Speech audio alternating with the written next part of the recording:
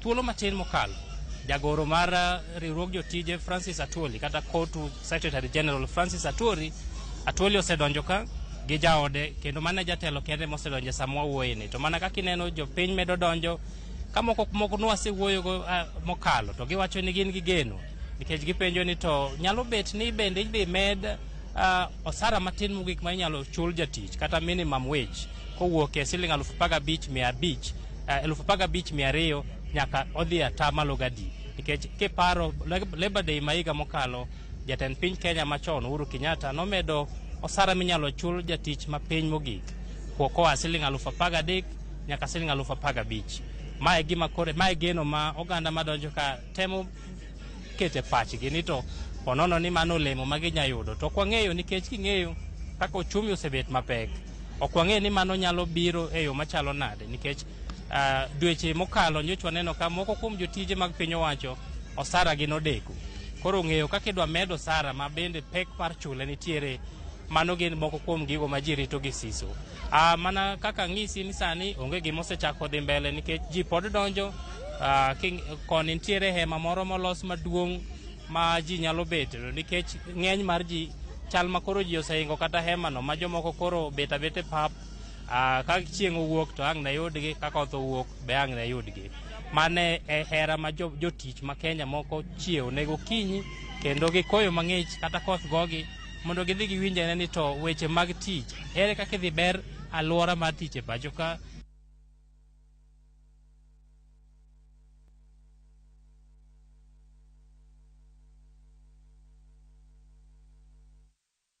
Ramogi jwang wagoyo mos kuom ng'ukni mag chenro mag tudruok kanyo picha mineno kanyo en picha machiel kachiel mano bende kaluwore kod chal mar kor lwasi ahinya gwenge go mago mag Uhuru Gardens to mana kaka inyalo neno kar kanyo jotelo osemana chopo bende ka inyalo mana yudo gi kanyo winjo kanyo ni jagoro maduong' mano mar riwruog jotije pacho kae mano Kotu mano Francis Atwoli osechopo kar kacha kaachiel koda ka jotelo mamoko bende mantiere kaachiel riwruogno mag Kotu kaka inyalo neno gi kar kanyo koro Ramogi jwang mago jotelo mantiere e podium mamalo kanyo mogik ka inene kanyo achiel kachiel ka gintiere kanyo iwacho ni ote mag dhi chiwo kawuono gidhi chiwo e yo machalo nade mago pichni mabiro ni kawuok achiel kachiel mane Ramogi TV jowa ma wantiere godo achiel kachiel ka giwuok kacha Uhuru Gardens samoro mora bende ka wayudo Edwin Okoth kendo ang'e nang'o medo miyo wane ler ni nyaka sani gik moko osechopo kama chalo nade gino mabende osebedo kanyo kokono wa e kinde machuok mokalo mano mabende osebedo kacha ka wawuoyo kode mano muting'o kanyo gino ma jotije geno ni dhi winjo kawuono kowuok kuom sirkal ma pacho kae en okang' mane jatend piny Kenya machon Uhuru Kenyatta nokawo mar medo kwan iwacho ni osara matin mogik ma jatich e pacho ka onego bed ni yudo mane en siling 13,000 kinde mokalo ne ochore mochopo nyaka siling 15,200 kod siling 200 e wiye kanyo mano nyiso ang'o gino mano chiwo kar kanyo nokelo paro mopogore opogore ne jotije to ahinya ne en mor margi kinde ma kawuono ka gida medo sundo piny owacho mondo mi omede wechegi mag osara kaachiel koda ka bero chenro mopogore opogore mag lwasi mag tich wang'eni kinde moro amora nyaka Ramogi jwang chenro ma kama bende ang' chako ni achiel kachiel mondo mi yude kineno pangruok magi ka gidhi kanyo jopiny muomo bende kamoro amora ma gintiere sani ka wantiere gi thuolo bende mar yudo Edwin Okoth mano e yor simu ang' okonwa ni nyaka sani nitiere weche go bende motenore kacha kod globalization kata keto jotije mondo mi oyawe thuolo ni jogo bende mawuok e pinje maoko mano odiochieng' ma kano bende wageno ni wadhi yudo kacha ka wawinjo nimar nitie jogo maketo mwandu kawuok e pacho ka gi jogo bende mawuok e pinje maoko mawacho kacha ni maka foreign investors bende iwacho ni weche mag competition osebedo kachalo nade Edwin Okoth koro sani kono watudre kodi koro e yo simu achiel kachiel mondo mi konwa bende mana kama ichope kar kacha watimo mos ni mar ne wayudo ng'ukni kacha mar weche mag tudruok kodi achiel kachiel kata kamano miyo wane chal mar wach podi ka intiere kanyo e yor ong'we yamo ka koro ida miyo wane gigo mosebedo kacha katimore okinyi ma kawuono ikonwa kacha ni jopiny omuomo koth kendo koth ma gimuomo gichopo e alap mano mar Uhuru Gardens okinyi ma kawuono mondo mi gine nyasi no ma igeno kacha ni dhi bedo kopogore ponono kod Francis Atwoli jagoro maduong' mar Kotu ma osechopo kar kanyo Edwin Okoth inyalo miyo ane maling'ling bende ano kata ni lieko mokwongo ponono jatend piny Kenya dhi chopo koso te mare disom kod jatend migawo mochung' ne weche mag jotije gi jotelo mamoko mapono ni seneno miyo ane mana chal mar wach nyaka sani. Kamano nya Cleopas awinji mayo makare kendo kaluwore kod chal mar arita kwe moket kae wan gi geno ni jatend piny Kenya nyalo yuoro nikech kaluwore kod kit arita kwe mantiere manyiso ni nitiere ranyisi moromo ni jatend piny Kenya nyalo yuoro e nyasini to mana kaka nang'isi ni jopiny pod medo mana yuoro koro ging'eny koro gidonjo kidam ok chal gi kaka ne gokinyi kaka ne gidonjo sani koro gidonjo ji achiel ji ariyo manyiso ni e thuolo matin kochakore sani nyasini nyalo chakore ayanga nikech bende iwinjo ka ji go jower bende odich gi wer moro jomobet piny kanyo temo ng'isogi ni to ok rach ahinya nikech ng'eno chumi bende osemiyo ji ojo wang'gi Cleopas kata kamano itemo mor wang'gi gi wer koni gi koni. Atemo bende ng'isi kanyo Cleopas ni kaluwore kod weche ma osebet kaliekore moluoro alwora mag pi kata gik machando jotije ma Kenya. Achiel kuomgi en masinde ma ikelo to mayo jotich matiyo gi lwetgi.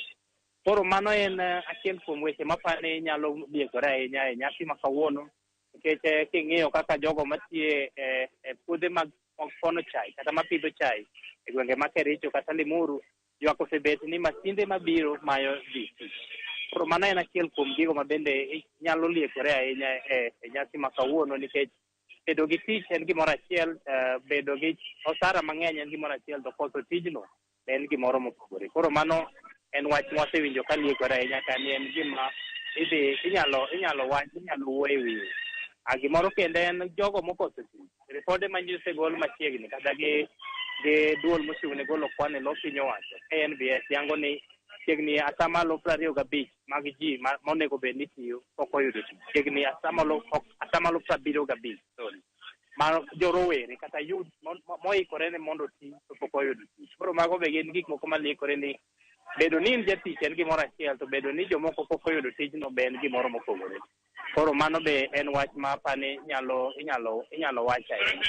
Twak ma kawuono bok nyalo we moko umulo wach mar osara mang'ich oleo mag jotije mag piny owacho nikech mano en gima pok onenore kuom higni mathoth kata sigand Kenya bedo ni osara mar jatich mar piny owacho nyalo deko en gima wendo omiyo mano bende samoro ka jogo mochung' ne jotije nigi teko kata nigi chir moromo to mano be gima ogeno ni ginyalo wuoyo.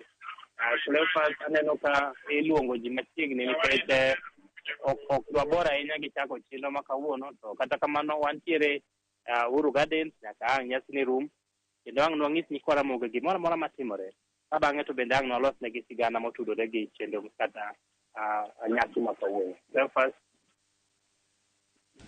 Erokamano ahinya Edwin Okoth iwacho kanyo maler e wechego mag deko mag osara. Waneno kanyo bende pichni machopono achiel kachiel kanyo nyiso ni gavana ma Nairobi mano Johnson Sakaja bende oseyuoro kar kanyo kachiel koda ka jalupne. Waneno koro kanyo ka giloso wechego mago mag donjo mag jotelo madito mag sirkal. Aneno kata kapet makwar iketo kachiel koda ka jotelo mag loch nanga mantiere kar kae. Ponono e wechego miwacho ni deko mag osara kachiel koda kamoko mopogore opogore bende nitiere wechego mag ng'anyo ma bende ginyalo bedo kacha ka girango tere kaka magi bende nyalo bero ngima mag jogo machiwo chenro mopogore opogore e counties wa kachiel koda ka ng'ini nyasi ma kawuono bende odhi bedo kata bende ka irange counties mamoko bende kata ka irange piny Kenya ka Edwin inyalo mana miyo wane ler iranjo kata ni ng'anyo nitiere counties mamoko bwoko ga riembo jotije e kinde mang'anyo ma kamagi bende dhi nyime moko bende itere doho ponono mage moko kuom weche mamoko bende modhi winjo kupogore kata gi leo mag osara kata deko chudo mag osara e nyasi ma kawuono ma koro jotije bende onego bed ni irango. Nang'isi ni diluwore gi chir mar jogo mochung' ne jotije mamachika nikech luwore gi gima gin gi chir mar wacho nikech ing'e nyasi ma kama bende ka koro oseyuore gi jatend piny oseyuore gi jatend piny owacho ma bende e joma inyalo wach ni otudore kod bedo ni osara mar jotije mag piny owacho nodeko. Oluwore gi chir ma gin go kawuono warito neno ni to chirgi ochopo kanye, weche adi ma ginya elo ayanga to weche adi ma gidhi wacho e tok pasia. warito mana winjo ni to weche ma kamagi dhi wach nade. Mana kaka ni wacho bende ni ng'iyo arita kata ng'iyo alwora mar timo ket mwandu kata investment climate ma Kenya bende sani dhi chando kata dhi bedo gima jogo ma keto mwandu dhi dwaro mondo wuoye, nikech osuru osebet ka idho kinde ka kinde, kendo jogo ma keto mwandu wacho ni bedo ni ok inyal ng'eyo ni osuru dhi med kochomo kod mano higa ka higa chandogi, to gin e jogo ma chiwo tich. Aparo bende ni bedo ni en chieng' jotije midhialogo jotije, jogo mondiko jotijego nigi wach e iye ka, nikech komed osara kata matin minyalo chul jatich, gin kodhi korgi to mano en pesa ma koro dware ni gichul. Gisebet ka giywak ni imedo osara, to mwandu ma ginyalo loso kata ohala ma ginyalo yudo ok romre gi osara ma chik iwacho ni mondo gimed. Koro mano be en wach moro ma jimbe gin ka Federation of Kenya Employers FKE nyaka bed kaka wuone. Jimbe wageno ni wabiro winjo ni to giwacho nang'o, nikech mano be en wach moro mosebet ka baro wiye ahinya ni komed osara matin midwa ni gichul, to seche ma gimbe ohala ma gitimo ok dhi maber, kendo ok nyaw mwandu kata yuto moromo mondo gichul ji kaka iwacho. Koro mano be gimbe gin konchiel mar wach ni. Nya wacho kanyo ni chenro mopogore opogore nitiere kar kanyo mag neno ni adieri chudo ni itimo e yo makare. Koro sani bende nyaka Ramogi Jwang' ageni ni kinde mabiro bende ang'wedo thuolo mar twak kod Edwin Okoth, kata sani bende wanyalo yudo thuolo mar mondo mi wawinjane gima timore e alapno mar Uhuru Gardens, mondo mi sani ka waduogo kod twak ang' wadhi achiel kachiel bende ire mondo okonwa ni jolony man kanyo to wacho nade kotenore kod weche gi duto mag Labor Day kata odiochieng' jotich, odiochieng' ni ma kawuono. Wawinjane kaka sani jotije mantie kanyo mosechopo mago bila mondo mi wayudane chal mar wach mawuok Uhuru Gardens.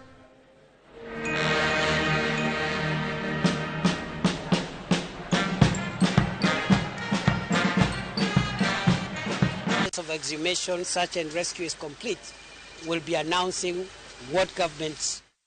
Nyako Ramogi Jwang' mago achiel kachiel pichni mabende wayudo kanyo mano ka wantiere kar kanyo ma Shakahola. Kopogore gi wach mag odiochieng' jotije bende waneno kanyo jatend migawo mochung' ne wechego mag arita koro sani bende loso achiel kachiel kowuok e gwengego ma Shakahola. Wanya winjane kaka oloso kanyo kotenore kod bero mabende onego bed ni timo kawuono ne ringre mano gol kuno. Kenyans are informed of what is happening. We thank you and we count you as partners to the establishment of the truth, critical partners to assisting the country come to terms with the truth and settle accounts. We also want to thank the human rights and humanitarian organizations that continue to give us immense support. The Kenya Red Cross, human rights organizations, several of them, about 4 or 5, Muhuri and the other NGOs that are here. You're doing a good job, Aki Africa, and all the other groups that I have mentioned. And even those that I have not mentioned, we are taking stock on who is doing what, and we will publicly recognize what you are doing as members of the civil society.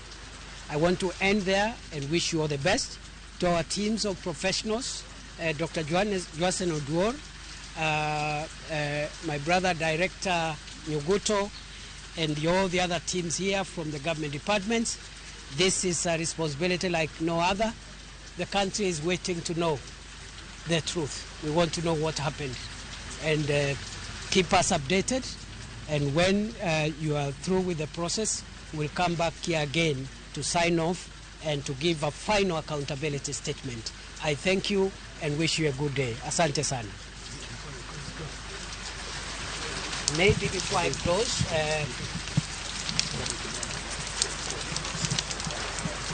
oh yeah, I'm just reminded the bodies are 109, but I thought there was maybe there's a 109 by the time you close. 109. Yes. Thanks for that clarification. And then Dr. Joasen Oduor, maybe you can say something. So that we close. Okay, thank you very much, Waziri. Bwana Waziri has said everything that we needed to say, but mine is just technical. We are going to be doing the autopsies in teams, And once we finish, we'll do the briefing as have been announced, so that now we can be able to tell you what is going on and what we're going to do next. That is all. Thank you. God bless you. Have a good day. Asante sana. Yes, Brenda. Yes, Brenda. One of the things that you mentioned is Yes.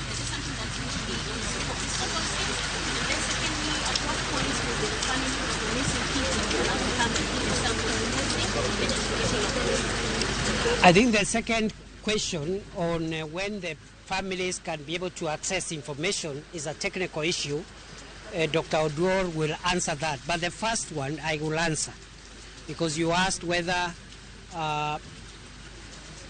if the theory of organ harvesting is proved, whether that is part of the scope of the investigation. Definitely. If any of our people have their organs missing, we'll tell the world. There is nothing we are hiding. That is the truth. And we'll have to find out why those organs are missing, who took them, and where. And therefore, this is a long and protracted process of accountability. I'm just praying for patience as we go step by step. But yes, Brenda, we will tell the world if any of the bodies have organs of their bodies missing. Thank you, Dr. Oduor. Follow up, yes. About the transfer. Yes. The dates when it started. Do you have a proper date, like when all this started? That's an administrative measure, and again, it's an administrative measure to ensure that nobody who was in office up to until the crimes were committed is there. So I don't have a definite date, but we have instructed all the agencies to comply, and therefore I'll be asking for a report on where we are. But the report I have as of this morning is that action has been taken on anybody. And also up the ladder, in case we find any other person who ought to have taken some action and has not taken action, we'll also ask them to step aside, not because we are judging them as guilty, but because we want the perception of fairness and to give public confidence that government will not try, or none of us will try to perhaps obstruct justice. That's where we are. Dr. Oduor? Okay, as for the DNA issue, there's a process which is running concurrently. There's a Red Cross who established some tracing center where once we get to know the relatives who have reported the missing, they're going to submit their DNA to the government chemist, so that now when you take samples from the deceased, this will be matched, so that now we can know who belong to who. So the process is ongoing concurrently. Yes. Just it will take time, doctor, isn't it? Yes, it will take time. Yes, it will take time. It will take time because DNA is not a process whereby you just match today and tomorrow you're going to say, voila, this is the test. It's a process. So it might not take 1 day or 2 days. It might even take 1 month or more. Yes. Thank you. Yes. Good clarification. Thank you very much. Have a good day. Thank you. Nyakora moke jwang mantiere kar kanyo ka wuok kanyo gweng' ma Kilifi winjo kan jatend migawo mochung' ne wechego mag jatend arita mochung' ne wechego mag arita bende kata koro osechiwo paro mopogore opogore. Koro sani gimwa nyakora moke jwang ni bero mag ringre manoyud kata Shakahola bende koro chakore odiochieng' ma kawuono ka jabero maduong' mochung' ne mar piny owacho mano Johansen Oduor daktari bende koro dhi chako chenro go okinyi ma kawuono, kendo koro wacho kanyo ni ka gisetieko gidhi yudo thuolo mar kono oganda jo Kenya adieri mar wach gino manotimore piny ma bende piny kata kod jofwambo ma opogore opogore. Brenda Wanga nitiere kar kanyo, gino molero kar kanyo okinyi ma kawuono en ni gidhi nono kendo gidhi temo rango ni ponono ka nitiere fuonni mag del moko madhi bedo ka onge, bende gidhi konyo oganda ni adieri gik ma kamagi ne onge, gik ma kamagi ne onge ringre mano yud kacha e gwengo mag Shakahola odiochieng' ma kawuono. Kata toke kanyo kosetiek bero ma kawuono ang' wayud nonro e yo moro makare. Kamachielo bende molero ni kwan ringre moseyud kanyo e bunguno ma Shakahola mayudore Malindi e kaunti ma Kilifi nyaka sani romo kata 109, kendo jatend migawo mar arita ang' duogo kendo mondo mi olos kod jo-Kenya, oganda jo-Kenya ma ukikonde mopogore opogore mondo mi okon gi chal mar wach kochopo nyaka kama gintiere okinyi ma kawuono. Nyakora Mogajwang' mage wach machopono nyaka sani kendo ka wantiere kar kae ang'wayuda ne achiel kachiel ni gik mage matimore. Wadhi ane kacha odiochieng jotich mano ka gintiere kar kacha ikona kanyo ni wach mosechopo jalup jatend piny Kenya Rigathi Gachagua kachiel koda ka jatend jotend migepe mano Musalia Mudavadi osechopo. Kinde mora mora nyalo bedo ni mano jatend piny Kenya William Ruto. Mano en William Ruto ema koro chopo kan jatend piny Kenya kodonjo kod nyamburko mare moyiedhi e nyasi mare mokwongo mar Labor Day motelo ne kaka jatend piny Kenya, nyasi madhi chako kinde machuok kosechopo. Odonjo kanyo kendo loro yao ne dhode kanyo mano jatend piny Kenya William Ruto rwake kanyo kod jalup ne Rigathi Gachagua. Jotelo mag loch nanga nitiere kar kanyo koro dhi wuotho achiel kachiel ka ochomo nyaka kare mar bet mantiere malo ka ntiere kar kanyo odhi riwre kod jotelo mamoko en kata kod Musalia Mudavadi jatend jotend migepe. Migeno kanyo Sakaja bende nitiere bathe kanyo gavana e kaunti ma Nairobi kachal koda ka jotend migepe mamoko mochune weche go mag jotije wanene kar kanyo. Kaka machielo bende waneno oganda mathoth ma bende koro osechopo kacha achiel kachiel jalup gavana e kaunti ma Nairobi gi jotelo mamoko nitiere kar kanyo.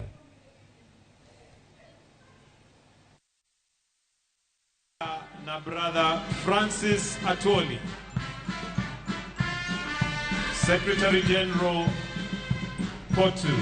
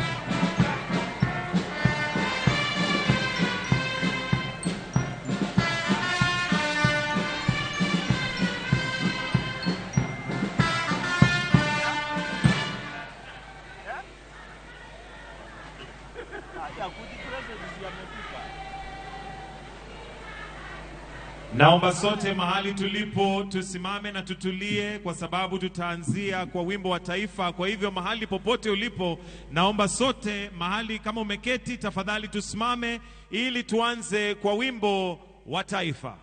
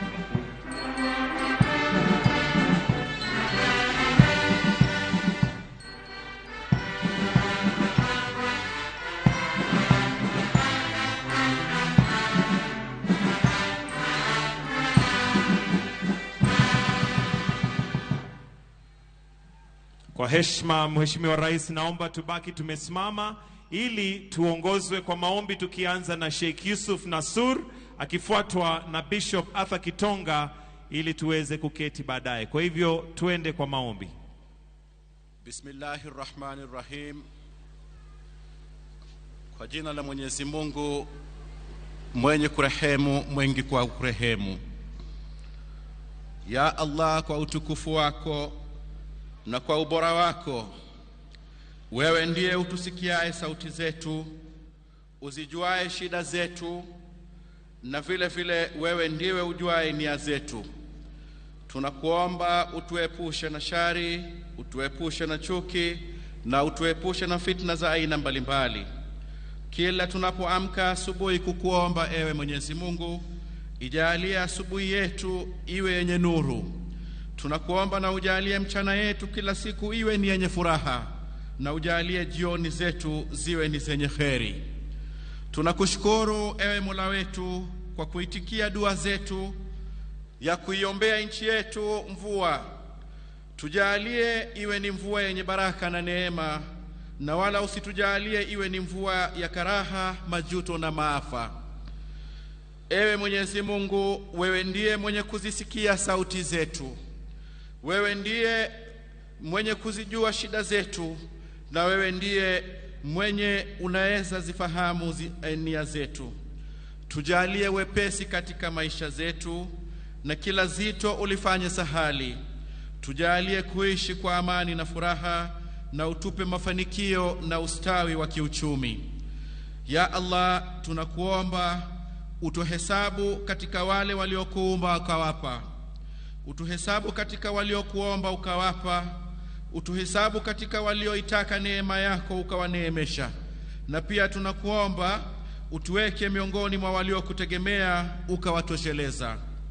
Ya Allah, tunamuombea rais wetu Daktari William Samoei Ruto pamoja na viongozi wetu wote. Ewe Mwenyezi Mungu, muongezee busara katika kazi yake, muongezee subra, muongezee hekima, na vile vile muongeze uwezo katika utendaji wa kazi zake. Tunakuomba ya Allah, uwalinde na uwabariki wafanyakazi wote katika taifa hili wanaojitolea kwa bidii kila siku. Uzibariki riziki zao za halali na uwalipe kwa jasho zao, ewe Mwenyezi Mungu. Ewe Allah, kama taifa na kama nchi, tunakuomba kwamba popote pale penye kasoro au popote pale katika mapungufu ndani ya mienendo zetu, tunakuomba ewe Mwenyezi Mungu utusamee. Amin. Wa sallallahu ala sayyidina Muhammadin nabiyil ummi wa ala alihi wa sahbihi wa sallam. Amin.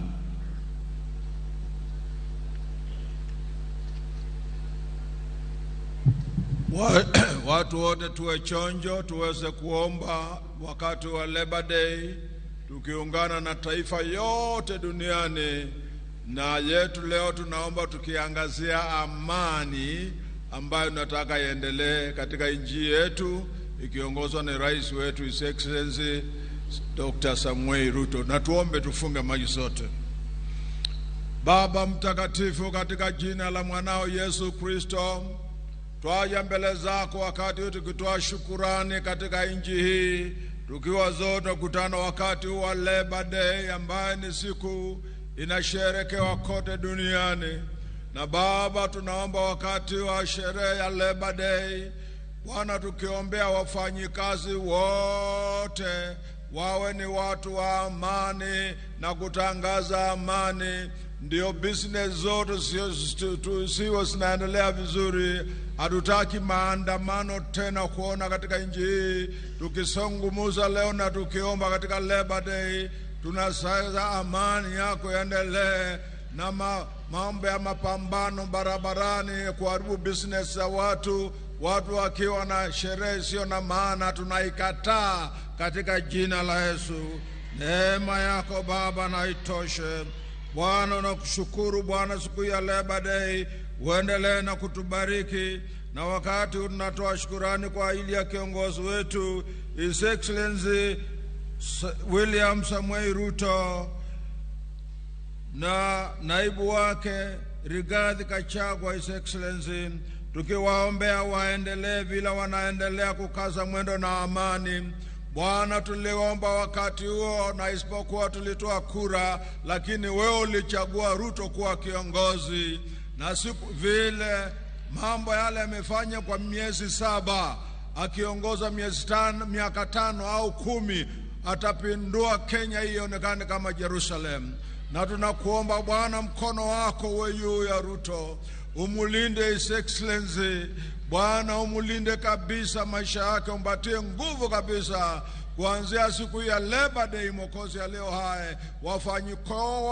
Wafanyikazi wote wasimama pamoja naye, na neema yako Baba iwe pamoja nao kwa kila wakati wote. Tunaomba Bwana mambo ya upinzani ukome. Tunamwombea hata Honorable Raila Odinga aweze kuzeeka akiwa na amani. Wakati uko naye ni wa retirement, aretire na amani, na tunamwombea amani. Mambo ya maandamano barabarani awachane naye, apumzike kwa amani. Kazi hii ulipatia His Excellency Samuel Ruto, ndio ulimpatia kazi yaendelee, na hatutaki kuona malumbano hapa hata pale. Kuanzia siku ya Labor Day ni siku ya kishujaa katika nchi yetu, na utaona mambo ya ajabu ikiendelea. Na kushukuru Bwana kwa ajili ya wafanyikazi wao, na waombea walinde na wabariki, na neema yako na itoshe mfalme wa falme.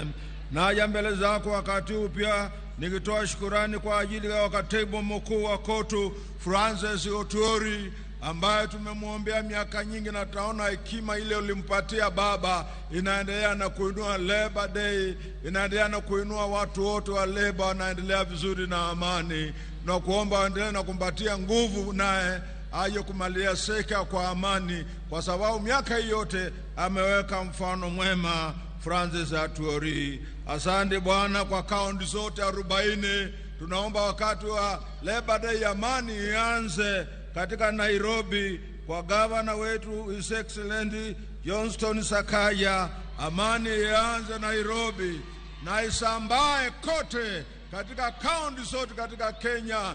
Hatutaki kuona malumbano ya siasa hata kidogo kuanzia leo. Leo ni siku ya kihistoria, na Bwana Mungu bariki nchi, na ubariki watu wote na viongozi wetu wote washirikiane. Endelea Bwana kulinda serikali yetu. Naomba Bwana maafisa wa polisi tunawaombea, ambaye ndio wanatulinda. Tunaomba polisi wa security wote kivile tunawaombea hata Bwana kila wakati. Tunaomba Bwana tena wabariki, Bwana wapatie wote viongozi na wote wale wanalinda security waendelee na kulinda. Tunataka kuona Kenya kuanzia leo siku ya Labor Day mlango mpya unafunguka, na malaika wa amani wanatumwa kutoka juu mbinguni washuke katika Kenya mpaka Kenya ishangae. Tunawaombea hata wale wanatuona kwa media wote wabariki, waendelee na kuomba, kwa maana leo tunaomba rais wetu afungue chapter mpya Labor Day, tuone mambo makuu ikitendeka, na aheshimiwe ni watu wote, na watu wote watangaze amani, amani, amani. Naomba Baba, nikiamini umesikia kilio chetu na wa viongozi wale wengine wote siwataja, unawajua wote katika nchi hii, wale wanasimama pamoja na kiongozi wetu rais, wote na waombea wabariki. Tuanze kuona amani, amani katika Kenya, na umaskini utakwisha kabisa, na shida yote ile inaendelea kwa sababu ya sherehe isiyo na maana inakwisha, kwa maana kuanzia Labor Day nasema amani, amani, amani. Kumbuka nchi ya Kenya. Jina lako Baba na litukuzwe, katika jina la Baba na la Mwana na Roho Mtakatifu, na watu wote tuseme amen. Amen. Kwa unyenyekevu na ruhusa yako Mheshimiwa Rais, naomba tuweze kuketi. Your Excellency, the President of the Republic of Kenya and the Commander-in-Chief of the Defense Forces, Dr. William Samoei Ruto, Your Excellency, the Deputy President, Honorable Rigathi Gachagua, the Prime Cabinet Secretary, Honorable Musalia Mudavadi, the Speaker of the National Assembly, Honorable Moses Wetangula, the Speaker of the Senate, Honorable Amason Kingi, the Governor, Nairobi County, Honorable Johnson Sakaja, all governors present, the CS Labor and Social Protection, Honorable Florence Bore, all cabinet secretaries present, all ambassadors, high commissioners, and members of the diplomatic corps, members of parliament present, all principal secretaries, the Secretary General, Central Organization of Trade Union, KOTU, Brother Francis Atwoli, the call to leadership, international organizations represented, all workers and hustlers,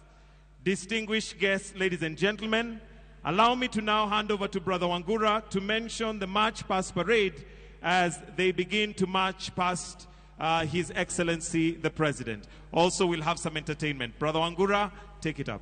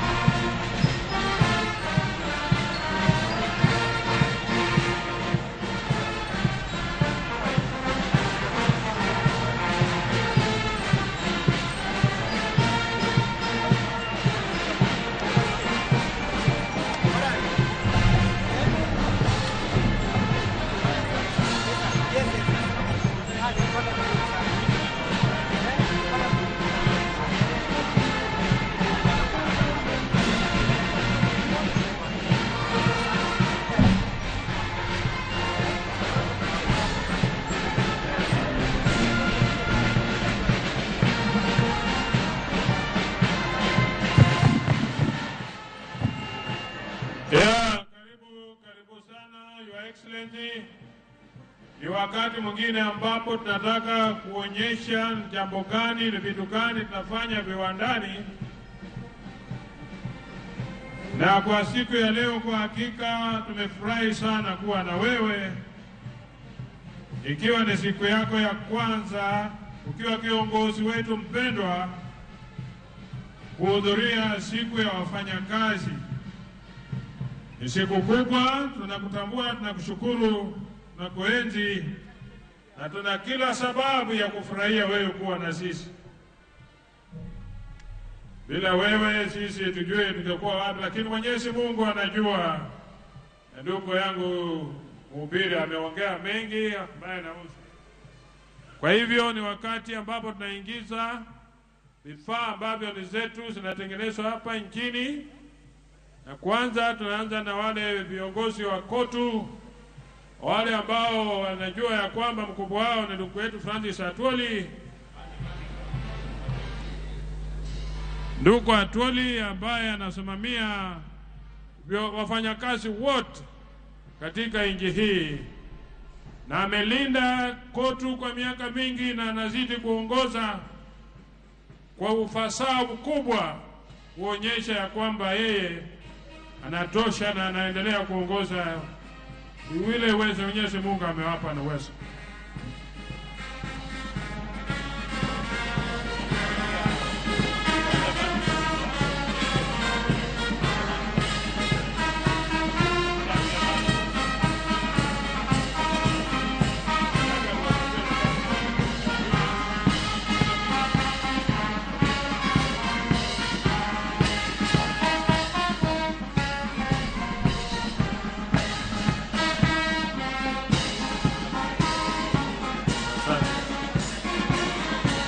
Asante.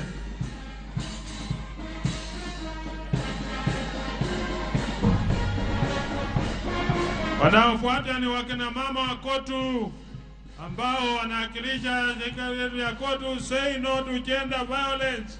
Wanakataa mambo ya gender violence, na hiyo iko katika ofisi ya mkubwa wetu ambaye anatarajia kuimalizia, pamoja na kushughulika kuhakikisha hakuna dhuluma upande wa kazini. Wanaonyesha mambo mazuri ambayo inazidi kutuendeleza ni jambo gani nataka kufanya. Environment pia wako hapo, hakikisha ya kwamba mazingira yetu iwe mazuri ili iwe ya kupendeza. Bila hiyo hatuwezi kuwa na mambo ambayo yanafaa, na sisi wote tunazidi kuongea na kunena yaliyo mazuri.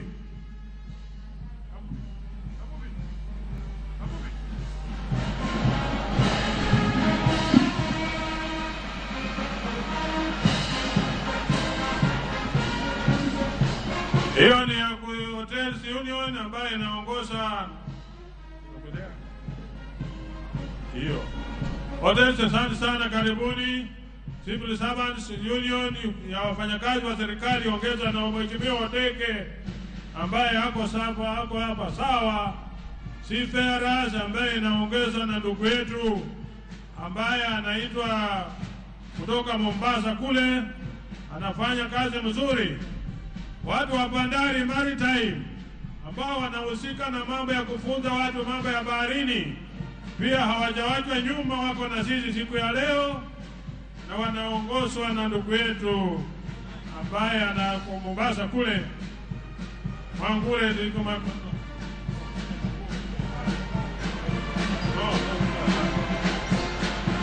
Sea and Food Design. Wao watu wanatengeneza vyakula kutoka kule viwandani. Wao wako kila kitu, na si watu wa kueleleza mambo yote. Adabu anapata na Kenya Railways ambaye inaongozwa na ndugu Chumo ambaye pia inahakikisha ya kwamba mambo ya SGR na ingine wana matumaini hiyo itaongoza.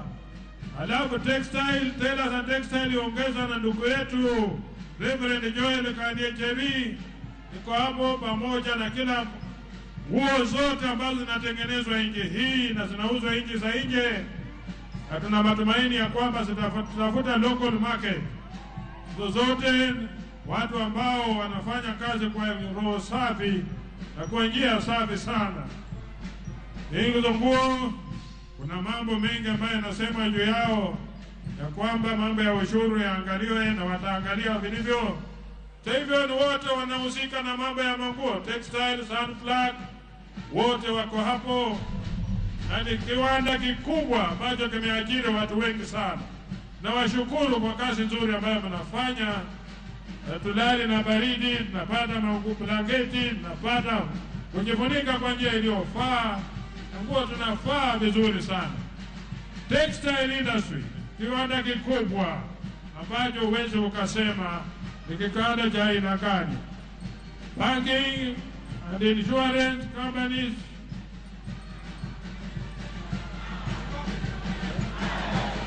ambaye ni Bwana Tipape. Halafu inafuata wale walimu wetu wa Kuppet ambaye inaongozwa na Wakelo Misori na chairman wako Mboko Milemba. Wako na sambo mapo wanazungumzia, wana ukweli, wanajiamini na wanafanya kila wanapoleza.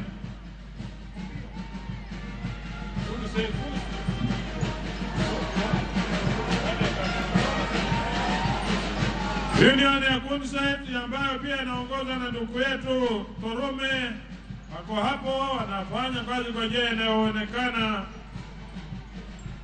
Na BAT ambayo inaongozwa na ndugu Kabubi katika Commercial Union pia wako hapa kuhakikisha ya kwamba tikara unaambiwa uvute kama umejichunga na ujipime.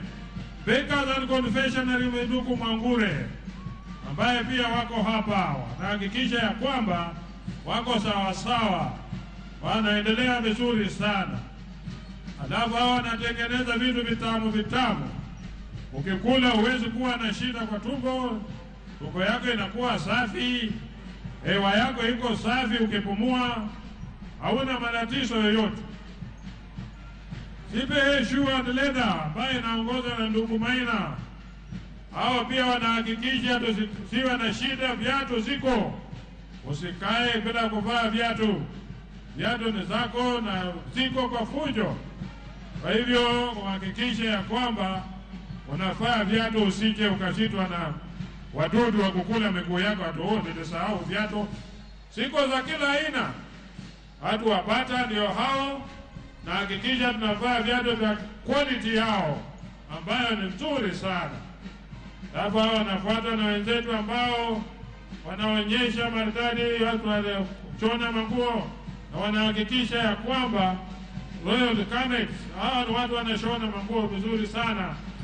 Kazi yao inatambulika na inapendeza sana. Watu wa EPZ. EPZ is a wide industry. New White Apparels, EPZ. Wote wako hapa. Na tutahakikisha ya kwamba wote wanaruhusu wafanyakazi kujiunga na vyama vya wafanyakazi. Jambo la muhimu, kama kuna kiwanda ambacho kitapinga wafanyakazi wao kujiunga, tutalilia baba hapa leo, atatusaidia. Halafu wale wenzetu bado ni watu wa EPZ wanaotengeneza manguo, wanatakia happy Labor Day. Asante sana kwa ujumbe wenu. Wetland Roses hao nao wanatengeneza kuhakikisha ya kwamba kila jambo, wao ambao wanahakikisha kwamba chini ya Plantation and Agriculture Workers Union, Kenya Union of Commercial Food and Allied Workers, ambao wanatoka Telemonde, wale wote unaona mananasi matamu kabisa unayokula unafurahia. Hao ndio watu wanahakikisha ya kwamba nchi inaendelea sawa sawa. Wako na ujumbe wa kusema decent employment with fair wages, decent work for domestic workers. Hao nao domestic workers wanasema walindwe kwa sababu ni haki yao. Kenyatta University hawajawachwa nyuma kwa sababu ni masomo yetu ya hali ya juu, kiwango cha juu, na hawajawachwa nyuma. Kakuzi ambaye ni ya Plantation pia iko hapa na wanafanya kazi nzuri sana. Mfanye kutembea haraka kwa sababu wakati sio wetu, wakati tunataka mkubwa wetu atukuongeleshe. Kenya Union of Commercial tena ndugu Karubi, ambao pia wako hapa kuhakikisha wanafanya kazi, wamekuja pamoja na NSSF na wengine wote ambao wanakuja nao. NSSF iko chini ya ndugu Karubi. Hapa ndio tunaweka rasilimali zetu. Ukifika uzeeni kuna mvazi ya kununua dawa. Walimu wetu, Kenya National Union of Teachers, wote wako hapa na wamejiandaa na wamejipanga na wako sawa. Wako ndani ya serikali na wanataka kuunga serikali kwa kila namna. Wako tayari kufanya kazi na kukaa na kuzungumza mambo yao kwa njia ambayo inafaa kabisa. Wako sawa wakiongozwa na ndugu huyu na wenzake ambao wanahakikisha NAT inaendelea kwa njia inayofaa. Wote wako chini ya kotun, wanasema ya kwamba lazima wafanye kila jambo. Kenya National Union of Nurses, ndugu Panyako ambaye ndio kiongozi wao, pia wako hapa kuhakikisha ya kwamba matibabu yanaendelea sawa, wanalinda wagonjwa, wanawatibu kwa njia inayofaa. Kenya Medical Sector Workers Group Union, asante sana kwa kazi nzuri mnayofanya na tunatambua uwepo wenu kwa siku ya leo, kwa sababu bila nyinyi hatujui tulikuwa wapi. The East African journalist ndugu Eric Odwor, ambaye anasambaza habari katika Kenya hii yote, na journalist wanalia ya kwamba waangaliwe, wapewe haki yao, wapewe uhuru wao, ili waendelee kutupasha wale ambao hatuna nafasi ya kufika mahali kila jambo linapotendeka. Halafu tunaingia security firms ambazo zinaongozwa na ndugu Andabwa. Hii ndio one of the biggest industries ambayo tuko nayo, na bila ulinzi ujue ya kwamba huko umeshida. 911 ambayo sasa ndio inalinda kuhakikisha ya kwamba una usalama kwako, wako na kila namna ya ulinzi. Ukiwa na shida wako, ukiwa utaibiwa, mwizi atoroke, wako na umbwa na kusaidia kutafuta wewe mwizi, wako na magari za kutafuta kufanya kazi yote hata bila shida yoyote. Ukiwa umeandikisha nao, unahakikisha una ulinzi wa kutosha. Hawa ni 911 security. Alafu tuko na PM Security. PM Security, we are one of the recognized, well-established organization ambayo pia wanafanya kazi yao kwa njia iliyofaa, njia mzuri sana. Wanahakikisha ya kwamba mambo yote ambayo yanafanyika kwa ulinzi chini ya usimamizi wao uko katika hali maridadi sana. Wanafanya ulinzi wa kila aina ya ulinzi wanafanya, na utaona vile wanavyopita hapa wanaonyesha ni ulinzi wa aina gani wanafanya. PM Security, asante sana kwa kazi nzuri mnafanya, kwa sababu bila nyinyi usalama utasambaratika. Kitu wanaomba tu waende mafunzo ya kutosha hizi security firms zote, ili wapewe silaha wasaidie polisi na wengine kupigana na makaidi, wale watu ambao wanaweza kuleta fujo. PM Security kama ni nzuri, pia wanasambaza mails, kila kitu wanahakikisha kila kitu kinaenda sawa sawa. Kampuni ambayo imejiamini na inajiamini kabisa. PM Securities, kila jambo kipata mails, barua zako zifike haraka, PM Securities wako watakufanyia kazi mzuri. Ukiendelea hivyo naenda mpaka kufika mbele. PM Securities usonge haraka kidogo kwa sababu mko wengi.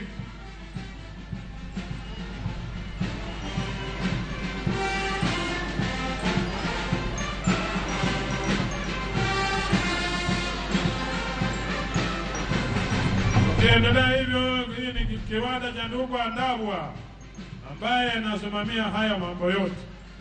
Bila yeye huyo uongozi ulikuwa umerudi chini kwa kuunganisha hawa, lakini kwa saa hizi wako imara kabisa. Mtatembea kidogo haraka kwa sababu mko wengi. Nataka tuhakikishe kila mtu amepita mbele hapa na ametabirika.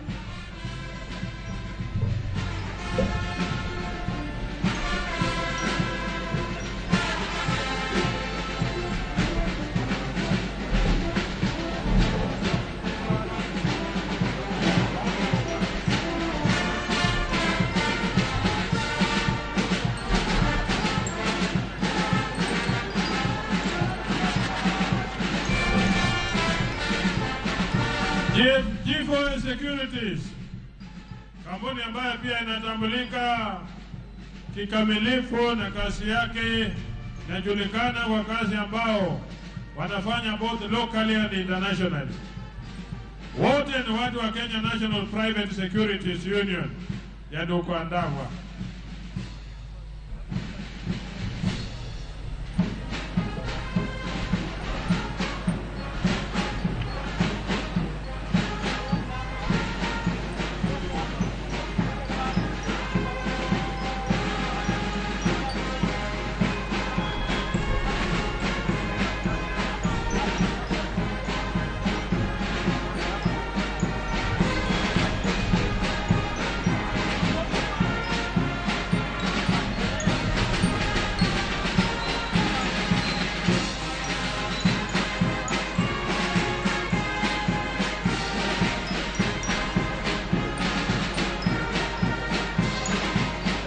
Rex ni famu ingine ambayo inadili pia na ulinzi na mambo ya kuhakikisha Kenya inalindwa vizuri kupitia kwa kampuni yao ambayo pia ni ya ulinzi na inafanya kazi mzuri. Ikiwa nao unajua ya kwamba uko salama usalimini.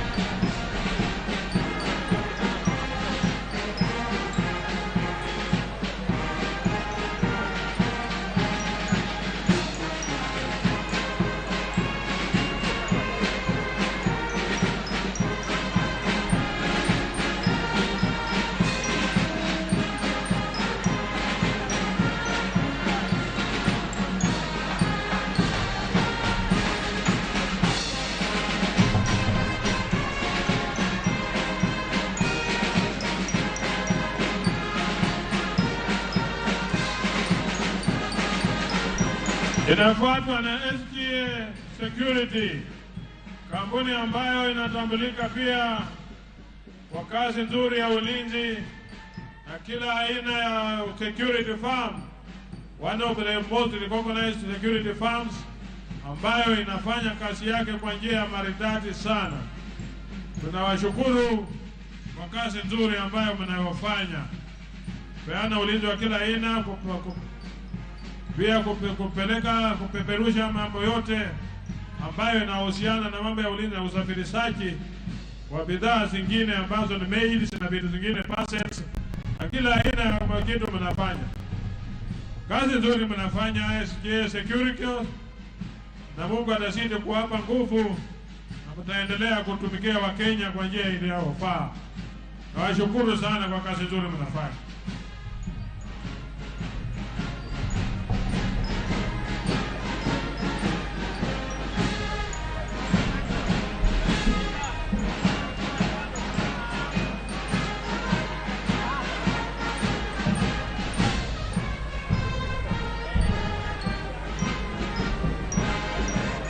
Wale wengine wako nyuma watembea haraka kidogo, kwa sababu nataka kila mtu malisha hii tuingie kwa sehemu nyingine.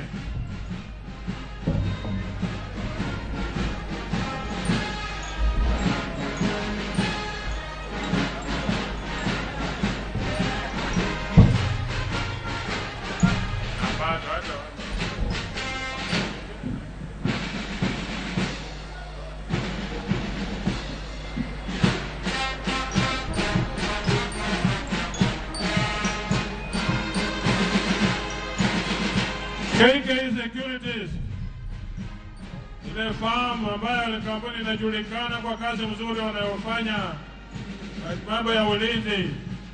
KK inajulikana kila namna ya ulinzi, inahakikisha ya kwamba kuna usalama mahali popote ambapo wamepewa contract ya kupeana ulinzi. Wanafahamisha kampuni zao haraka ikiwa kuna emergency ambayo inahitaji reinforcement. Kampuni mzuri sana ambayo pia inatambulika kwa njia mzuri sana. Asante sana KK Security.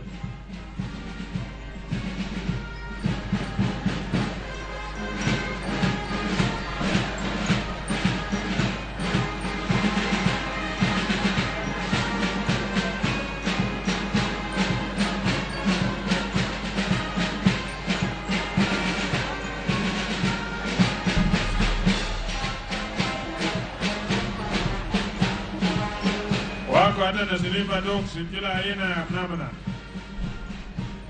KK Security, very organized, very established, and up to the task. Asante sana, ni watu wazuri.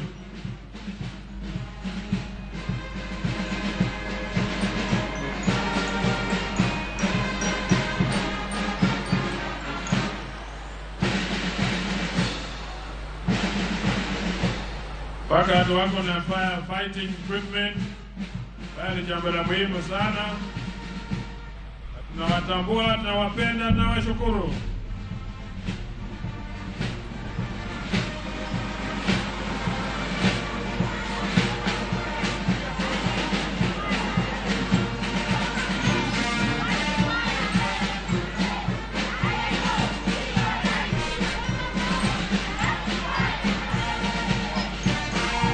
Asante sana kwa kazi ambayo mnafanya, kuomba ratify kwa hilo convention namba 190 watu wa Kotu, na washukuru sana. Kenya Electrical Workers Union iongoza ndugu Ernest na Tome ambao wanazalisha umeme. KenGen wanasema ya kwamba ongezewe kiwango ya kuzalisha umeme kwa sababu wako na capacity, wako na uwezo kwa kuhakikisha ya kwamba wakipewa hiyo nafasi hawatakuwa na blackouts. Hiyo ndio ombi lao. KenGen, kampuni ambayo najua ya kwamba wanahakikisha umeme unapatikana kila wakati. Asante sana na tunawashukuru.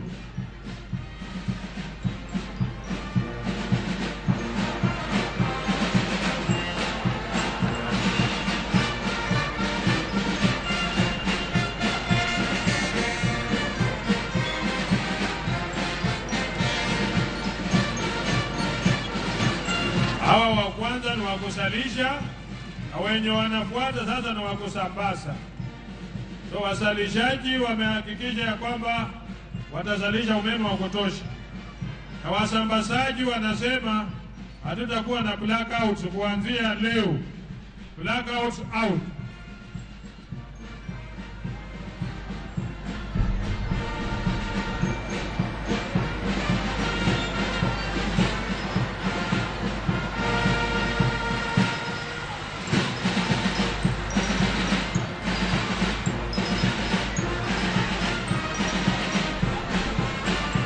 Wanaonyesha ujuzi wa kazi zao vile wanafanya katika kuhakikisha ya kwamba wanasambaza umeme kila mahali. Nawashukuru sana. Kampuni kubwa ambayo wanaelewa kazi yao vilivyo.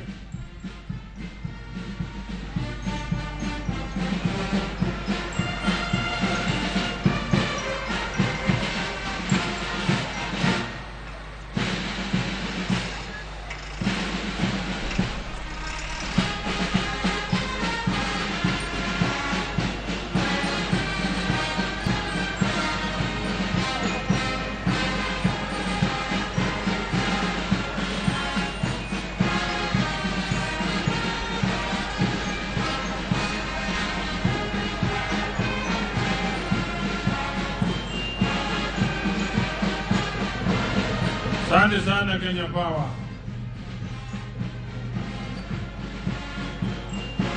Asante kwa kazi nzuri ambayo mnafanya bila kuchelewa.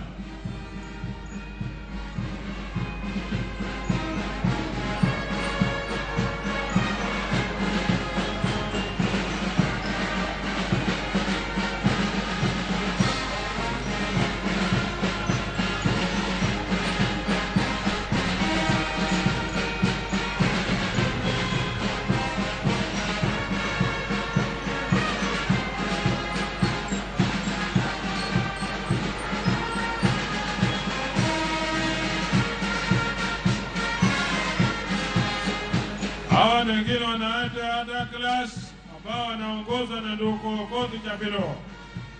Okoth, Profesa Okoth ni mmoja ambaye anaongeza watu wa class. Alituambia ya kwamba msemo wa kwizo wanatengeneza klasi hata ukirusha mawe haiwezi ikavunjwa. Hapo inafuatwa na commercial food and allied workers tena ambao wanaongozwa na ndugu Kabubi. National Cereals and Produce Board ambao wanahakikisha tunapata nafaka. Wakati wa upanzi unaendelea ukiisha, lakini hujachelewa kwa sababu climate change inatuencourage kuendelea kupanda wakati wowote. Vile mvua inanyesha, tuhakikishe tunapata nafaka ya kutosha kupanda mashamba yetu ili tukabiliane na hii shida ya njaa. Serikali imetoa mbolea bei nafuu, na tuhakikishe ya kwamba tunatumia hiyo nafasi vizuri na kupanda mazao ambayo itahakikisha ya kwamba bei ya vyakula inarudi chini. Asante sana kwa rais wetu na serikali yako kwa kufikiria njia rahisi ya kupunguza gharama ya maisha.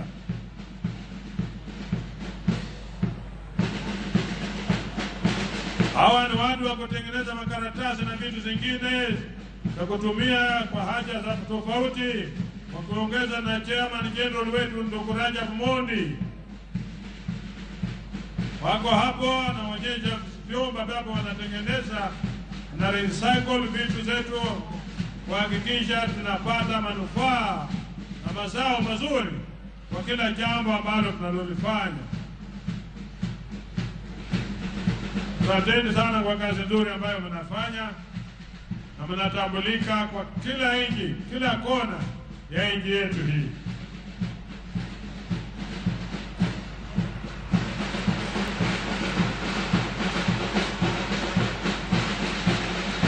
Asante kwa kazi nzuri ambayo mnafanya.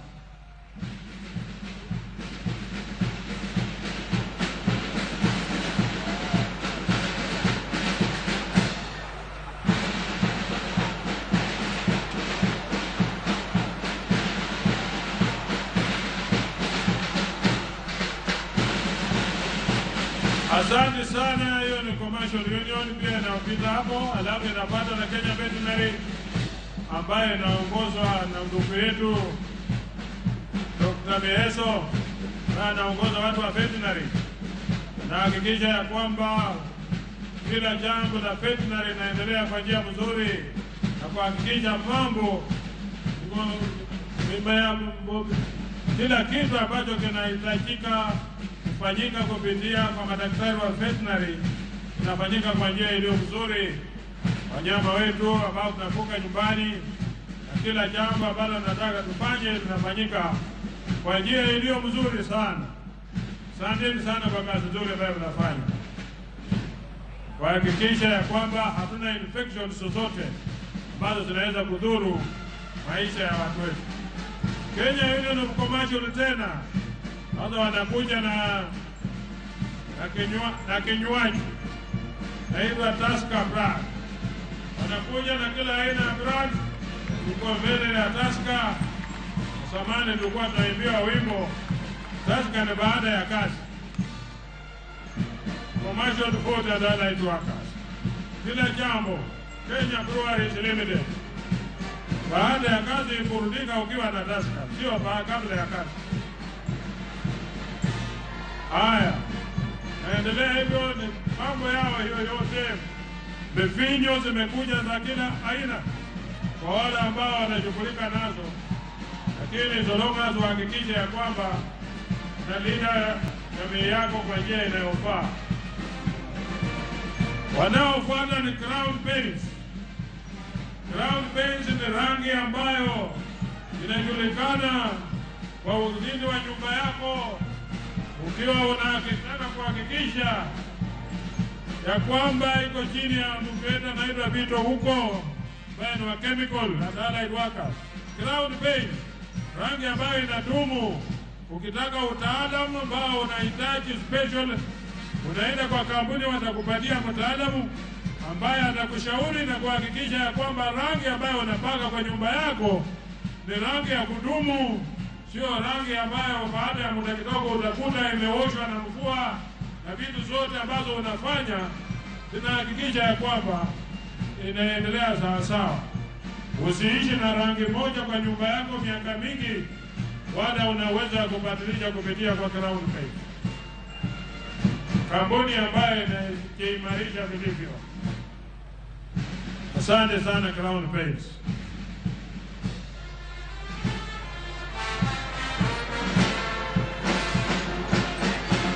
Naendelea hivyo.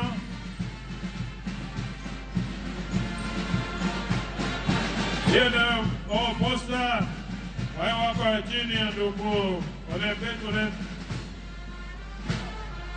Ole Tipape ndio anaongoza wale wafanyakazi wa benki ya Posta. Hakikisha ya kwamba pesa zako ziko salama, mali zimewekwa, zitakuwa na shida.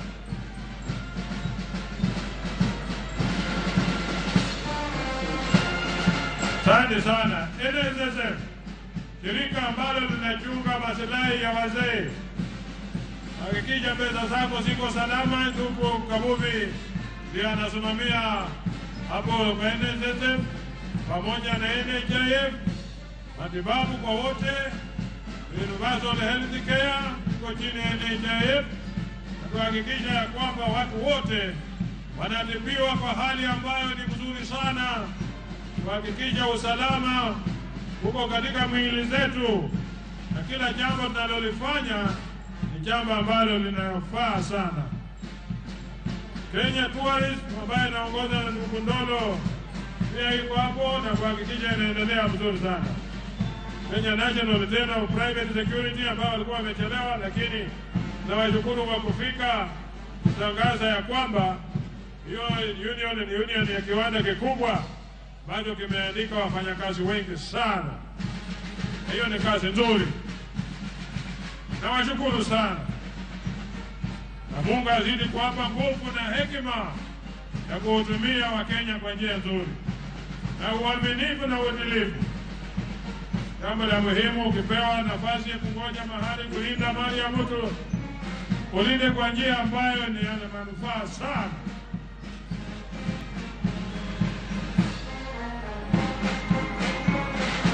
Kedrut ambayo na hospitali iko chini ya ndugu Njeru, Albert Njeru, ambao wanahakikisha ya kwamba wanalinda maslahi ya wagonjwa kwa njia inayofaa. Wale tunashukuru sana kwa kazi yenu. Wale wangali nyuma watembea haraka kidogo, kama hatutaki kuacha. Nakaribia kumaliza, lakini tuhakikishe kila mtu amepata nafasi ya kupita hapa.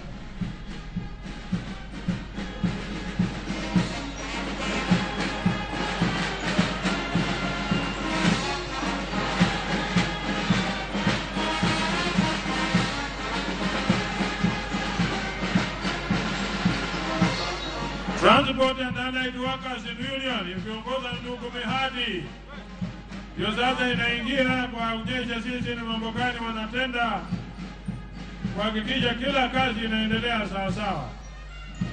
Kenya Decent Work ndio wanaitisha tao. Wanataka wafanyakazi wapewe kazi kulingana na maslahi mazuri, kazi iwe sawa sawa, wapate mshahara mzuri na wawe salama katika sehemu zao za kazi.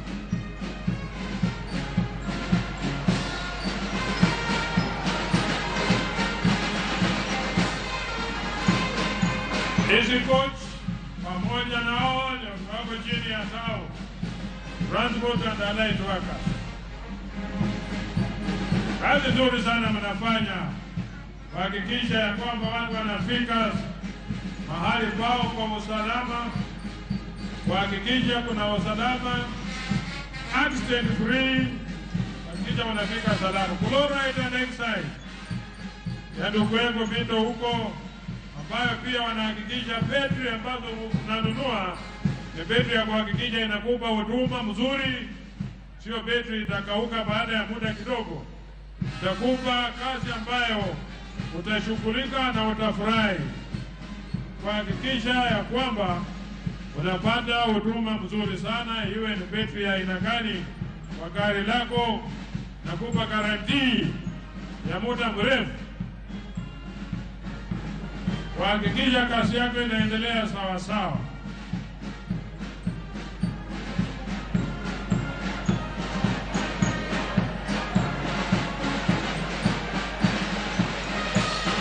Haya, Amalgamated Union Koso Mamo ambaye anaongoza union hiyo, mama mzuri sana. Hawa ni wale waunda chuma kwa kila aina kwa factory zao na kila jambo ambalo linaendelea. Haya, mfanya haraka, tunataka tumalize hicho kipindi mbio haraka sana, sio huko mbali, tutawaonyesha mwaka ujao. Hata nyinyi mmetambulika, mmefanya vizuri kufika.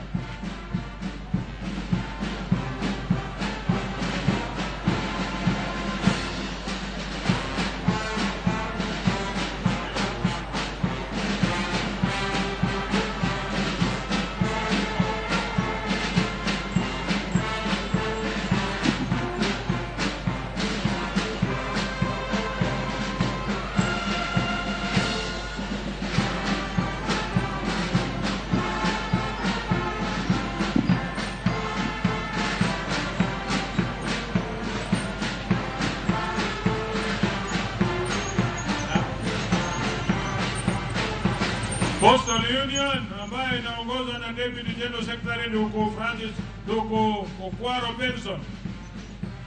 Hiyo ambayo ni huduma ambayo imetulinda kwa muda mrefu sana, na tunashukuru kwa kazi nzuri ambayo wanafanya.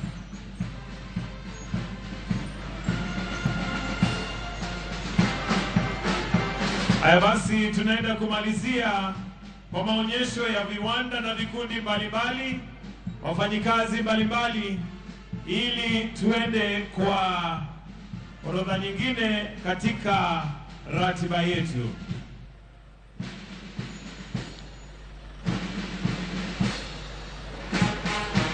Tuende kumalizia maonyesho ya viwanda na vikundi mbalimbali.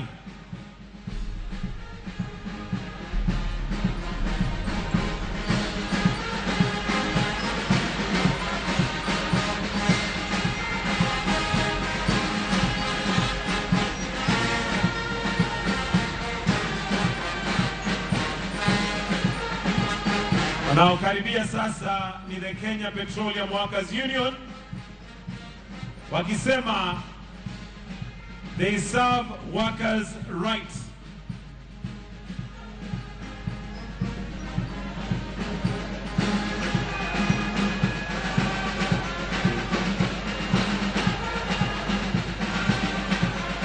Tukienda kumalizia kipindi hiki cha maonyesho ya viwanda na vikundi mbalimbali ya wafanyikazi.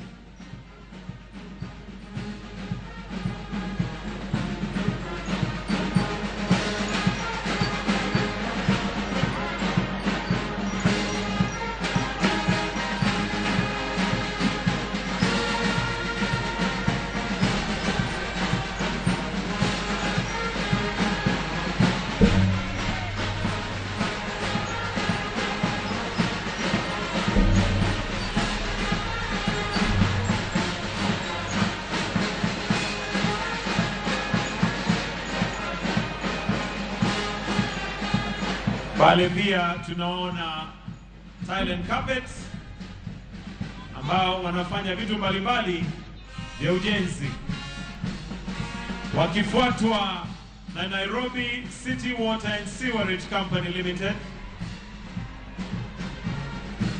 Tukienda kumalizia maonyesho ya viwanda na wafanyikazi na vikundi mbalimbali, ili tuende katika mwelekeo mwingine katika ratiba yetu ya leo. Tukimalizia pale na Nairobi County,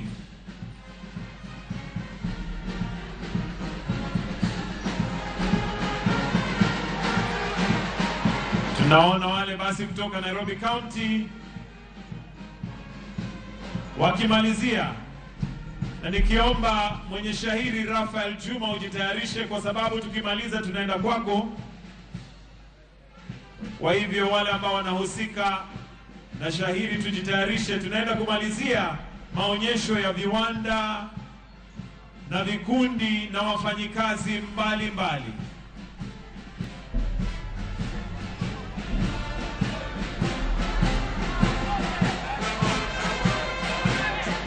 Nairobi County pale wakiwa na Mbwekse, ndio hiyo. Najua gavana wa Nairobi County anaelewa Mbwekse sana, ndio hiyo basi. Haya basi, tukienda kumalizia pale, Mheshimiwa Rais, tunataka kwenda katika kipindi kingine na mwenye shairi ambaye anaja aitwa Rafael Juma, na shairi lake ni siku ya wafanyikazi. Kwa hivyo tumemalizia kipindi cha maonyesho kwa sasa, na viwanda ni vingi, kuna vile ambavyo hawakuweza lakini ni wingi. Na sasa tunataka tupate shairi kutoka Rafael Juma, na shairi lake laitwa siku ya wafanyikazi. Juma, twende kwako.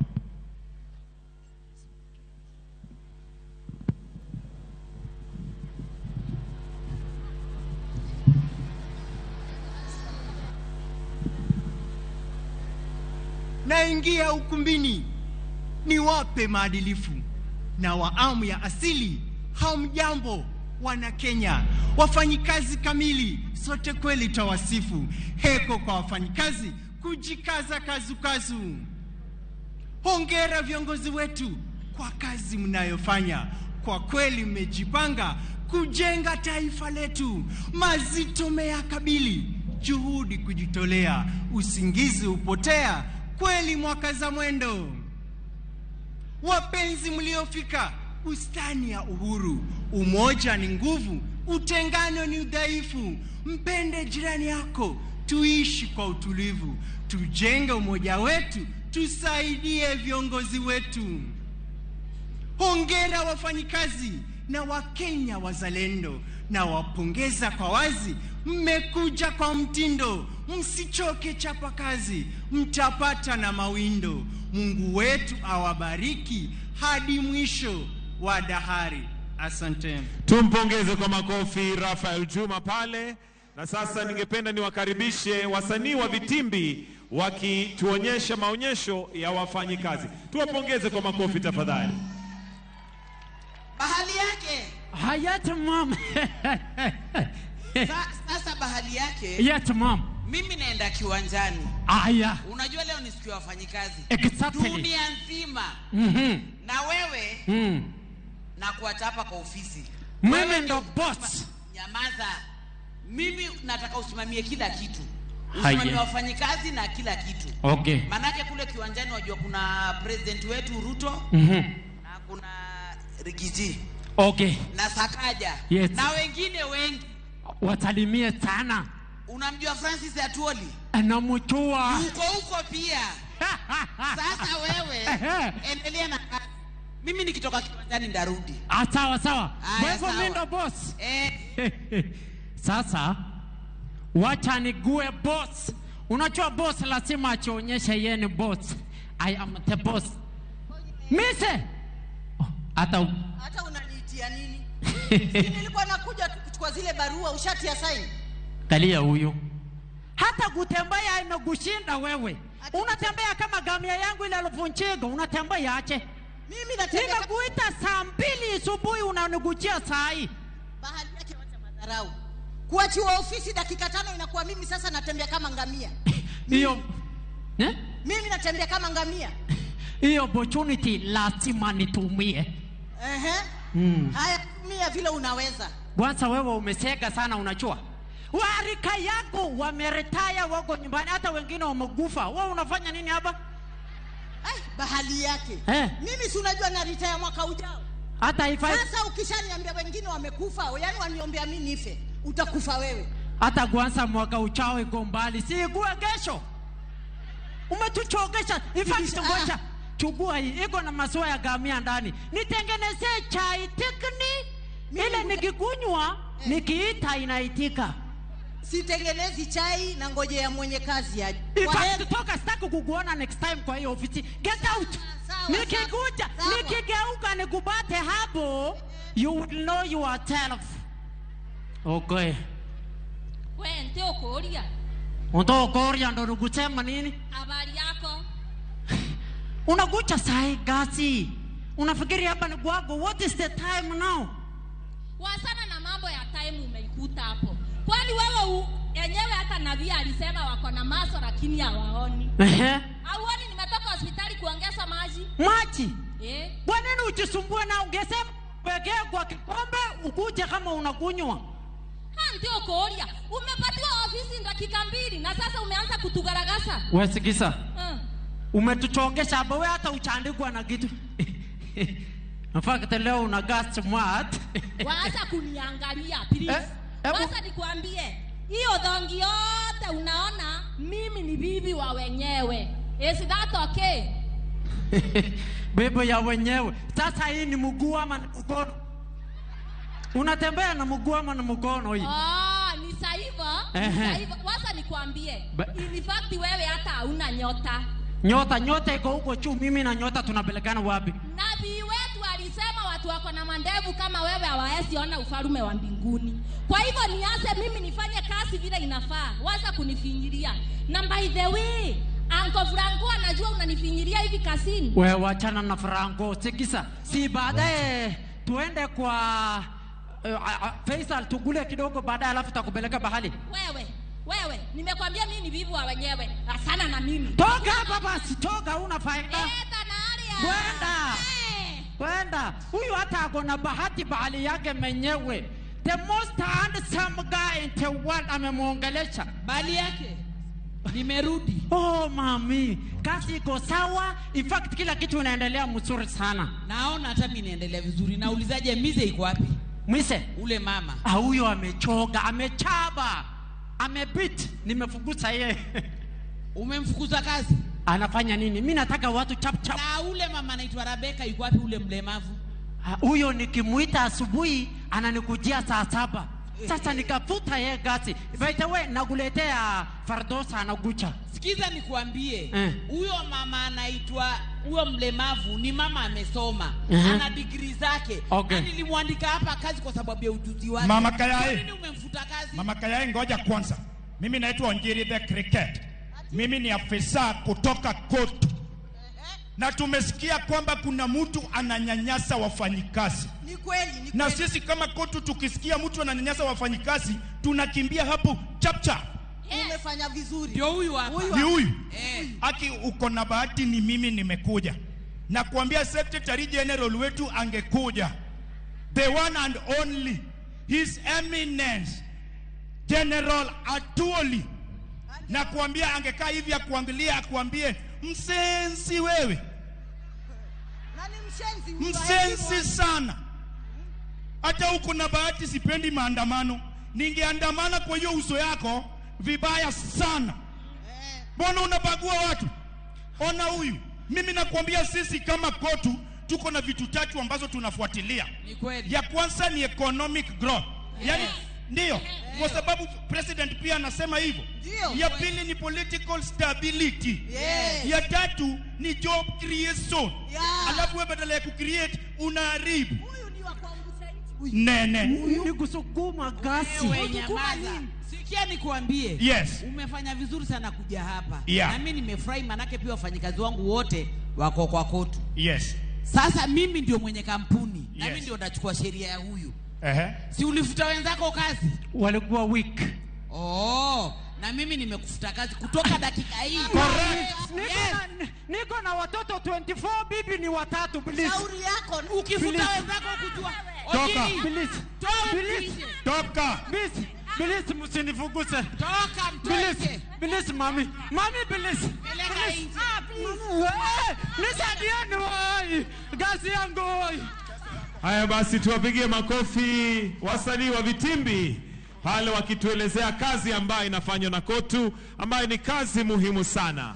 Na kwa kipindi cha entertainment, kitu cha mwisho sasa ni NHIF Choir ambaye watatuimbia wimbo Hongera Wafanyikazi. Leo ni siku ya wafanyikazi na wanatukumbusha kwamba wafanyikazi ni watu wa muhimu sana, na wimbo wao ambao unaitwa Hongera Wafanyikazi. Kwaya iliyo mbele yako Mheshimiwa Rais ni NHIF Choir.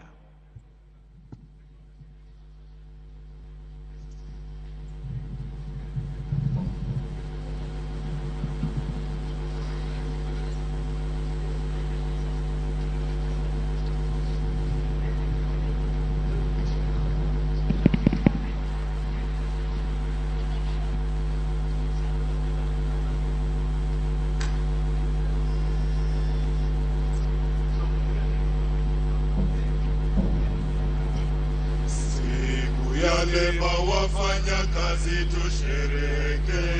Siku ya lema wafanya kazi tushereheke. Haki zetu tunaposisitiza kuangaliwa kuwa wajani.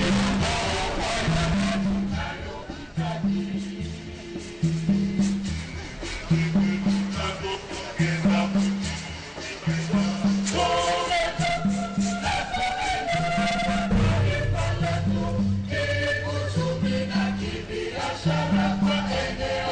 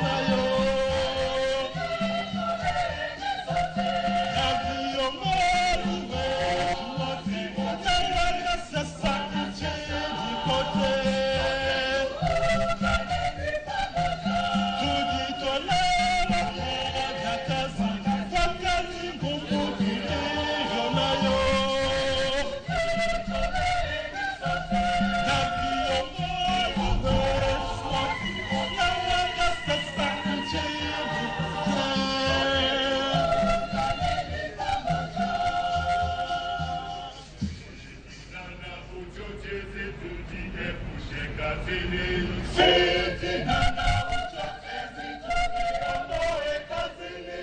Ukoo usitumike kupandishwa madaraka, ukabila usitutenganishe wafanya kazi.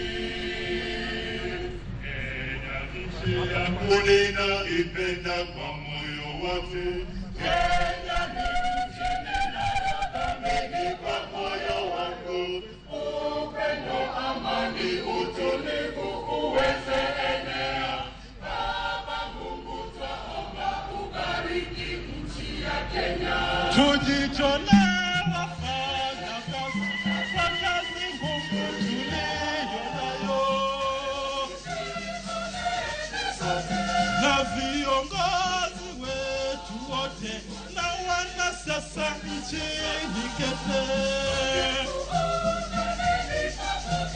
Tujitolee wafanya kazi kwa kazi ngumu tuliyo nayo, na viongozi wetu wote na wanasiasa nchini kote. Tujitolee wafanya kazi kwa kazi ngumu tuliyo nayo, na viongozi wetu wote na wanasiasa nchini kote.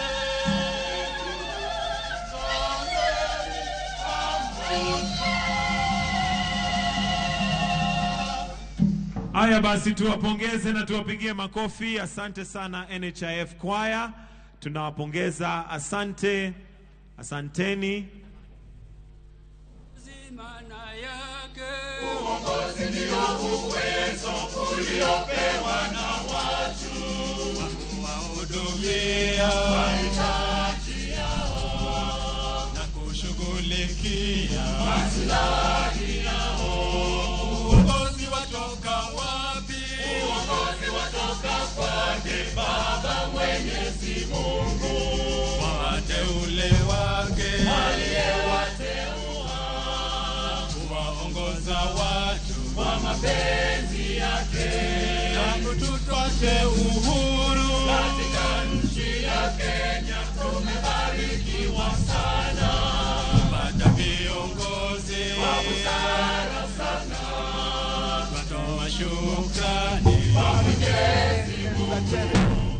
Wananchi Kenya, sote tunalo jukumu la kulinda nchi yetu na kumsaidia kiongozi wetu katika kazi yake ya kujenga nchi. Nasi wananchi Kenya, sote tunalo jukumu la kulinda nchi yetu na kumsaidia kiongozi wetu katika kazi yake ya kujenga nchi. Kenya ni imara, sote tunajivunia. Kenya ni imara, sote tunajivunia. Kenya ni imara, sote tunajivunia. Kenya ni imara, sote tunajivunia. Kenya ni nchi nzuri sana, lazima tuilinde. Kenya ni imara, sote tunajivunia. Tusikubali wachochezi waiharibu Kenya. Kenya ni imara, sote tunajivunia. Wananchi wetu wa Kenya, tuheshimu mamlaka, kwa sababu uwezo wote watoka kwa Mungu juu. Kenya ni imara, sote tunajivunia. Tukitaka maendeleo katika nchi yetu, ni lazima tuungane sote tujenge nchi yetu. Kenya ni imara, sote tunajivunia. Vigelegele na nderemo tushangilie Kenya. Kenya ni imara, sote tunajivunia. Vigelegele na nderemo tushangilie Kenya. Kenya ni imara, sote tunajivunia. Tuungane na viongozi tukijenga taifa. Kenya ni imara, sote tunajivunia. Tuungane na rais wetu tukijenga taifa. Kenya ni imara, sote tunajivunia. Vigelegele manderemo tushangilie Kenya. Kenya ni imara, sote tunajivunia. Vigelegele manderemo tushangilie Kenya. Kenya ni imara, sote tunajivunia. Uongozi maana yake ndio uwezo uliopewa na watu wahudumie mahitaji yao, kushughulikia mahitaji yao. Uongozi watoka wapi? Uongozi watoka kwake Baba Mwenyezi Mungu,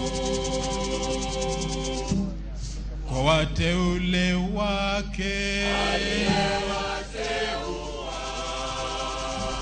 waongoza watu kwa mapenzi yake. Haya basi tuwapongeze, asante sana NHIF Choir, tuwapigie makofi wakienda kuondoka. Asanteni sana sana sana. Sasa, Your Excellency, with your permission, I would like to now call upon the Deputy Secretary General, Organization of Trade Unions, Brother Benson Okwaro, to make his welcoming remarks. Benson Okwaro, karibu.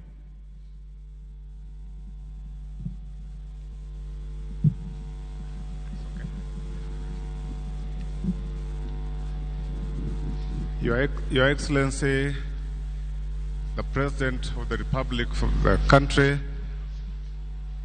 Daktari William Samoei Ruto,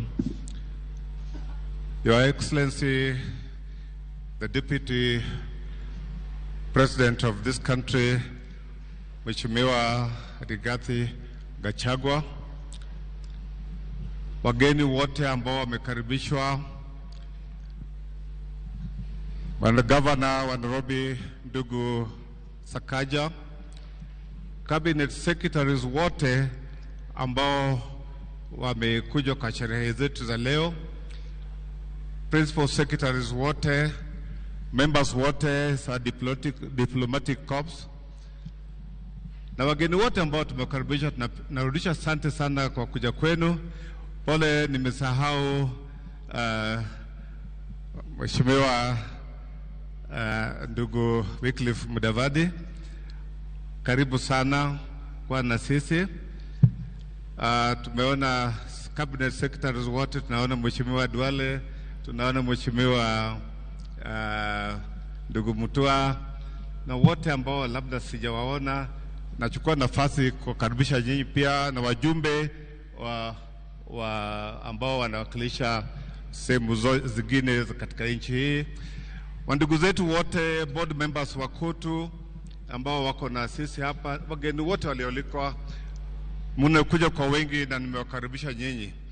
Mimi sitakuwa na hotuba ya kusema kwa siku ya leo kwa ajili nafasi hapana iko mzuri, na naona hali ya anga pia sio mzuri. So nitataka kuchukua hii nafasi tukaribisha governor wetu wa Nairobi ndugu Sakaja, ili aje azungumuze na baadaye aite Sister Jacqueline Mugo ambao tunafanya kazi karibu na yeye sana, na amekuja hapa ili atubie wafanyakazi wa katika nchi. Karibu Bwana Sakaja.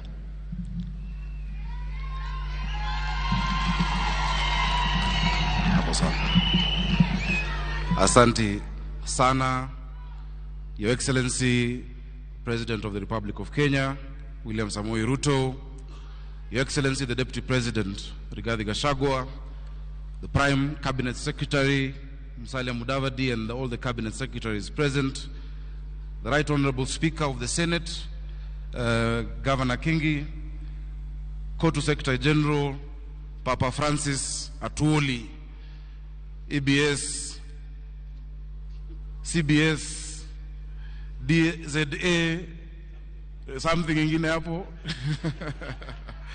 wabunge ambao wako hapa, Deputy Governor wa Nairobi, Njoroge Mushiri, leaders of the trade unions, na wananchi wa Nairobi na wafanyikazi, hamjambo? Bwana asifiwe. Naomba mniruhusu kwa dakika moja, Your Excellency, kwa sababu my deputy governor is here, asalimiane tu alafu nizungumze haraka haraka. Njoroge Mushiri, karibu. Your Excellency, the President of the Republic of Kenya, William Samoei Ruto, Your Excellency, the Deputy President, Rigathi Gachagua, the Prime Cabinet Secretary, Musalia Mudavadi, the workers' leadership, and all invited guests. Your Excellency, mine will be very short, and is to appreciate you for finding time to come and be with us as we celebrate this Labor Day. The workers' movement is an important movement, and is a movement that helps us in the production and the transformation of our country. So as you lead us in the bottom-up economic transformation model, this is a key plank in what we wish to deliver. We are happy that you associate with us. I'd also like to appreciate the workers, all the workers, and in particular the workers of Nairobi City County, because they work under very difficult conditions, and every day they do their best to deliver for us in the city, the capital city, and for that we thank you. Asanteni sana. Thank you. Asante sana, DG. Your Excellency, it's a distinct pleasure and honor, both as the Governor of Nairobi and also as the Chair of the Committee of Labor in the Council of Governors, to welcome you to your first Labor Day celebrations as the President of the Republic of Kenya. Karibu sana, Your Excellency. Your Excellency, ni siku muhimu sana. This is a historic day. Many don't know when Labor Day started. It started in 1886 when we had agitation for the 8-hour workday in Chicago as well as Australia, and created a worldwide movement of laborers. And it's a day that we hold to remember the sacrifices of our workers, the sacrifices that they make every day.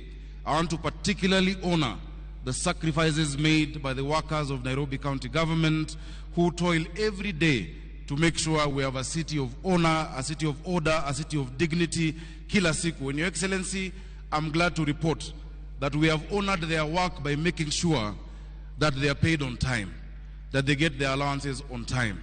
In the last 8 months, Your Excellency, Nairobi County, every 27th of the month, simu inalia, watu wamepata pesa yao, and I want to thank you because that part of that is because of your support. But beyond that, it is because they as workers have been able to increase our collections. I am happy to report that this year, if you compare January to March 2023, compared to January to March 2022, we have exceeded revenue collection by 673 million shillings, courtesy of the workers of Nairobi. And in the month of April alone, we've collected 800 million, the highest April ever since devolution started. That is courtesy of the workers of Nairobi. Tuwapigie makofi. Your Excellency, yesterday we missed you. Traditionally, every last Sunday of April, there is a service that is held at St. Stephen's, SEK, to pray for the workers. That service is held in a very historic church. And yesterday I took the members through a bit of that history. That church started in what today is Parliament buildings, where the National Assembly sits. But because the colonial government then wanted to build Parliament, the church was moved to Eastlands and became a cathedral that only the Africans could use because there was real apartheid and segregation. And that was in 1902 when they were moved. But that church, together with the labor movement, have been an integral part of the journey of independence in Kenya, because in the 50s, when the colonialists segregated and divided Kenyans along tribal lines, when the Kikuyus and people from Mount Kenya were moved out of Kaloleni and Makongeni into Bahati, Tom Mboya, a young man in his 20s, a Kanjo worker, decided to agitate. The colonialists murdered Mbotela, a councillor called Tom Mbotela, in what is now Bama Market, 24th of November 1952, just after the state of emergency, to try and bring tribal tensions. It didn't work. The next year, they murdered Ofafa, which is where we get the estate of Fafa Jericho. Because when they murdered him, they came 2 hours later, they burnt down Bama Market. The people stayed calm. The next year they murdered Ufafa at the same place. The people stayed calm. Because they were trying to create a tribal rift by saying these people, Luo councillors, Mbotela and Ufafa, were murdered by Mau Mau. 2 men, Jaramogi Oginga Odinga and Tom Mboya, went round Kaloleni Social Hall, Mudhurwa Social Hall, in Makongeni, telling the people from the community to calm down and not to protest and not to cause chaos. Today, Your Excellency, we need Jaramogi Oginga Odinga, we need Tom Mboya to go around again Nairobi, telling the people to calm down, to stay peaceful, not to be divided along tribal lines, and not to enter into any violent action. We need that today just as we needed it back in that day in 1952. Tom Mboya, a great labor leader, if he was to wake up today, I'm sure he would be proud of the labor movement. He would be proud of Francis Atwoli because of the work you have done. And I want to thank you, my own dad, for what you have been to us. Hata kama last year ulikuwa umeenda njia nyingine tofauti na sisi, najua uliambia wafanyikazi wanipigie kura. Na nashukuru wafanyikazi kwa sababu mlinipigia kura, but sasa muona Papa Francis Atwoli amerudi ako kwa line na ana support rais wetu William Samoei Ruto. Thank you very much. Your Excellency, very quickly, I know many people who've come here today have experienced the challenge of drainage that we're facing in Nairobi today. A lot of our roads are flooded. A lot of our highways are flooded because of a number of things. Number one, a lot of illegal dumping has been going on in the city. Number two, Your Excellency, I know some of the works are going on. We have started with Kenha and Kura. We've gotten a contractor on Huru Highway and Wayaki Way to finish the work. Because when they did the expressway, ni kama walifikiria watu wa juu peke yao, watu wa chini wakasaulika. So our teams are going down the county, sorting out that challenge of drainage, but we have agreed with the Director General of NEMA. Nairobi is the environment capital of the world. We host UNEP. Paper bags that are plastic and bottles had been banned, but they have come back. In a week, we are going to go into another operation to make sure that plastic paper bags that had been banned, because they are the ones clogging our drainage, are no longer in our markets, are no longer in our supermarkets, because we must keep our city clean. I want to thank you because we've been able now, and towards the end of this week, tunaandika vijana 3,500 ambao watakuja kusaidia kufagia Nairobi na kusafisha. Wale wafanyikazi ambao walikuwa wanafanya hiyo kazi tukiwa watoto ndio bado wanafanya leo. Wamekuwa wachache na wamezeeka. So wiki hii ikienda kuisha, vijana 3,500 na akina mama wataandikwa kazi Nairobi hii, watusaidie na kazi hiyo. Jambo lingine, kwa sababu leo ni siku ya wafanyikazi, na nakushukuru kwa sababu najua kwa taifa lote unafanya. Nairobi tayari tuko na community health promoters ama CHVs 7,460. Your Excellency, kila mwezi tarehe 27 M-Pesa inatingika, wanapata pesa yao bila kuchelewa. Na nimeshukuru kwa sababu umesema as a national government unatuongezea 2,000, so wa Nairobi watakuwa wanapata 5,500. Tunawalipia NHIF 5,000, tulisema pesa mfukoni. Asante sana. Your Excellency, nikienda kumalizia, nafikiri ni muhimu kusema ya kwamba every Labor Day there is a pronouncement on minimum wage. Sometimes it increases, sometimes it stays stagnant. Whenever you make that announcement, the public sector is always very quick to comply, the public sector. But the private sector, tuko na shida. Sekta moja ambayo najua ni sekta ya private security workers. Maaskari wetu. Maaskari wetu ambao wanalala usiku, wanalala mchana ndo usiku wawe kazini, na mara nyingi hata mchana hawalali kwa sababu wanashikilia kazi mbili, wanalipwa 4,000, wanalipwa 5,000, yet you pronounce minimum wage above 13,000 shillings. Many of these private companies zina charge wenye manyumba 30,000 shillings kwa askari moja, 50,000 shillings kwa askari moja, alafu unalipa mtu 6,000. Kwa uchumi hii, Your Excellency, ni jambo la kusikitisha sana. Tusaidie kwa private security workers. Najua Isaac Andabo wako hapa mahali, ndo yule kukaa wangu ambaye ndio Secretary General. Bado utawatetea, na naomba Your Excellency uwakaribishe siku moja waje State House. Kuna wakati niliwapeleka huko awali, ilikuwa mara ya kwanza tangu Mungu ajenge Kenya askari kuingia State House. State House inalindwa na GSU, na waliingia wakaongea, lakini haijatekelezwa. I know in your government you are going to do something good, because there are 450,000 of them across Kenya, there are 250,000 of them in Nairobi. Ya mwisho ambao ni wafanyikazi wanaumia ni madereva wetu wa Uber, madereva wa Taxify, madereva wa Bolt, hawa madereva wa the digital hailing companies. These companies, because of competition, na tumefanya regulations tayari ambazo ziko kwa Waziri Murkomen, they race to the bottom. Today you will take a taxi from here to the airport na ulipe 600. 90% of the accidents we have is because these drivers have to drive for 22 hours a day to make money. The Competition Authority and the AA of Kenya can come up with a pricing formula. Hiyo kazi tayari tulifanya. It is just to gazette those regulations ili pia kadere aweze kupata kitu. In town we have designated spots for them to pick and drop. Walikuwa wanashikwa. So Excellency, kwa hayo mengi ningependa kumwalika. Asante sana. Amenikumbusha jambo lingine.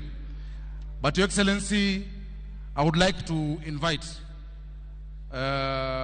Federation of Kenya Employers, as she comes, please take that point seriously. Those people are suffering. Those drivers are really suffering. We thank you for your support, and allow me to introduce now Jacqueline Mugo, FKE Chair. I forgot to mention the area MP, Jalango, is here. Please, Mama, wave to Undo MP wa hapa Langata. Thank you.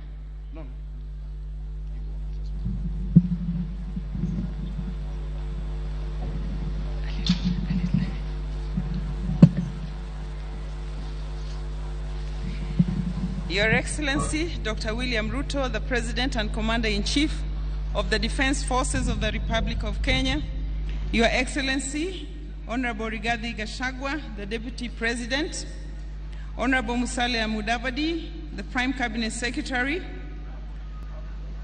our Governor, Johnston Sakaja for Nairobi County, Your Excellencies, the Ambassadors and High Commissioners present, the Cabinet Secretary for Labor and Social Protection, Honorable Florence Bore, Cabinet Secretaries present, the Principal Secretary for Labor and Skills Development, Honorable Geoffrey Kaituko, Principal Secretaries present, Dr. Francis Atuali, the COTU Secretary General, board members of COTU Kenya, members of the Management Board of the Federation of Kenya Employers, led by our Deputy National President, Michael Macharia, fellow employers and workers, distinguished guests, ladies and gentlemen, hamjambo. Hamjambo tena. Your Excellency, the Federation of Kenya Employers is really pleased by your presence amongst us today, this being the first Labor Day under your leadership. And we gather here to celebrate the hard work that employers and workers continue to do to contribute to the growth and development of our beloved nation. The theme of this year's celebration is an apt one and reflects the current economic situation that we face. As we celebrate International Labor Day today, we have a chance to take a moment to reflect on the current state of affairs and the aspirations that we are yet to achieve as a nation. Your Excellency, the labor sector has faced several challenges in the last year.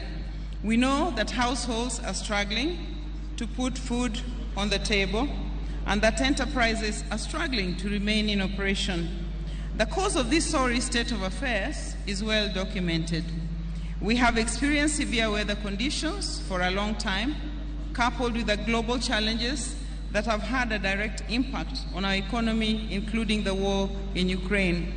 These global developments have caused disruptions in the global supply chains. Local business either cannot access overseas markets or where they do that at very heavy costs. Employers believe, Your Excellency, that these challenges can be tackled to reduce the cost of running businesses, which will eventually create jobs for the unemployed youth. Because I've been asked to be brief, I just want to highlight 3 priority issues that employers plead with their government to address. One is job creation and productivity.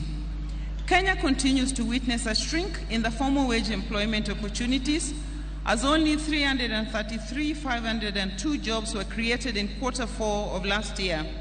This is a decline from the 444,046 jobs which were created in Q3 of the same year.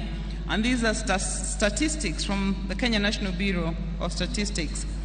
Many businesses, especially the MSMEs, cannot afford the costs associated with operating in the formal employment sector. And this has led to the growth in the number of unemployed Kenyans, as many employers struggle to manage their costs. Your Excellency, the structure of our economy, as we all know, is such that only 15% of wage employment is in the formal sector. 84% is in the informal economy. These numbers continue to rise as many youth, in fact, opt not to look for jobs after they fail to do that on several attempts. Sorry, I was hurting your ears. Your Excellency, our request is that your agenda of jobs be at the core of government policy. We believe that any policy that is detrimental to both jobs in the short term and in the long term, no matter how well intentioned, should be avoided. In the area of productivity, I just want to highlight that actually our labor productivity is quite low, and we look forward to working with the government to be able to enhance the productivity of our enterprises. The second issue I'd like to highlight is the need to enhance stability and predictability in the business regulatory environment. I would like to emphasize the importance of stability in the regulatory environment for businesses to thrive. We do encourage the government to work with employers to provide a friendly and predictable business environment which will help business to recover and also perform well and expand for jobs. We therefore ask that before any changes are made, new changes, enough lead time, we are proposing 1 year, be given to businesses to be able to plan, to adjust their budgets and restructure their financial flows to meet these new costs. Your Excellency, the third area is on wages. Minimum wages in this country are very well regulated by the laws that we have, the wage guidelines and the relevant laws, which state that they should be reviewed not more frequently than once every 2 years. And we are aware that last year there was a 12% increase on the minimum wage. I know that my brother Francis will be asking for an increase in the statutory minimum wage because this is actually in his DNA and it is the role that unions play. But we request that looking at the current state of the economy, we allow businesses to stabilize and that we facilitate the wages councils and the National Labour Board to meet to discuss so that we can advise the government on what can be done for next year. We do appreciate the difficulties that Kenyans are going through, but we believe that if you stabilize businesses, then all of us will gain at the end of the day. Your Excellency, as I close, I want to emphasize that employers are open to engagement with your government through social dialogue to find win-win solutions for some of the issues that have been pending for a long time. We believe that if we work on these policy areas, then as a nation, we'll be able to move forward together. Let me close by appreciating your leadership and appeal also for peace in our nation at this time. I want also to appreciate the role that COTU plays and also the leadership of the Ministry of Labor. As the famous proverb says, he who labors diligently need never despair, for all things are accomplished by diligence and perseverance. Your Excellency, we want to assure your government of the employer's support and commitment to working closely with your government to address some of the astounding issues that we have so that we can all move towards the attainment of the aspirations contained in the bottom-up transformation plan. So happy Labor Day to you all.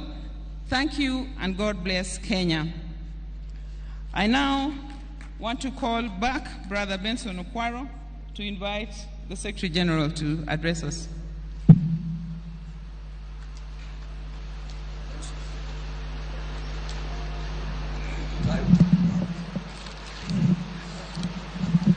Thank you so much, Your Excellency. Now I have this opportunity to invite Dr. Francis Atwoli, who is the Secretary General of the Kenyan Workers, so that he could deliver his remarks and pass the greetings for Kenyan workers. Welcome, Dr.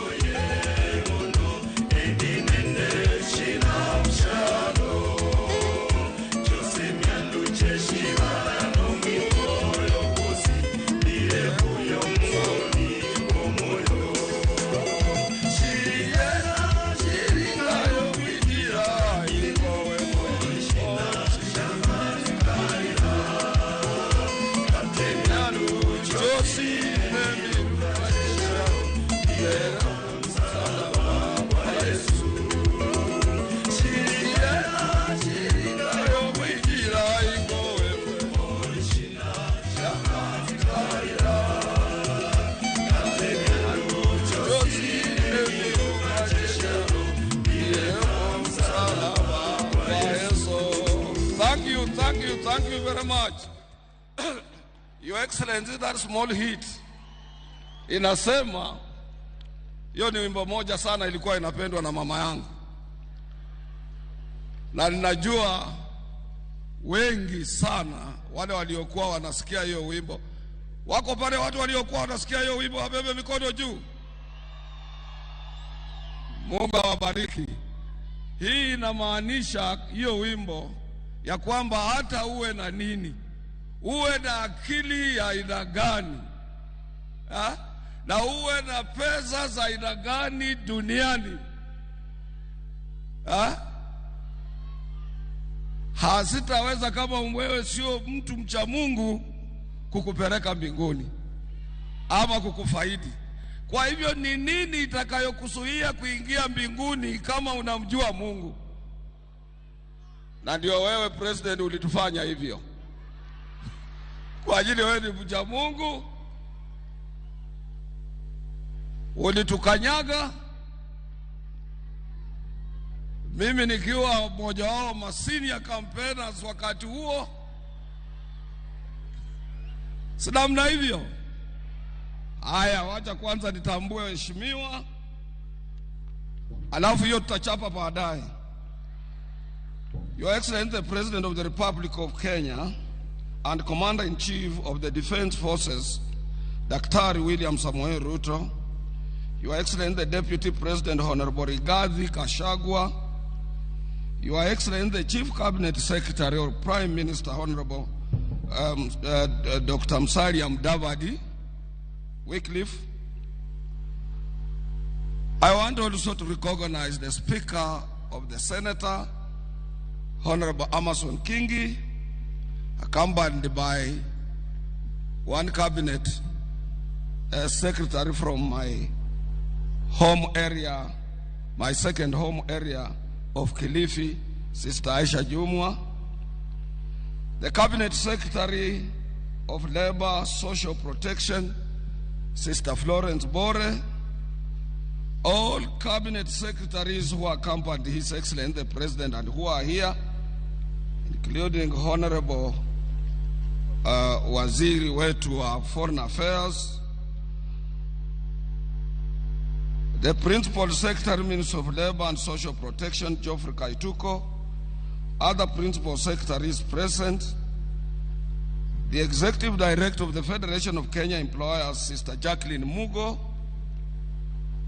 the Chairman Labour Committee, who is here in Parliament, Brother Muchangi Karemba, waheshimiwa wabunge wote ambao wako hapa na sisi, the chairman, the ambassadors and high commissioners present, ILO Regional Director for East Africa, Brother Wellington Chibebe,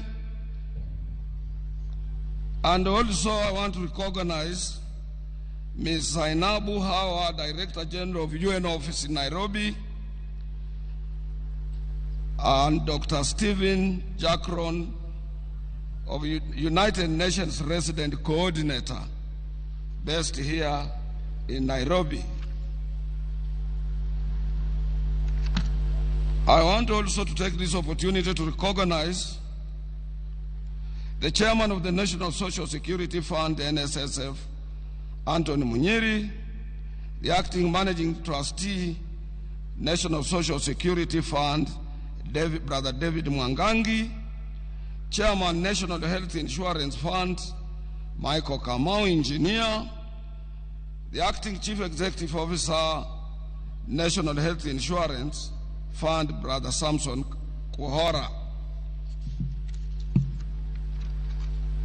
I want also to recognize the Chairman of National Industrial Training Authority, Dr. Kamau Kashiki, Director General of the Industrial Training Authority, Dr. Stephen Ogenga, the entire court executive board members who are here with me, without also leaving my own wife, Madam, or my wife, Mary Atuoli, who is with me here.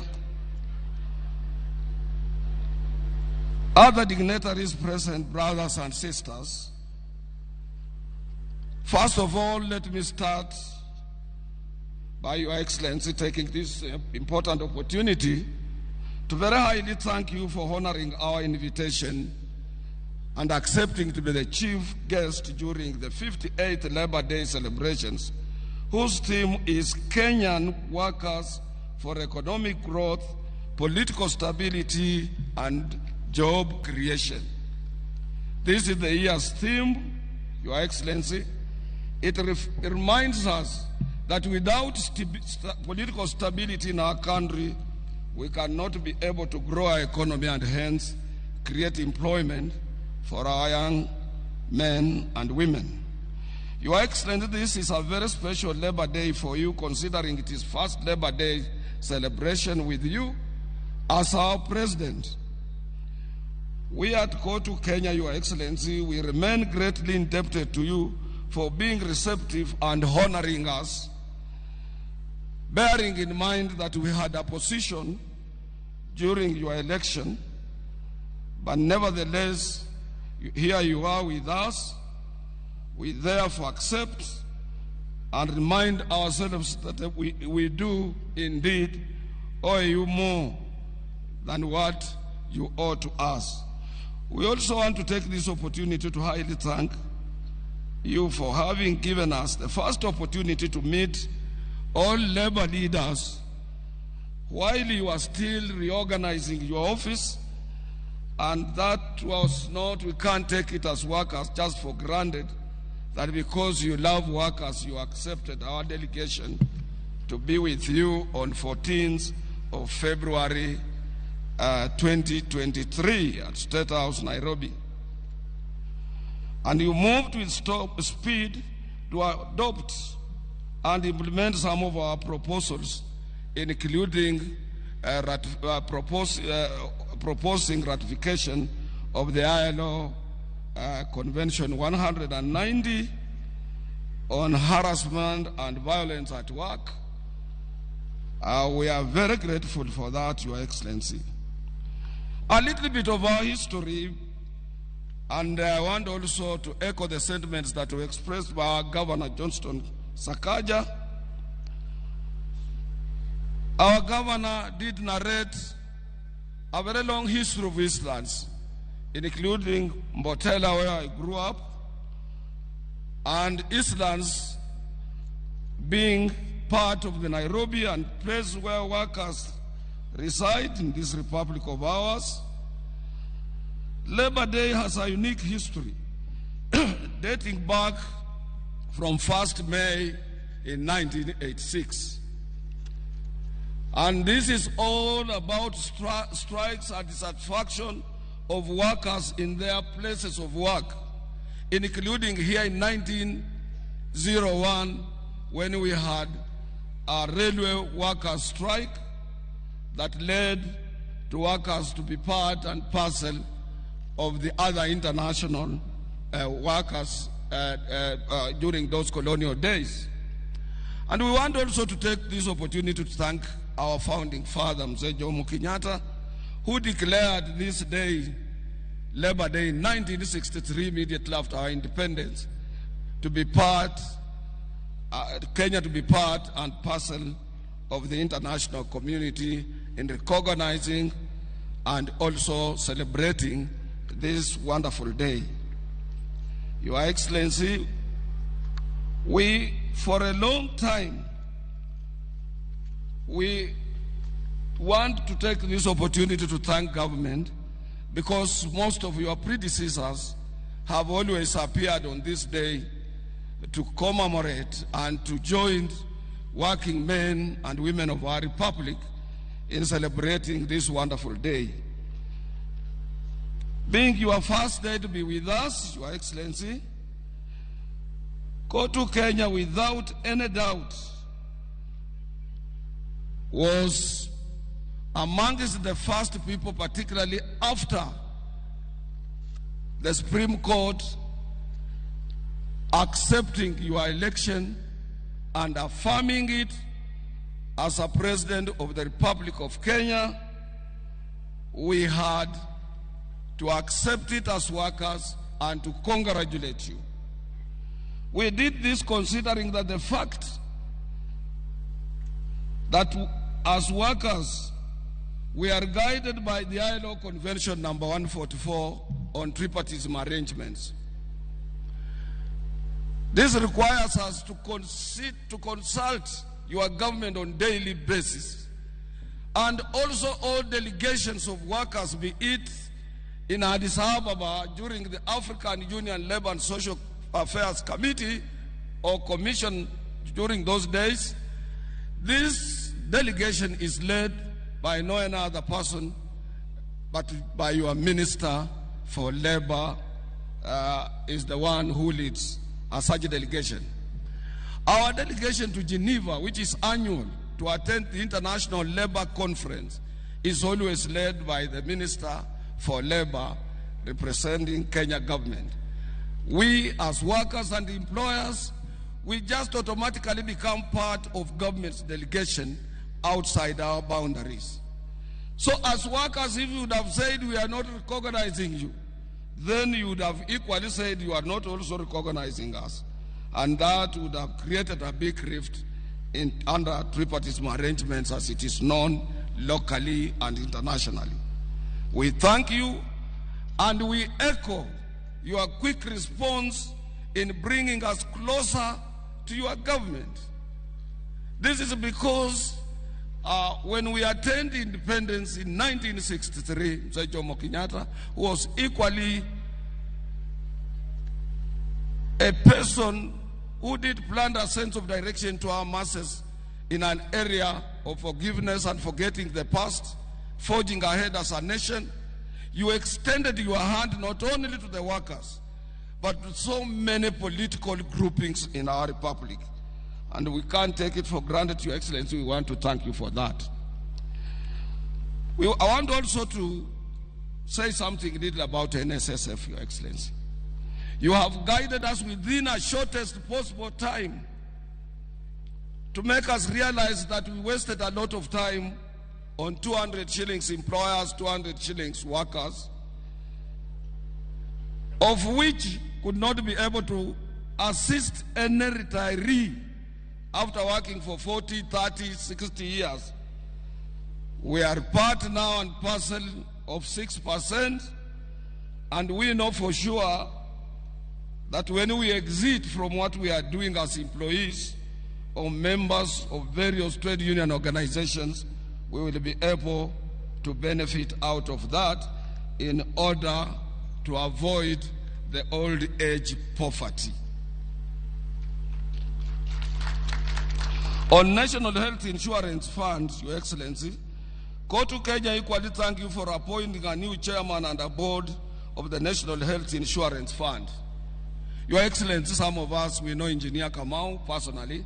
He's a man of no nonsense, and we are sure he will have to lead that board into new reforms and make sure that NHIF is closer to its mandate, and it works and it assists Kenyans of all shades, and also to assist you in your universal health care as enshrined into our constitution.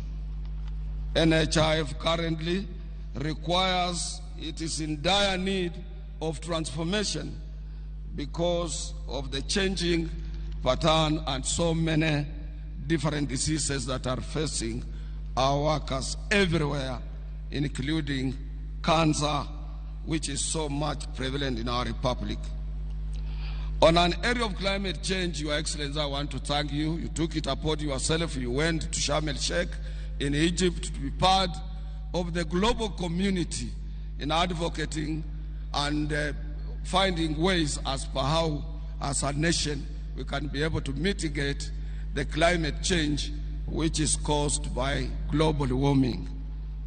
And you went further, Your Excellency, to make sure that as we had a 4-year drought, you had to seek for spiritual guidance when you invited church leaders, pastors, and other church, both Muslims and Christians, at State House to pray for what we are seeing now.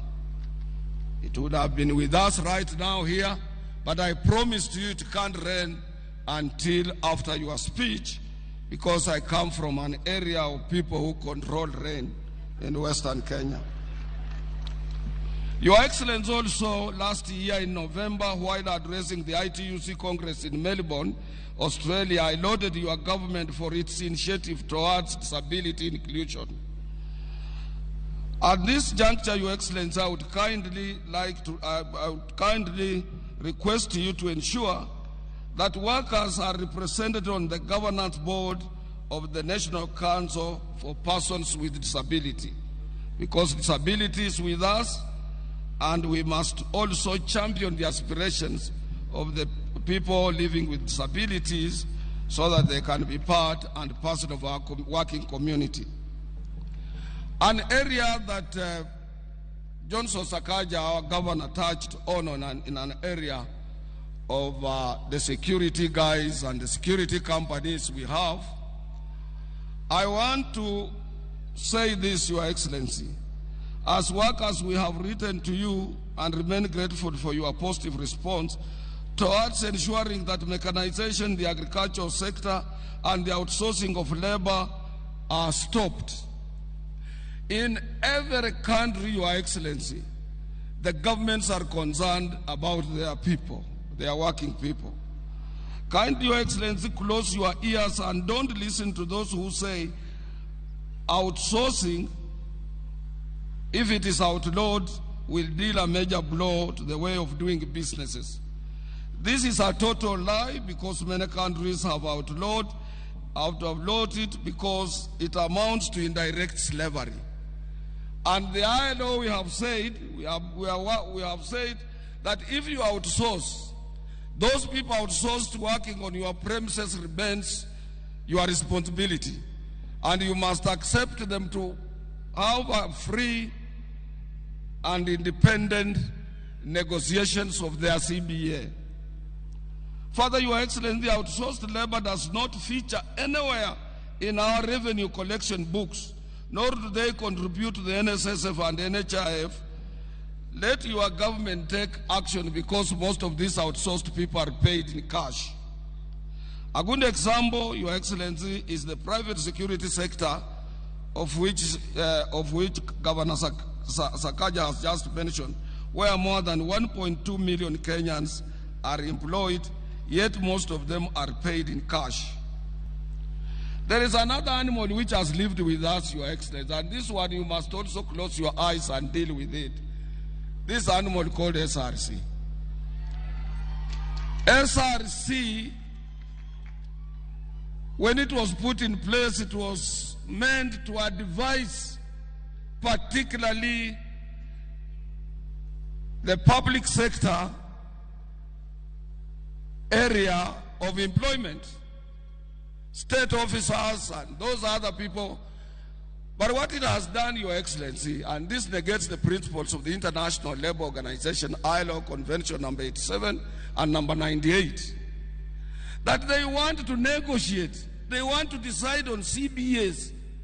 CBAs are freely negotiated between workers and employers on free, you see, on give and take basis. There should be no any barrier in between. And the former Attorney General Githu Muigai wrote to us assuring us that SRC, their role is advisory. It's not to enter into negotiations to bar the freely negotiated CBAs and so on. And we don't want to mention this. We love this country. Otherwise, we can take this matter to the ILO. But because we are part and parcel of this country, Your Excellency, and we know how you move. You are a swift worker. You move very fast. And I know you will have to make some changes in the SRC behavior. Even you, they want to consider what our head of state is supposed to get when they are not outside there talking to people. And we cannot allow that. Privatization of state corporations, Your Excellency, I want to thank you very much. We have parastatals that are connected closer to our hearts, that they cannot just be privatized like that. And I want to take a good example of what you did recently when you were in Malava. You barred privatization of our sugar industries in this country. That is good. We have industries that are performing, Kenya Ports Authority, Kenya Airways, and so many others that we are proud of, Your Excellency, including KBC, Kenya Pipeline Reinsurance Corporation, and so many others that are performing well, which they just require stiff and modern applications of management to make them self-sustainable other than privatizing. And you have a lot of people who can help you to do this job. Your Excellency, the last thing I want to talk about is that this country doesn't have an organized public transport. I would like to thank the government of Kenya for making a strategic policy decision to invest in transformative green mobility in Nairobi. This came following your recent visit to the European Commission that saw the European Union and your government sign a declaration of intention to finance an electric bus line in Nairobi, BRT3. This one, we support it because workers are being maimed, harassed when they are seeking transport to their places of work in matatus. And matatus must be regulated, Your Excellency.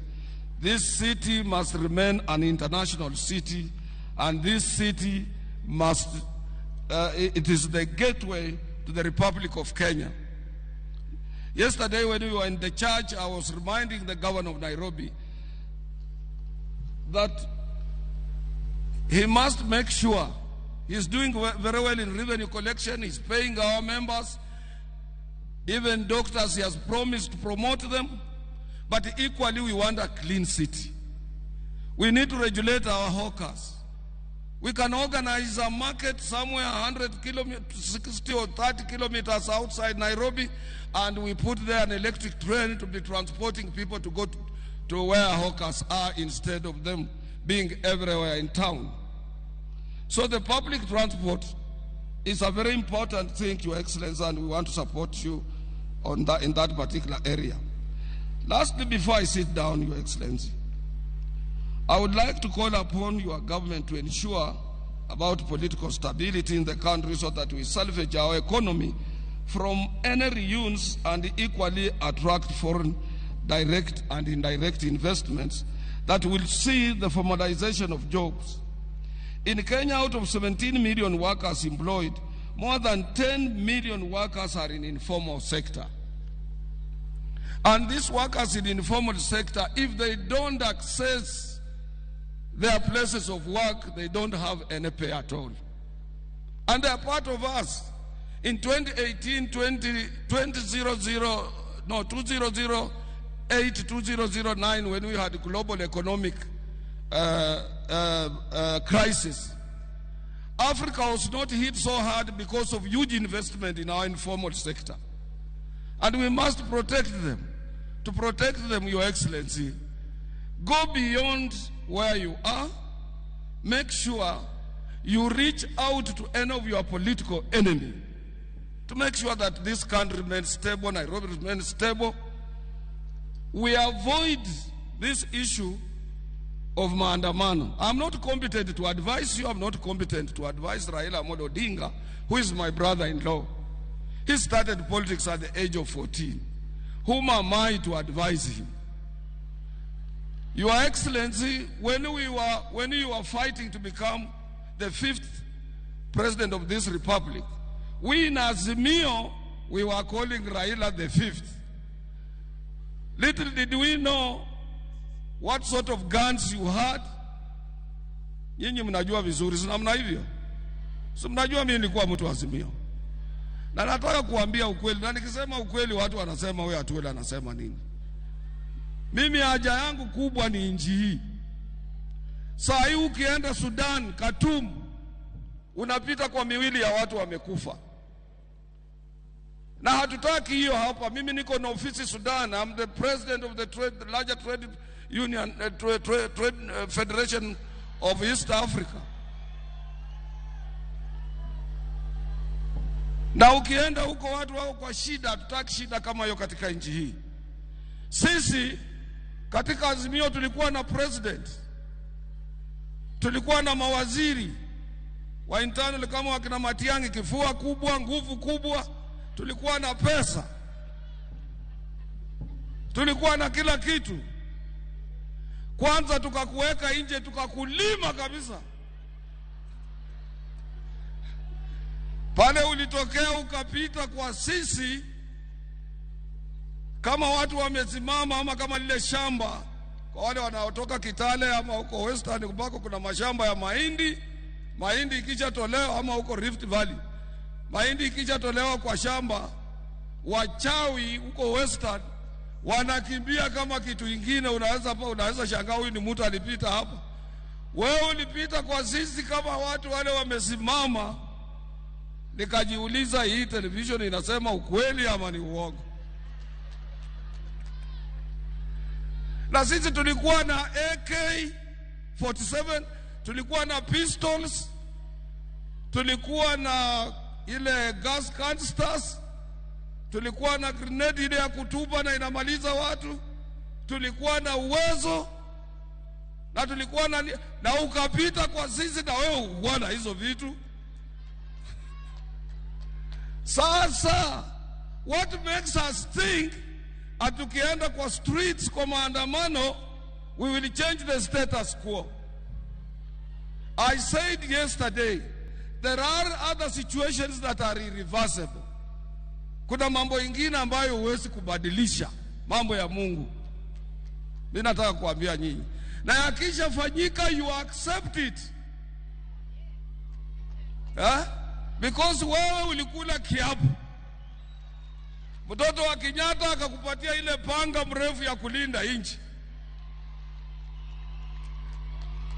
Sasa atoka hapa anarudi anasema, sasa hii mambo ya Jubilee, labda hii election ilikuwa namna gani?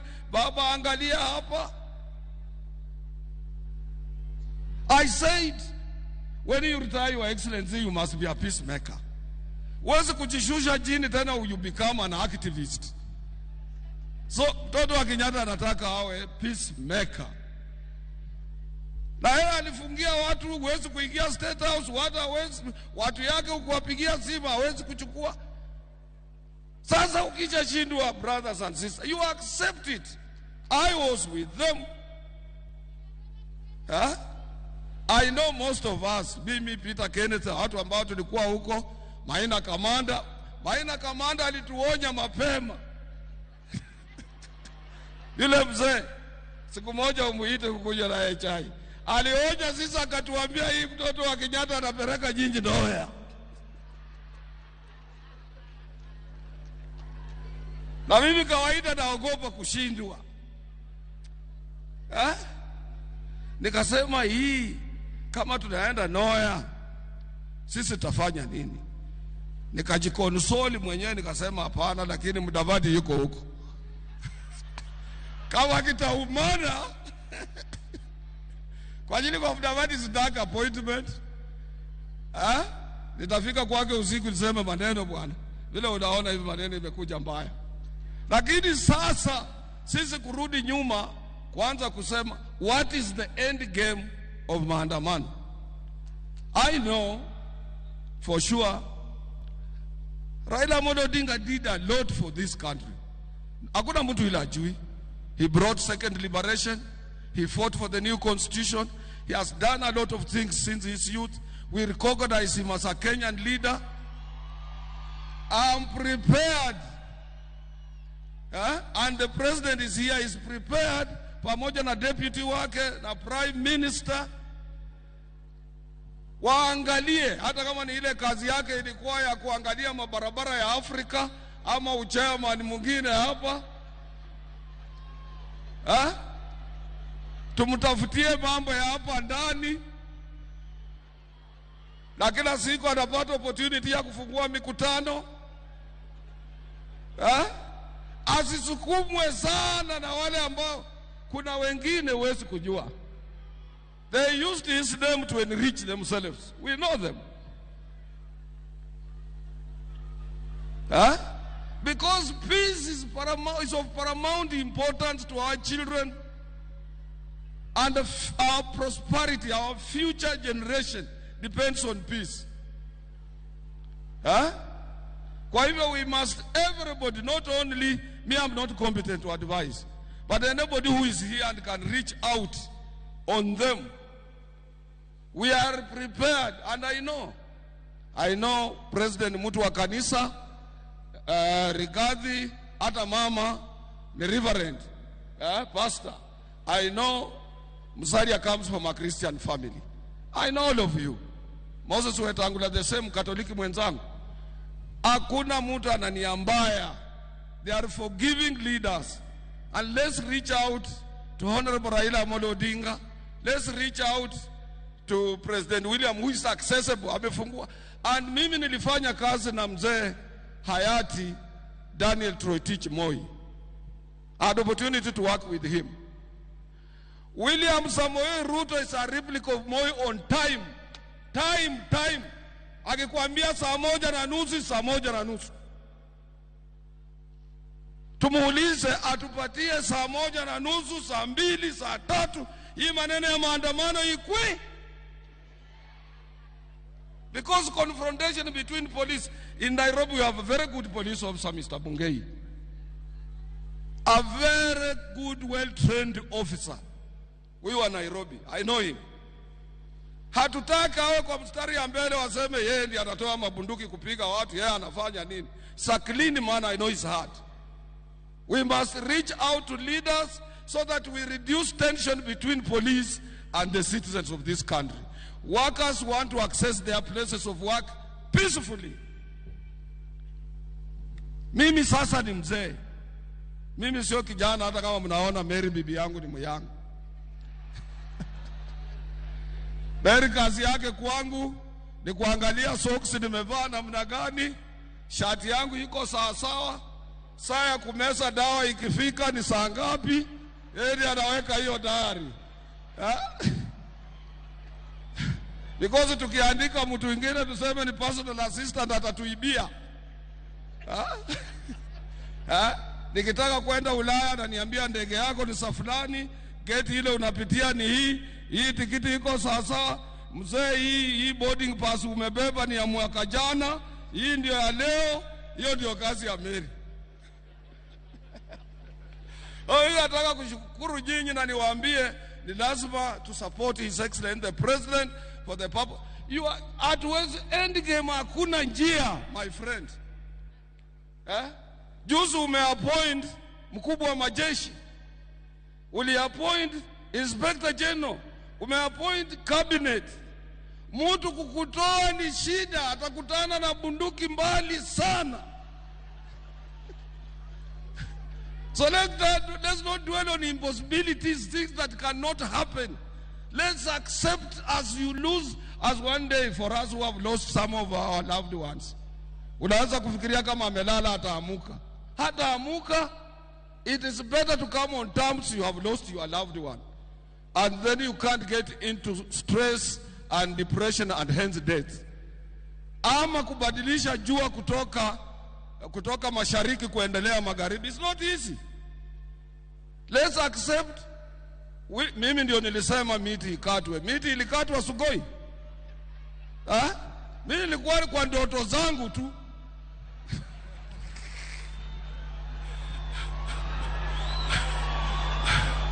Hawa namna gani? And I was the first person to accept his election. Hata mtu yeyote kabla hajasema nikiwa Western nikaambia watu jameni, wali ya banji. Umwana huyu amaro kucheneshi sana. Nikasema huyu kijana ameenda na kiti. Na ni lazima tukubali hiyo. Na ni lazima mjue sasa from today, ingawa Musalia walimfanya the spokesperson of our community 2016 December 31st. It has now been entrenched and we must accept that. Watu wakaniambia basi uambie Oparanya muende pole pole kidogo sasa. Maneno imebadili. So Your Excellency, I don't want to tire you with words, but what I'm appealing to Kenyans is that tomorrow wamesema itakuwa maandamano. Workers, let us not participate. Sisi ni watu wa mshahara. Ukikosa kufika kazini, unaweza futwa kazi, mambo yote inaweza kuwa mabaya. Hiyo huwezi kutetea mtu kwa ajili alikuwa kwa maandamano. There is nothing you can gain. We have a constituency to protect. Employers and workers, we must protect our constituencies. We must support His Excellency the President to spur economic growth so that we can be able to grow our economy and employ thousands and thousands of young men ambao wanatoka kwa shule. Lastly, Your Excellency,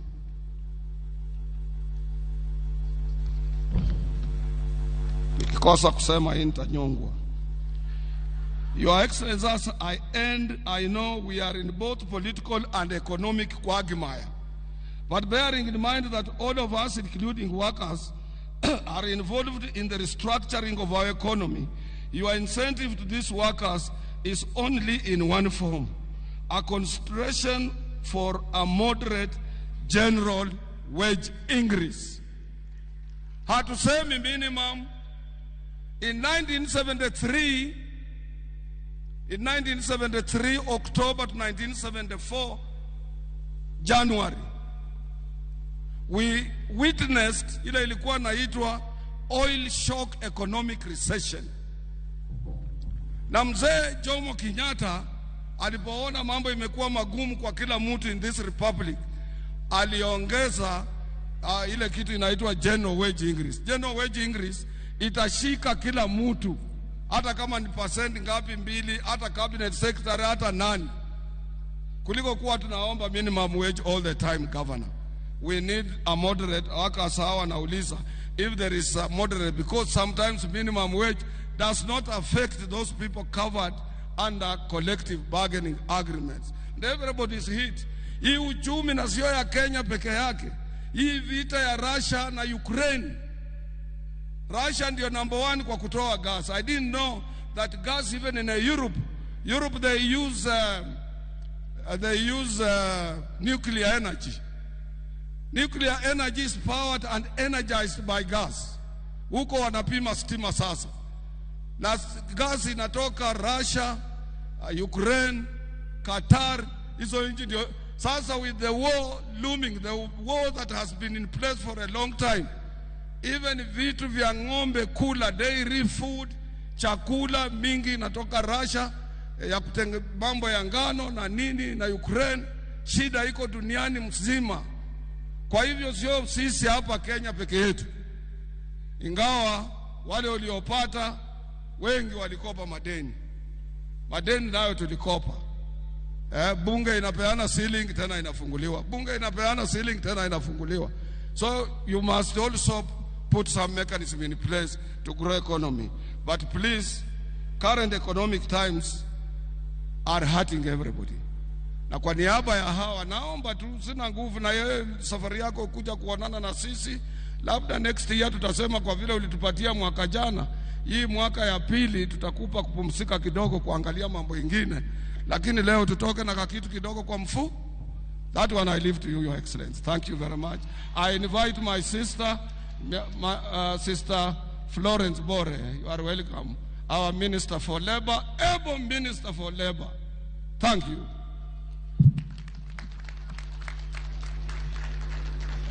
Thank you, Brother Otuoli.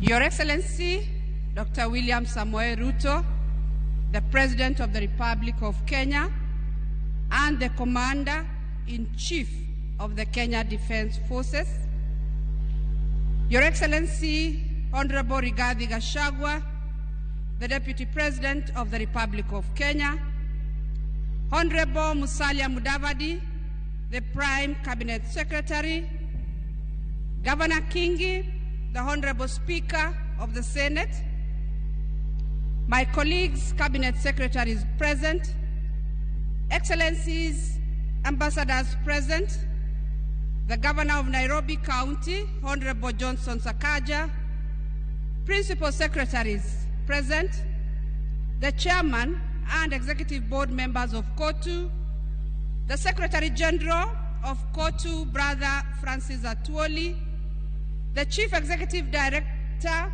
FKE, my sister Jacqueline Mugo, Chairman of Labor Committee in the National Assembly, Honorable Karemba, members of Parliament present, ladies and gentlemen, good afternoon. Hamjambo wafanyikazi wenzangu. Labor Day celebrates the most important stakeholder in our economy, the Kenyan worker. On this day, we reflect on the condition of the Kenyan worker, their environment, their benefits, and their future. On this day, we celebrate the immeasurable contribution of every shop floor across the country to the economic growth of our nation.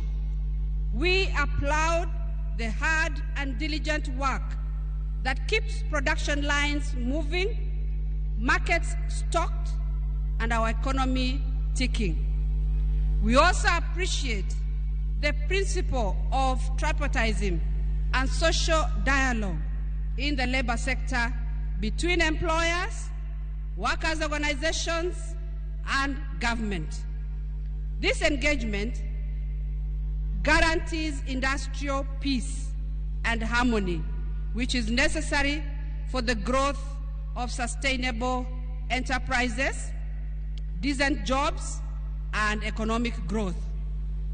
The theme for this year's Labor Day celebration is economic growth, political stability, and job creation, which links directly to the policy priorities articulated in the bottom-up Economic Transformation Agenda 2022 to 2027, popularly known as BETTER. This year's theme underscores the yearning for a stronger economy and the realization that a stable political environment is necessary to attain economic growth. Decent work is a fundamental right for all workers in Kenya. And by that, we mean that work has the following attributes: safe working conditions, fair wages, and access to social protection.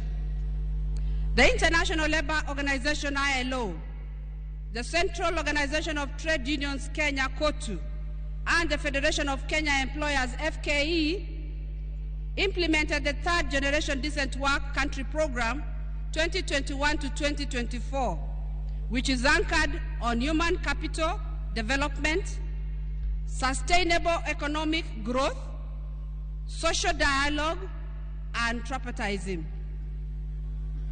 Through our various technical departments and semi-autonomous agencies, we have aligned our activities and programs to help achieve decent work opportunities for all, and also ensured that the marginalized groups are empowered to participate meaningfully and productively in economic development. Your Excellency, many Kenyans are seeking jobs abroad, and we are proud as a ministry to note that income from diaspora remittances has outpaced receipts from traditional exports of coffee, tea, and tourism, and stands at approximately 400 billion annually. The ministry has taken several initiatives to facilitate the seamless migration of Kenyans to key labor destinations. This include: 1, negotiation of bilateral labor agreements with 10 countries in the Middle East, Europe, America, and Asia. Number 2 is restructuring of the pre-departure training curricula to integrate additional modules reflecting the needs of major destination countries. 3 is tighter regulation of recruitment agencies and training institutions to ensure ethical recruitment practices and quality training, respectively. Number 4 is strengthening coordination mechanisms among ministries, departments, and agencies engaged in labor migration value chain. And finally, the review of laws and policies to align them with emerging labor migration priorities. Your Excellency, we have deployed the inspection mandate of the ministry to ensure workers' rights to decent wages, safe and healthy working environments are realized. We have recorded 9,600 labor and 15,000 safety and health workplace inspections from 1st April 2022 to 31st March 2023. Further, the Department of Labor successfully mediated 16,240 labor disputes from 1st of April 2022 to 31st March 2023, resulting into payments of 82,918,457 directly to the claimants. Despite this good work, the country continues to experience a spate of industrial action in a number of sectors, particularly in the public sector, and many economic disputes still continue to find their way into the labor courts. Your Excellency, over time we have noted that a significant percentage of the disputes relate to disagreements between workers and employers on the rate of compensation and remuneration that workers should receive for work done. Many employers, both in the public and the private sector, rely on insufficient tools and mechanisms for determining and compensating labor, which in most cases does not account for worker and farm productivity as one of the parameters for wage determination. To address this problem, the Ministry of Labor has developed a draft wages and remuneration policy for consideration and adoption. This policy champions a fair, equitable, and dynamic mechanism for determination and compensation of wages to all workers in the country that takes into account all necessary parameters, including productivity indices.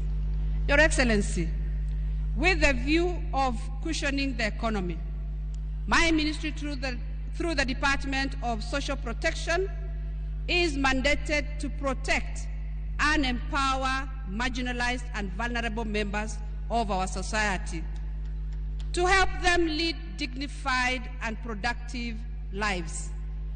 The department continues to implement various social assistance programs in the forms of cash transfer targeting the orphans, the vulnerable children, the older persons, persons with disability, and the Inua Jamii program. Your government, sir, has committed 28 billion to support these programs in the current financial year.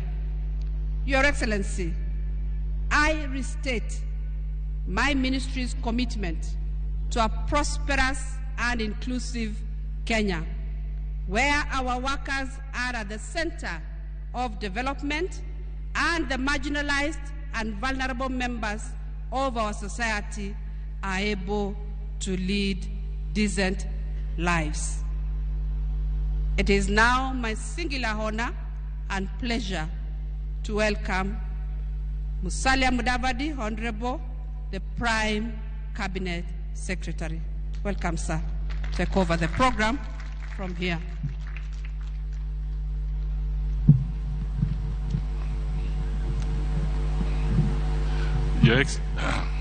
Your Excellency, President William Samoei Ruto,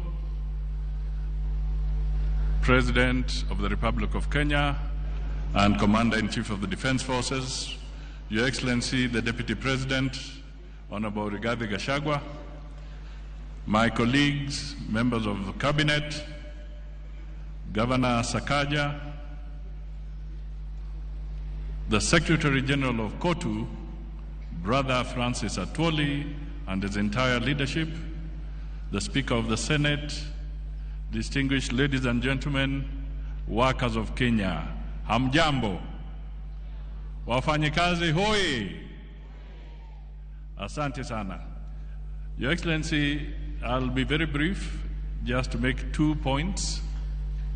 The first point is to say that I am delighted and extremely astounded that the one Honorable Secretary General Francis Atwoli has spoken without blinking, saying that mambo yalishabadilika. Your Excellency, if one thing can be attributed to Francis Atwoli, he is very pragmatic and is very realistic, and he does not mince his words. He has spoken and he has stated very clearly that we have no time for unnecessary distractions to the economy. It is time for us to close ranks, pull together, and work with the government and make sure that we can enhance the stability, particularly economic stability, of this country. Mr. Secretary General, that is indeed a very powerful message to the people of Kenya. Your Excellency, I would also want to encourage,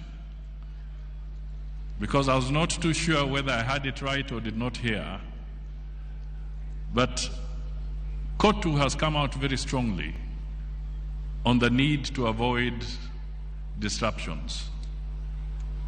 I would encourage the Federation of Kenya Employers, through the other entities, KEPSA, Kenya Association of Manufacturers, to also come out very strongly and stand against these disruptions, because they affect across the board.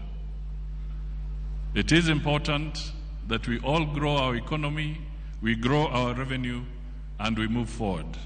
So let us pull together both employers and workers to make sure that we do not have unnecessary disruptions in our economy. There is no more time to waste. We have to work hard and we have to move forward.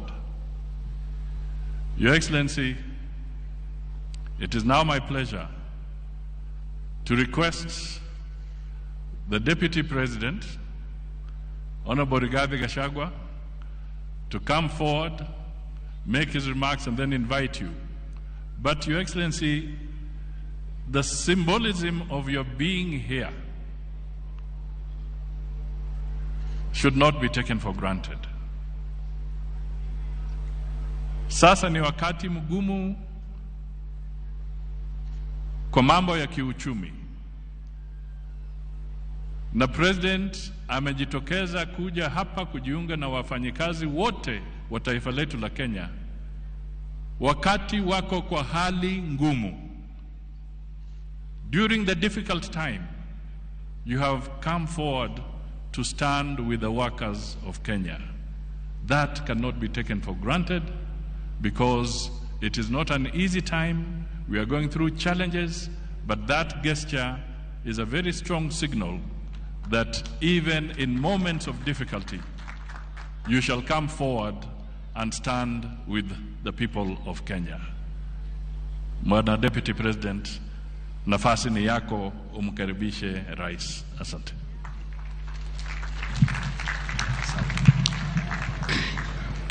Kiongozi wetu, Rais wa Jamhuri ya Kenya, Daktari William Samoei Ruto, Waziri wetu mkuu, Mheshimiwa Musalia Mudavadi, mawaziri wetu, Katibu mkuu wa KOTU, ndugu Francis Atwoli, waheshimiwa wabunge,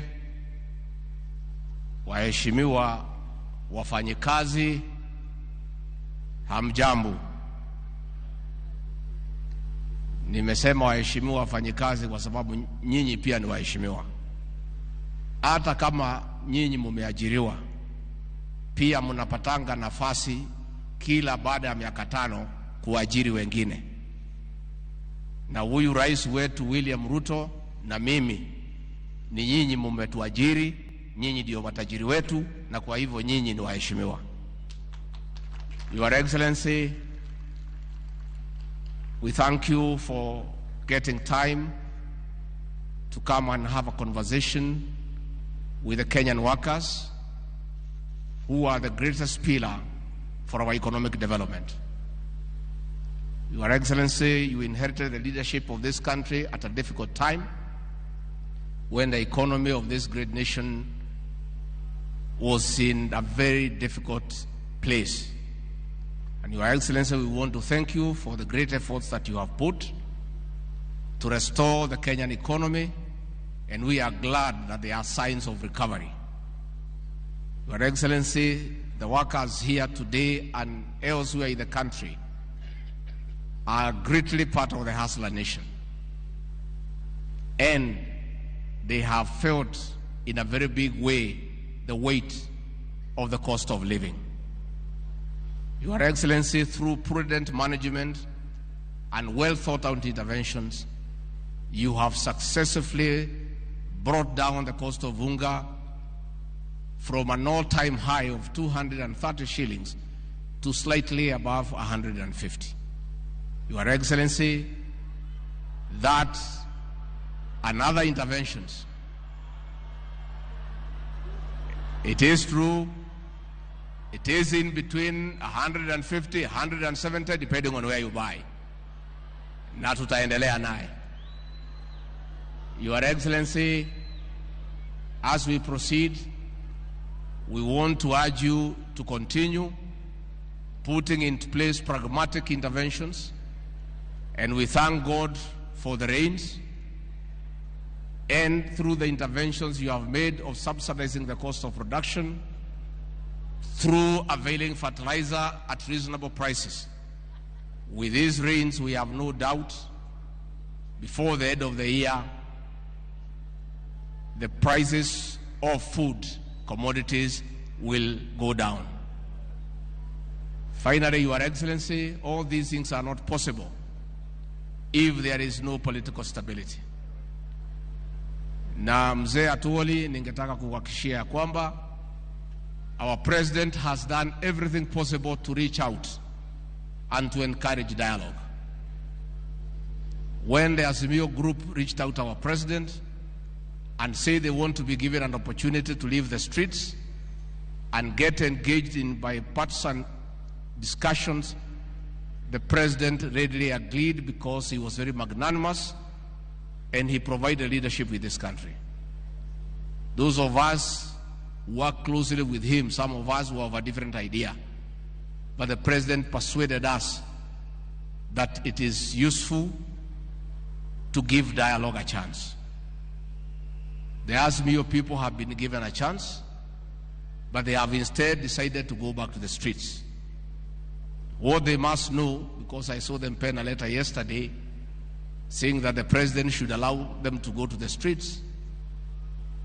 President William Ruto on 13th of September took the Bible before God and the people of Kenya and swore to protect and uphold the Constitution. One of his responsibilities in upholding the Constitution is to protect life and property. The several times the Azimio people were in the streets, there was no demonstration. It was destruction of property, looting of private property, killing people, and injuring others. We still urge them to consider to proceed in the bipartisan talks in Parliament. In the unfortunate event that they decide that they don't want to go that route, and they want to go to the streets, they must understand that the president has a constitutional duty to protect life and property. And asking the president to look the other way as people destroy people's property is asking him to violate the Constitution, which he cannot agree. Na ndivyo tunauliza hawa kesho waende wafanye vile wanataka, lakini tungeuliza huyu mzee kwa heshima awache kusumbua hawa mahasala ya Eastlands na Southlands. Hawa mahasala hawajui pahali sava iko. Kwa hivyo hakuna haja kwenda kuhangaisha hao na kuharibu mali yao na kuwazuia kwenda kazini. Kama wako na shida na William Ruto president wetu, si wanajua pahali yako pale State House, waelekee hapo, watafute grupu ingine ielekee kwangu, grupu ingine ielekee kwa Aden Duale pale DOD, si ingine naweza elekea kwa Kidiki pale Harambee House. Iko haja gani ya kusumbua na nchi mahasla? Wanatafuta riziki yao, wanatafuta unga, wanatafuta vile watasomesha watoto wao. And Bwana Francis Atuoli, those people are not sincere, because if they were sincere, they would have demonstrated then when unga was at 230, and they didn't. That is when they would have done it. So they are not sincere. And if the issues they are raising are with President William Ruto, they should go to State House and face him there, instead of going kuangaisha watu ya kawaida mahasala ya Kenya. And finally, Bwana Atuoli, I want to congratulate you for your leadership and pragmatism. This celebration, Your Excellency, is one of a difference. The labor celebration last year, there was not any discussion about workers. The whole ceremony, from the beginning to the end, was discussing William Samoei Ruto. But today, it is one of a difference. We are discussing the issues of the Kenyan workers. And that is why we want to say, Bwana Atuoli, you have shown pragmatism and leadership. Wewe, you had another president in mind. Ulikuwa unasema huyu hawezi. Hata ulikuwa umesema akishindwa atavute miti ya kujinyonga. But siku ameshinda, you have done the right thing.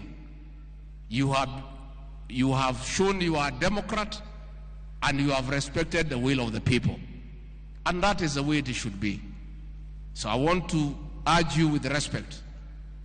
Hao marafiki yako uwatafute pale kwako Kitengela. Tulikuwa tunakufuatilia mkikaa na hawa. Waandalie chakula na ile vitu mlikuwa mnakunywa na hawa na ile muziki ya Lingala. Mkishamaliza uwaambie maneno ya kwamba uchaguzi uliisha na rais wa Kenya ni William Samoei, na hiyo ndio ukweli. They should stop living in denial. Hata wakivaa sufuria kwa kichwa, rais wa Kenya ni William Samoei Ruto. Hata wakisema nini, hata wakimtukana, yeye ndiye rais wa Kenya. Na wewe bwana mzee Atwoli, kwa sababu wewe umeelewa maneno, wewe ni mzee waite. Wakiburudika pale, wakichapa 1, 2, 3, watasikia maneno. Waeleze ya kwamba uchaguzi uliisha na wewe mwenyewe umetii demokrasia and you have respected the will of the people, because that is the way it should be. Kwa hivyo rais wetu wa Kenya wanategemea kwako ya kwamba utalinda mali yao, kwa sababu uko na kazi ambaye ni ya kikatiba ya kulinda mali ya Wakenya kutoka kwa muhalifu wote, akuwe ni nani au ni nani, kwa sababu hiyo ni katiba na ni lazima katiba itekelezwe. Kwa hayo mengi, ningemuuliza kwa heshima sote tusimame, tuchukue nafasi hii, tumkaribishe rais wa Kenya, President William.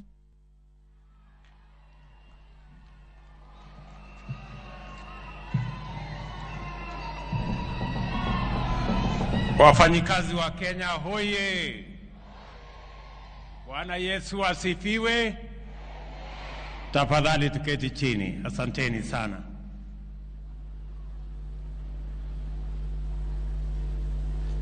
Kwanza mimi nataka nichukue nafasi hii kwa heshima kubwa katika siku hii ya Labor Day tarehe 1 mwezi wa 5 2023 kuwashukuru wafanyikazi wote wa Kenya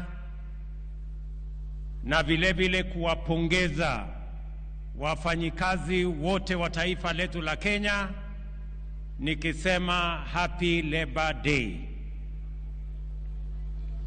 Nichukue nafasi hii kuwashukuru ninyi na Wakenya wote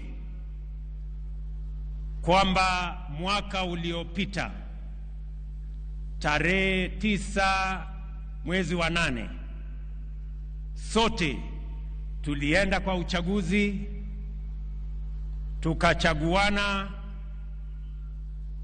kwa njia ya amani, tukamaliza ukabila na tukaweka taifa letu katika ramani mpya ya kwamba Wakenya wanaweza kutimiza haki yao ya kikatiba ya uchaguzi kwa njia ya ungwana na kwa njia ya amani.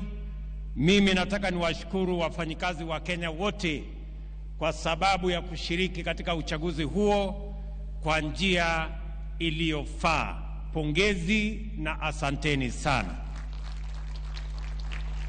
Nataka vile vile kwa njia ya kipekee na kwa heshima kubwa ni washukuru wa Kenya, wengi wao wafanyikazi walionipatia nafasi kwa kura zenu na kwa maombi yenu niwe kiongozi wa taifa letu la Kenya wa 5. Nataka niwaambie asanteni sana. Nataka niwapongeze Wakenya wote. Najua Secretary General wetu wa KOTU amesema hapa ya kwamba wengi wa wale ni viongozi wa wafanyikazi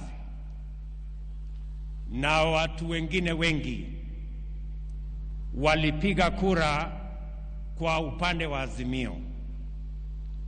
Mimi nataka niwaambie viongozi hawa na Wakenya wote, sote tulioenda kwenye uchaguzi, ya kwamba kila Mkenya ambaye aliamka asubuhi na mapema na akaenda akapiga kura kutekeleza wajibu wake wa kikatiba wa kuchagua viongozi, mbali na kuchagua wa mrengo hii ama mrengo mwingine, mimi nawaambia Wakenya wote walioenda kwa uchaguzi, pongezi zangu nyingi sana.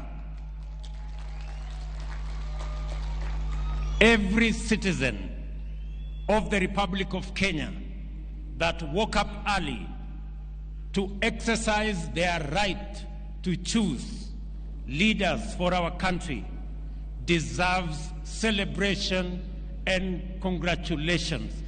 Irrespective of which way you voted, you exercised your right.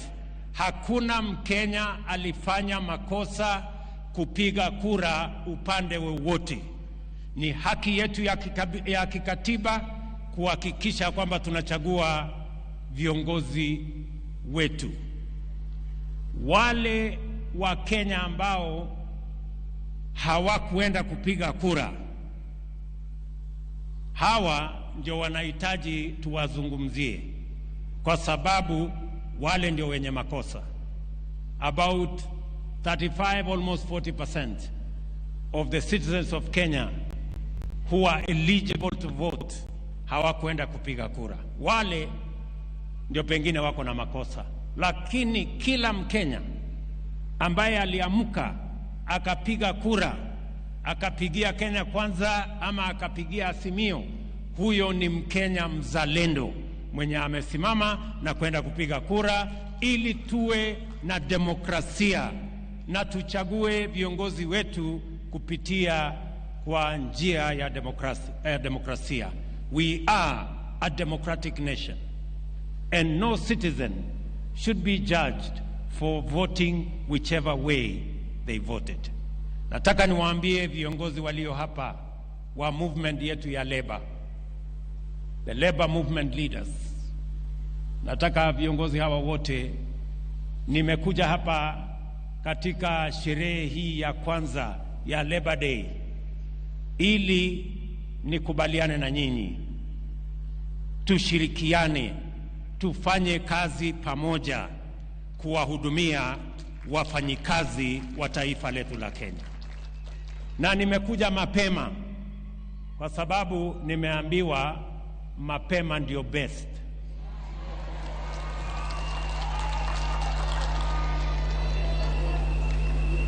Najua wengi wenu mulinilima sana. Mimi nataka niwaambie, Waswahili wanasema yaliyopita si ndwele. Jameni, tushirikiane, tufanye kazi pamoja. Mimi niko tayari kushirikiana na nyinyi pamoja, tujumuike kushughulika na mahitaji na matakwa na yale mambo ambayo yatafaa wafanyikazi wa taifa letu la Kenya. I want to ask respectfully all the labor leaders in our republic wasimame. Tafadhali, waheshimiwa wasimameni. Tuwapigie makofi hawa wadosi. Mimi nimewaambia hawa wadosi wote, mimi niko tayari kufanya kazi na wao. Karibuni my friends, let's work together. Sawa sawa. Msikuwe tena na baridi kwamba huyu mtu tulimlima pengine hako na maneno na sisi. Mimi sina maneno na mtu. Nyinyi mlitekeleza wajibu wenu wa kikatiba kupiga mahali kura mlipiga. Ile imebaki sasa ni kwamba hawa wafanyikazi waliowachagua, pia hawa wafanyikazi wamenichagua. So we share the employer. Nyinyi mmechaguliwa na hawa na mimi pia nimechaguliwa na hawa. Sisi wote ni wafanyikazi ya wananchi wa taifa la Kenya. Tushirikiane. Nataka niwaambie wafanyikazi wa taifa letu la Kenya ya kwamba pengine hatuna gold ama dhahabu, pengine hatuna almasi, ama pengine hata hatuna mafuta, ile kidogo yetu iko Turkana bado, lakini tuko na the most important resource in the Republic of Kenya that defines our country, and that is the Kenyan labor force. Wafanyikazi wa taifa letu la Kenya ndio rasilimali ya taifa letu la Kenya ya muhimu kuliko rasilimali ingine yeyote. The Kenyan workforce is what will shape the destiny of our country. Na kwa sababu hiyo, kwa sababu the Kenyan labor force is that important to the development of our country, we must look after it, we must work for it, and we must make it possible for it to grow, expand, and flourish. Ni jukumu letu kuhakikisha ya kwamba Wakenya wanapata nafasi ya kutosha kupata ajira, ndio wachangie katika kupeleka taifa letu la Kenya katika kiwango kipya. Nasema hivyo kwa sababu hata katika mazungumzo tulioenda kwa Wakenya wakati tulikuwa katika msururu wa mambo ya uchaguzi, kati ya mambo mengi tulioambiwa na Wakenya yanahusikana na wafanyikazi wa taifa letu. Na ndio sababu hiyo manifesto yetu, the bottom-up economic transformation agenda manifesto, is front, back, sides and center about the Kenyan people and the Kenyan workforce. Na ndio mimi nataka niseme hivi, katika mpango wetu, we need to expand, to grow and to develop the Kenyan workforce, because that is the jewel of the resources we have in the Republic of Kenya. Na ndio sababu hiyo nataka kusema mambo masita ya muhimu ambayo tunapanga kama serikali kuhakikisha ya kwamba tuko na wafanyikazi na wanafanya kazi katika mazingira na katika hali ambayo wako na usaidizi wa kuchangia katika kupeleka taifa letu la Kenya mbele. Jambo la kwanza, tumesema tunaweka mpango maalum katika sekta ya kilimo, kwa sababu pale katika sekta ya kilimo ndio inazalisha nafasi nyingi za ajira katika taifa letu la Kenya. Ndio sababu tumeweka pesa bilioni 3 kukamilisha masoko katika kila constituency katika taifa letu la Kenya, ili kila mkulima tumsaidie aweze kufikisha mazao yake sokoni, mahali atakutana na wanunuzi, na tuondoe changamoto ya mabrokers na makartels ambao wanaharibu jasho ya mkulima kwa kununua bidhaa zake katika bei duni na kusababisha mkulima jasho yake ipotee. The reason why we are going to expand markets in all our constituencies, we have agreed with county governments on agricultural aggregation and industrial parks in every county, where we are going to spend as national government 5 billion shillings in the coming budget, and the county governments will spend equally 5 billion shillings so that we can aggregate our agricultural produce and give real value to our farmers by eliminating middlemen, cartels, and brokers, so that the Kenyan worker in the farm can earn a decent wage and a decent living. Vile vile, tuko na export promotion program. Tuko na EPZ ya Athi River. Tuko na EPZ katika sehemu mbalimbali. Tunaweka EPZ Dongokundu. Tuko na EPZ mpya Naivasha. Tunaanzisha special economic zones zingine 5 katika taifa letu la Kenya, katika nia na mpango yetu ya kuzalisha ajira 200,000 kila mwaka kupitia our special economic zones and our export economic zones, kwa sababu tunataka kuhakikisha kwamba wale wafanyikazi wanafanya kazi katika our export zones and our special economic zones wanaongezeka, na pia tuongeze sehemu yetu ya export ya bidhaa zinatotoka mashambani katika taifa letu la Kenya. Hiyo ni jambo la pili.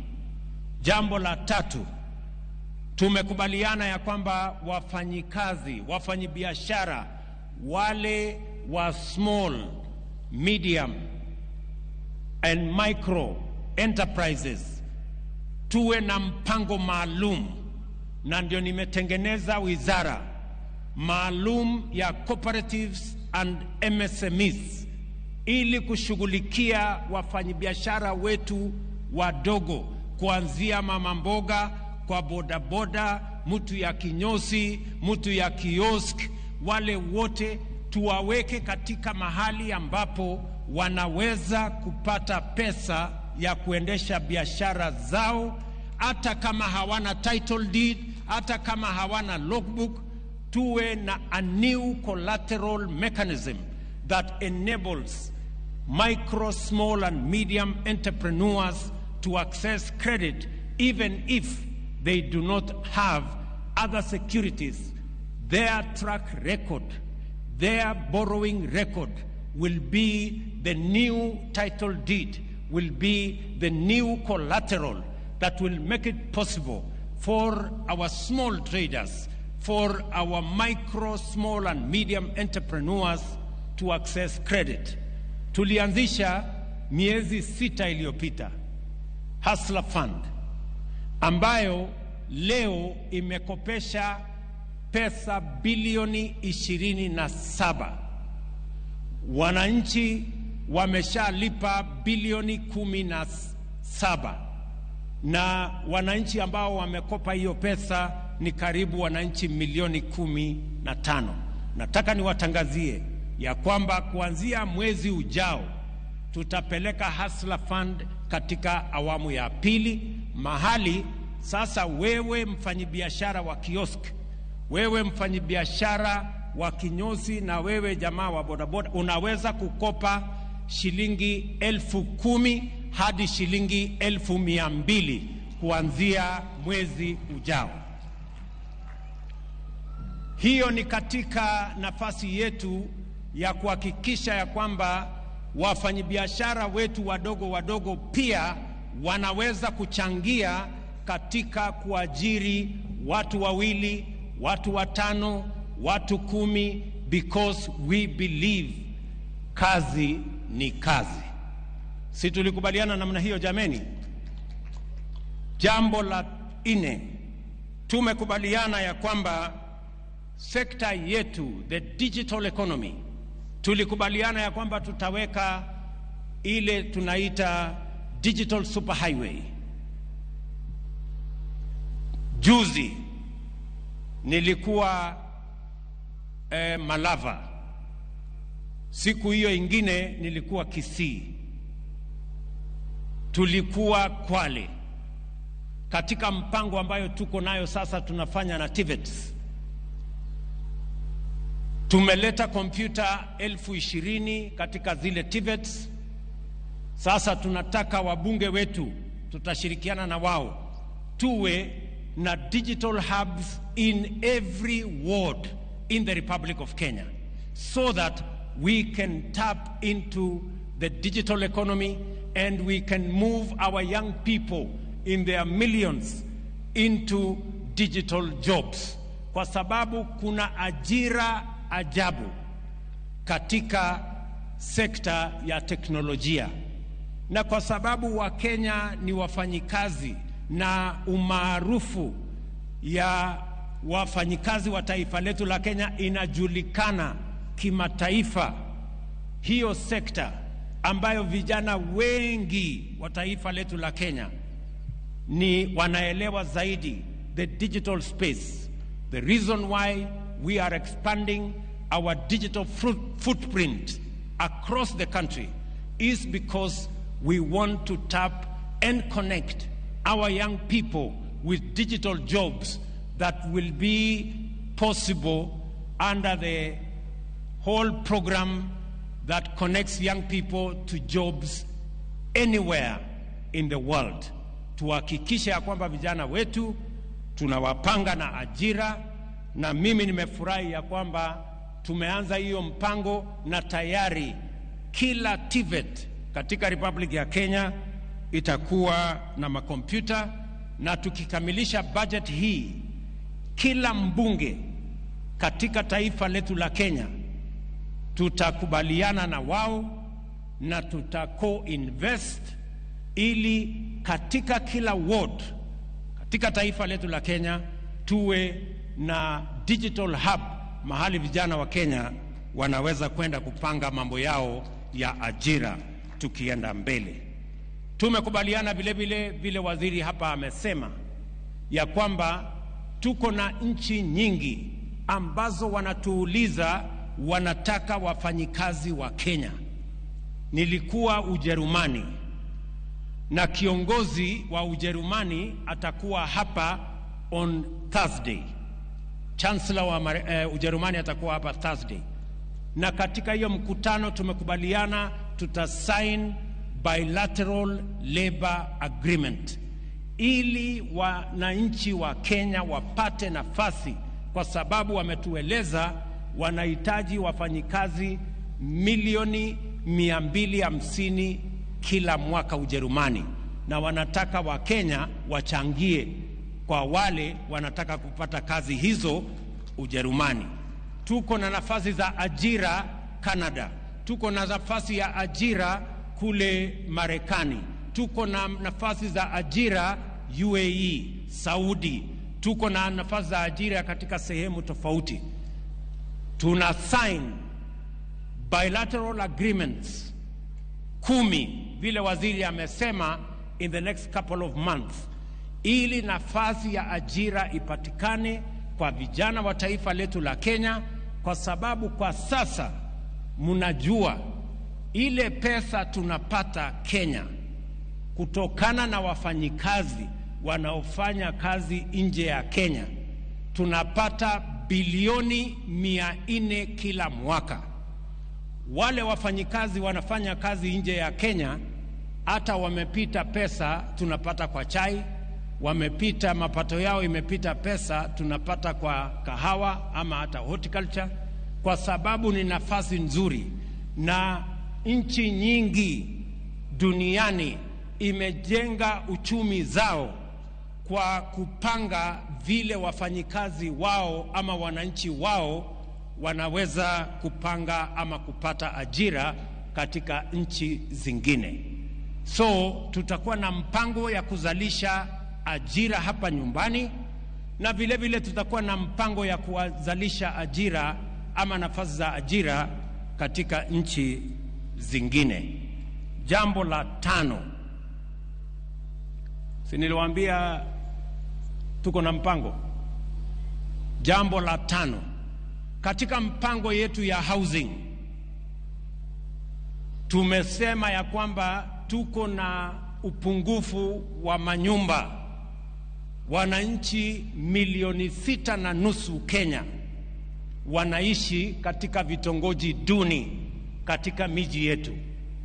Hapa Kibera, kule Mathare, Kawangware, sehemu hizi zote. Na nafasi hiyo tunaweza kuibadilisha. Ile changamoto ya kukosa nyumba tunaweza kuibadilisha iwe ni nafasi ya kupanga ajira ya vijana wetu. Tumekubaliana kama serikali ya kwamba tutakuwa tunajenga nyumba 200,000 Kenya mzima kila mwaka.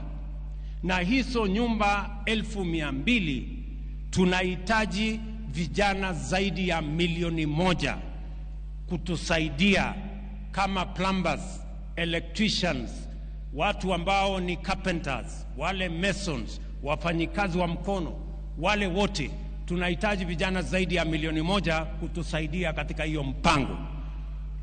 Mimi najua ya kwamba kazi hiyo, nimeanzisha nyumba kadhaa hapa Nairobi. Hapa Nairobi saa hizi tumefikisha nyumba 40,000 ambazo tunajenga. Nitakuwa hapa Makongeni tena in the next 1 month kuanzisha nyumba 30,000 zingine. Na tunataka kuhakikisha ya kwamba hiyo mpango katika budget yetu tumeweka nyumba 100 katika kila constituency as the catalyst ya kuhakikisha kwamba tunaanza kuspread mambo ya ujenzi wa manyumba ili tuhakikisha kwamba vijana wetu wanapata ajira. Watu wengi na naona viongozi wengine wanashinda wakishangaa, mbona huyu hasla anasukuma sana mambo ya ujenzi wa manyumba? Sikizeni. The reason why we are pushing the housing plan ni kwa sababu nchi zingine wamegundua ya kwamba ajira, huwezi tu kusema ajira itapatikana. You must have a plan. Huwezi tu kusema uchumi itakuwa alafu ajira itapatikana. Hapana, lazima uwe na mpango. You must be deliberate about where and how many jobs you are going to create in which sector and for what reason. Wale ambao wananiuliza maswali kwamba hii nyumba unaongea juu yake, wewe uko na haja gani na ile nyumba mimi naishi? Siwache tu mimi nijipange na nyumba yangu. Mimi nataka niwaambie hawa wadosi, tafadhali, unajua mpango ya housing sio nyumba peke yake tunatafuta. Hapana, tunatafuta pia ajira ya hawa vijana, kwa sababu na hiyo ndio muhimu hata kuliko ile nyumba tunajenga. Kwa sababu tusipopanga ajira ya hawa vijana, watakuwa wanatungojea barabarani, watakuwa wanahangaika mitaani, wataingia kwa madawa ya kulevya, na sote tutapata hasara. It is important, and I want the good people of the labor movement who are here to listen to me very carefully. I know muko na maneno kidogo na mimi hapo, lakini I am going to explain myself mpaka tukubaliane vile tutaenda mbele pamoja. Mimi nataka tukubaliane hivi. I said 5 things. I said 6 things. Nimekamilisha. Nimesema mpango yetu ya housing, mpango yetu ya kilimo, mpango yetu ya MSME, mpango yetu ya housing, mpango yetu ya digital na mpango yetu ya diaspora.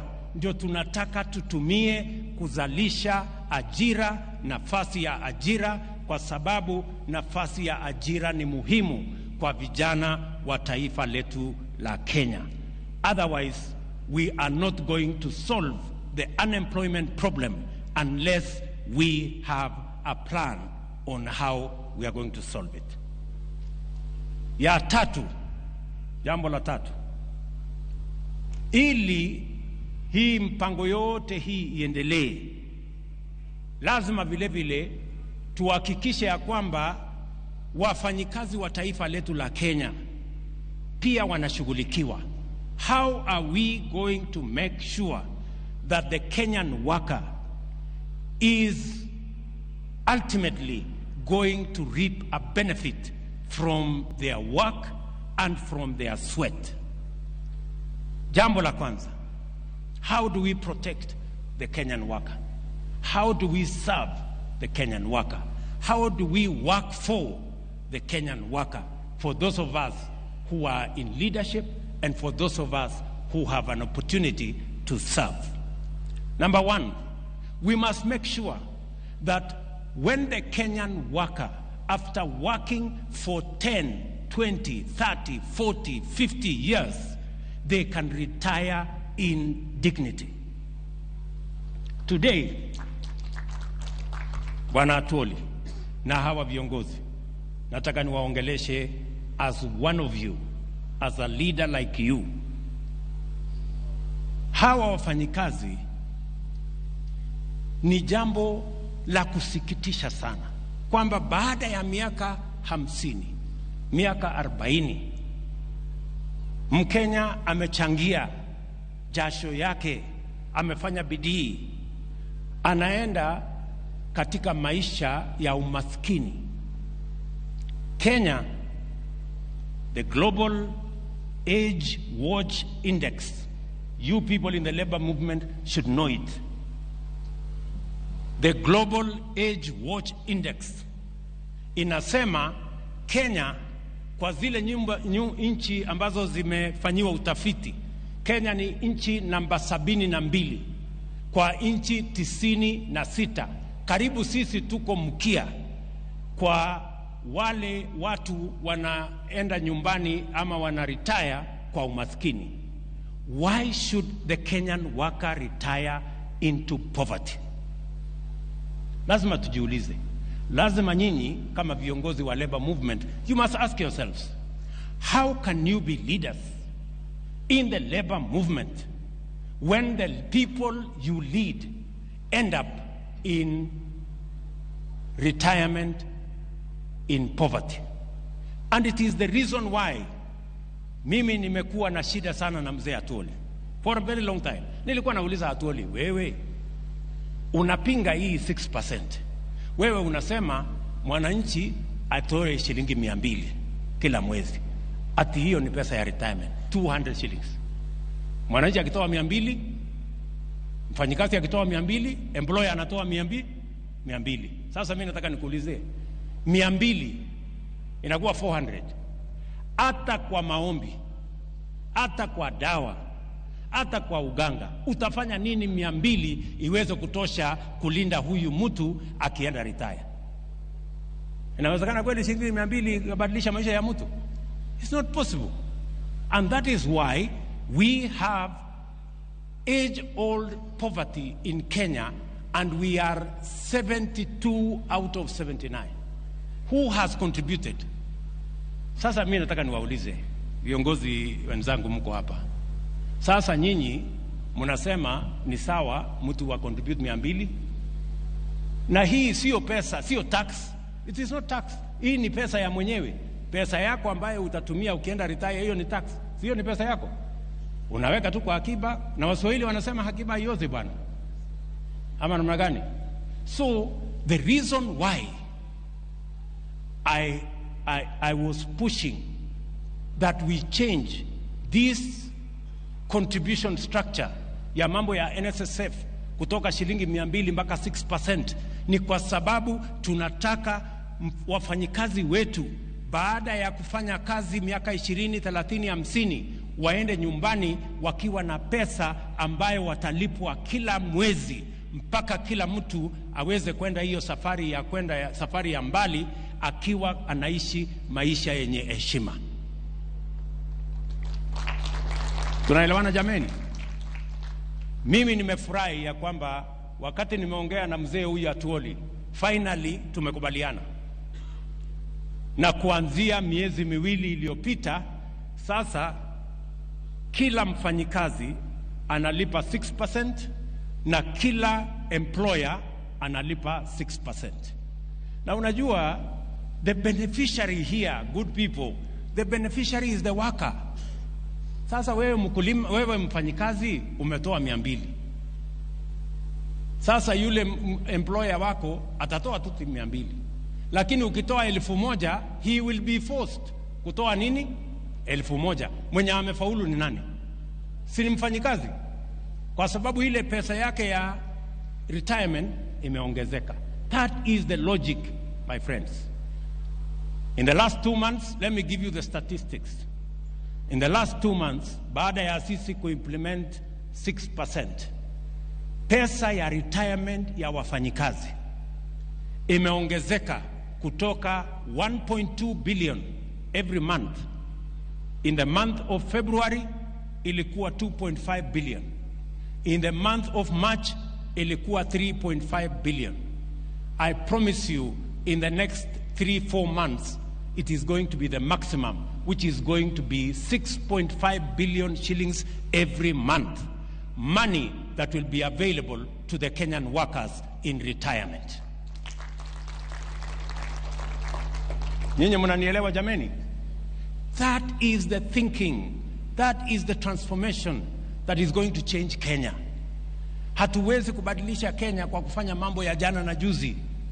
We have to learn from best practice. Mimi nataka niwahakikishie, kama mimi pia nikiwa ni mfanyikazi, nimeajiriwa kama vile nyinyi na wananchi wa taifa letu la Kenya, ya kwamba hiyo statistics ambayo nimepatiwa kutoka Wizara ya Labor ni kwamba we are only at around 60%.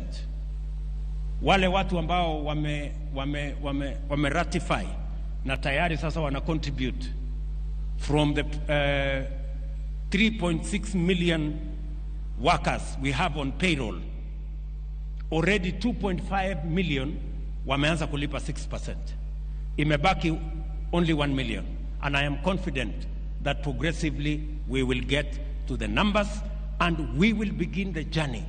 Kwa sababu nataka niwaeleze, and I have to tell you this because by God's grace I am the leader today in Kenya, ya kwamba Kenya, the culture of saving, we are only at 8% of GDP.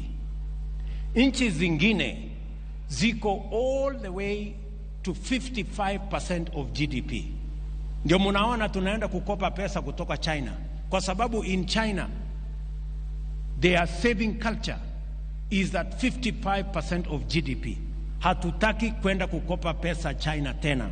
Tunataka hii pesa yetu ambayo ni wafanyikazi wa Kenya ndio watatusaidia kujenga nazo barabara, kujenga nazo dunia hii, na tuwalipe ile interest tunalipa wale Chinese na tunalipa wale watu wengine. Hawa wafanyikazi wa Kenya wafaidike na interest ya serikali. That is all we are asking, good people. Hiyo ni agenda yetu ya kwanza, kutetea hawa wakulima, hawa wafanyikazi. These workers, they should retire in dignity because they have saved enough money to take care of their retirement. Jambo la pili, ili tuweze kuprotect these Kenyan workers, jambo la pili ni mambo ya matibabu, NHIF na matibabu in general. Niliwaahidi wa Kenya ya kwamba tutachunguza upya maneno ya afya. Wakenya wengi, karibu Wakenya milioni 1, statistics show that up to 1 million Kenyans sink into poverty because of medical bills, meaning that many families end up in poverty because a loved one got sick. They sell everything, they sell their produce, they sell their wares, they sell their property and end up in poverty. And we must address ourselves to the issue of health in Kenya. Niliwaahidi ya kwamba hii mambo ya health tutaichunguza. Mimi nataka niwatangazie hivi. Nimeketi chini na wizara yetu ya afya, tumepanga ile mpango tulikuwa nayo. Niliwaahidi ya kwamba tutaanza mambo ya health upya. We are going to have a paradigm shift in the delivery of our health products in Kenya. we are not going to go the route that we have always invested in curative health. We are going to go the opposite direction in promotive and preventive health interventions. Hatua ya kwanza ni ile Sakaja amesema hapa. Tumekubaliana na county governments ya kwamba mambo ya health, asante governor, mambo ya health tunaanza pale chini kwa community health promoters. Na tumekubaliana ya kwamba we are going to recruit 100,000 community health promoters in Kenya. Kila familia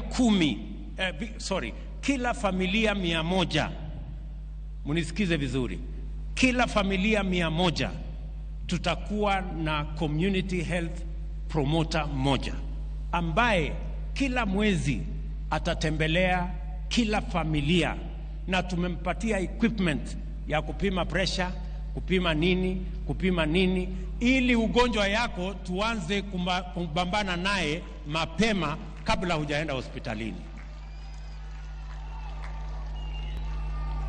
Tayari, almost all the counties already have community health promoters. What we are going to do as national government is to agree with them on how we are going to remunerate these community health promoters. And we are going to share 50-50. Every county that contributes whatever money, we are going to match the money you are contributing in making sure that we have community health promoters that are going to help us to prevent diseases, to promote health among us citizens in a manner that ensures that we begin from the bottom going up. Nyinyi mnanielewa? Jambo la pili, niliwaambia haiwezekani kwamba mimi rais nalipa shilingi 1,700 kila mwezi, na mama mboga na mtu ya bodaboda analipa shilingi 500 ili akuwe na kadi ya NHIF. Mimi mshahara yangu ni 1,000,000. Yule bodaboda mapato yake ni 5,000. Kuna ungwana pale kweli? So nimesema tumebadilisha the contribution mechanism and the contribution formula. Sasa yule ambaye mlikuwa mnalipa kwa NHIF shilingi 500, sasa tutateremsha chini ikuje shilingi 300 kwa wale mmekuwa mkilipa shilingi 500. Kuanzia mwezi wa 7 tukikamilisha budget na mimi ambaye ni rais ambaye nimekuwa nishikilipa shilingi 1,000, sasa mimi nitalipa shilingi 27,500, na hao wengine katikati hapo watalipalipa hapo kidogo namna hiyo, so that we have an equitable contribution mechanism. Every one of us is going to contribute 2.7% of their earning to NHIF so that we can carry this load of health equally. Na vile vile tumeweka mpango mzuri ili kila mwananchi apate nafasi ya kuweza kupeleka watu wao wakiwa wagonjwa. Kwanza tuna ile ambayo tunaweza kumalizana nayo kule mashinani, tumalizana nayo. Hakuna haja ya mtu mwenye ako na homa anaenda Kenyatta National Hospital. Homa tunaweza kumalizana naye huko kwa kijiji. Ni kweli ama si kweli? Iko haja ya mtu ya homa aende Kenyatta National Hospital kuleta congestion? Sisi tunamalizana naye mashambani huko nyumbani. Community health promoter, health center, dispensary, hapo tunamalizana na hiyo hapo. Tumekubaliana jameni? So we have a deliberate plan on how we are going to change how we deliver health in the Republic of Kenya, because that is the timely intervention that is necessary for our republic at this point in time. Nasema hivyo kwa sababu we want to serve the Kenyan worker and protect the Kenyan worker so that they can work optimally for us and work for their country and work for our nation. Jambo la tatu ambayo lazima tufanye ili kuwasaidia wafanyikazi wetu. Nimesema lazima to protect their old age, lazima to protect their health, na vile vile sera mpya. We are going to have a new wages and remunerations policy. Tunatengeneza sera mpya ambayo itashughulikia ni nani analipwa pesa ngapi. Tuondoe tofauti ambayo iko kati ya wafanyikazi wa umma, wafanyikazi wa private sector. We must harmonize how we treat all our workers so that all workers work for equal pay that is fair and that ensures, hata tukisema minimal wage, lazima tukubaliane, how do we arrive at minimal wage? How do we arrive at a decent, livable wage? Hiyo sera tayari iko katika baraza letu la mawaziri. Bwana chairman wa Labour hapo bunge, Bwana Karemba yuko hapa, anaitwa Bwana Mushangi. Tutaleta hiyo sera bunge, alafu nyinyi kama bunge mutatembelea hawa wafanyikazi wa Kenya wote, walete mchango wao vile wangependa hiyo sera itekelezwe kwa manufaa ya wafanyikazi wote wa taifa letu la Kenya. Jambo la nne ambayo tunataka kufanya kushughulikia hawa wafanyikazi wetu ni mambo ya injury in the place of work. Kuna wafanyikazi wengi wanaumia pale kazini, na inakuwa ni changamoto kubwa kupata compensation. Wengi wanakuja pale katika wizara ya Labor, wanahangaika ofisi hii, wanahangaika ofisi hile, kwa sababu tumesema ile mpango iko sasa for compensation around injuries at the place of work ni kwamba it is the employer who bears liability. We want to change the structure because some employers run away from that responsibility when it happens. We are going to change that whole framework so that it becomes a social insurance scheme called the Workers' Compensation Fund, so that it is predictable, so that every worker has access, na pia itakuwa rahisi kwa employers, so that employers don't carry too much burden when their employees are injured. They only contribute an insurance premium that will ensure that if workers are injured, there is a fund that will make sure they are paid. Some of the workers lose their limbs, they lose their hands, and that is what makes them underpaid. We must be able to compensate workers in that manner. Vile vile, mimi nataka niseme ya kwamba wakati nimekuwa hapa nimeona vibango ambazo zimepita hapa. Wafanyikazi wakisema wanataka ile section, ile ILO Convention 189 on decent work for domestic workers. Mimi nataka niwaambie, nimeshaongea na waziri wetu, anapanga. We are going to discuss in the next cabinet. My deputy here is going to lead that charge so that we can conclude and we can ratify the Convention on Decent Work for Domestic Workers, ILO Convention number 189. Nataka vile vile niwahakikishie ya kwamba ILO Convention number 190 ambayo pia inashughulika na maneno ya elimination of violence and harassment in places of work, ILO Convention number 190, together with ILO Convention number 189, to ensure that workers can go to work, there is no harassment, there is no intimidation, and there is no violence at the place of work.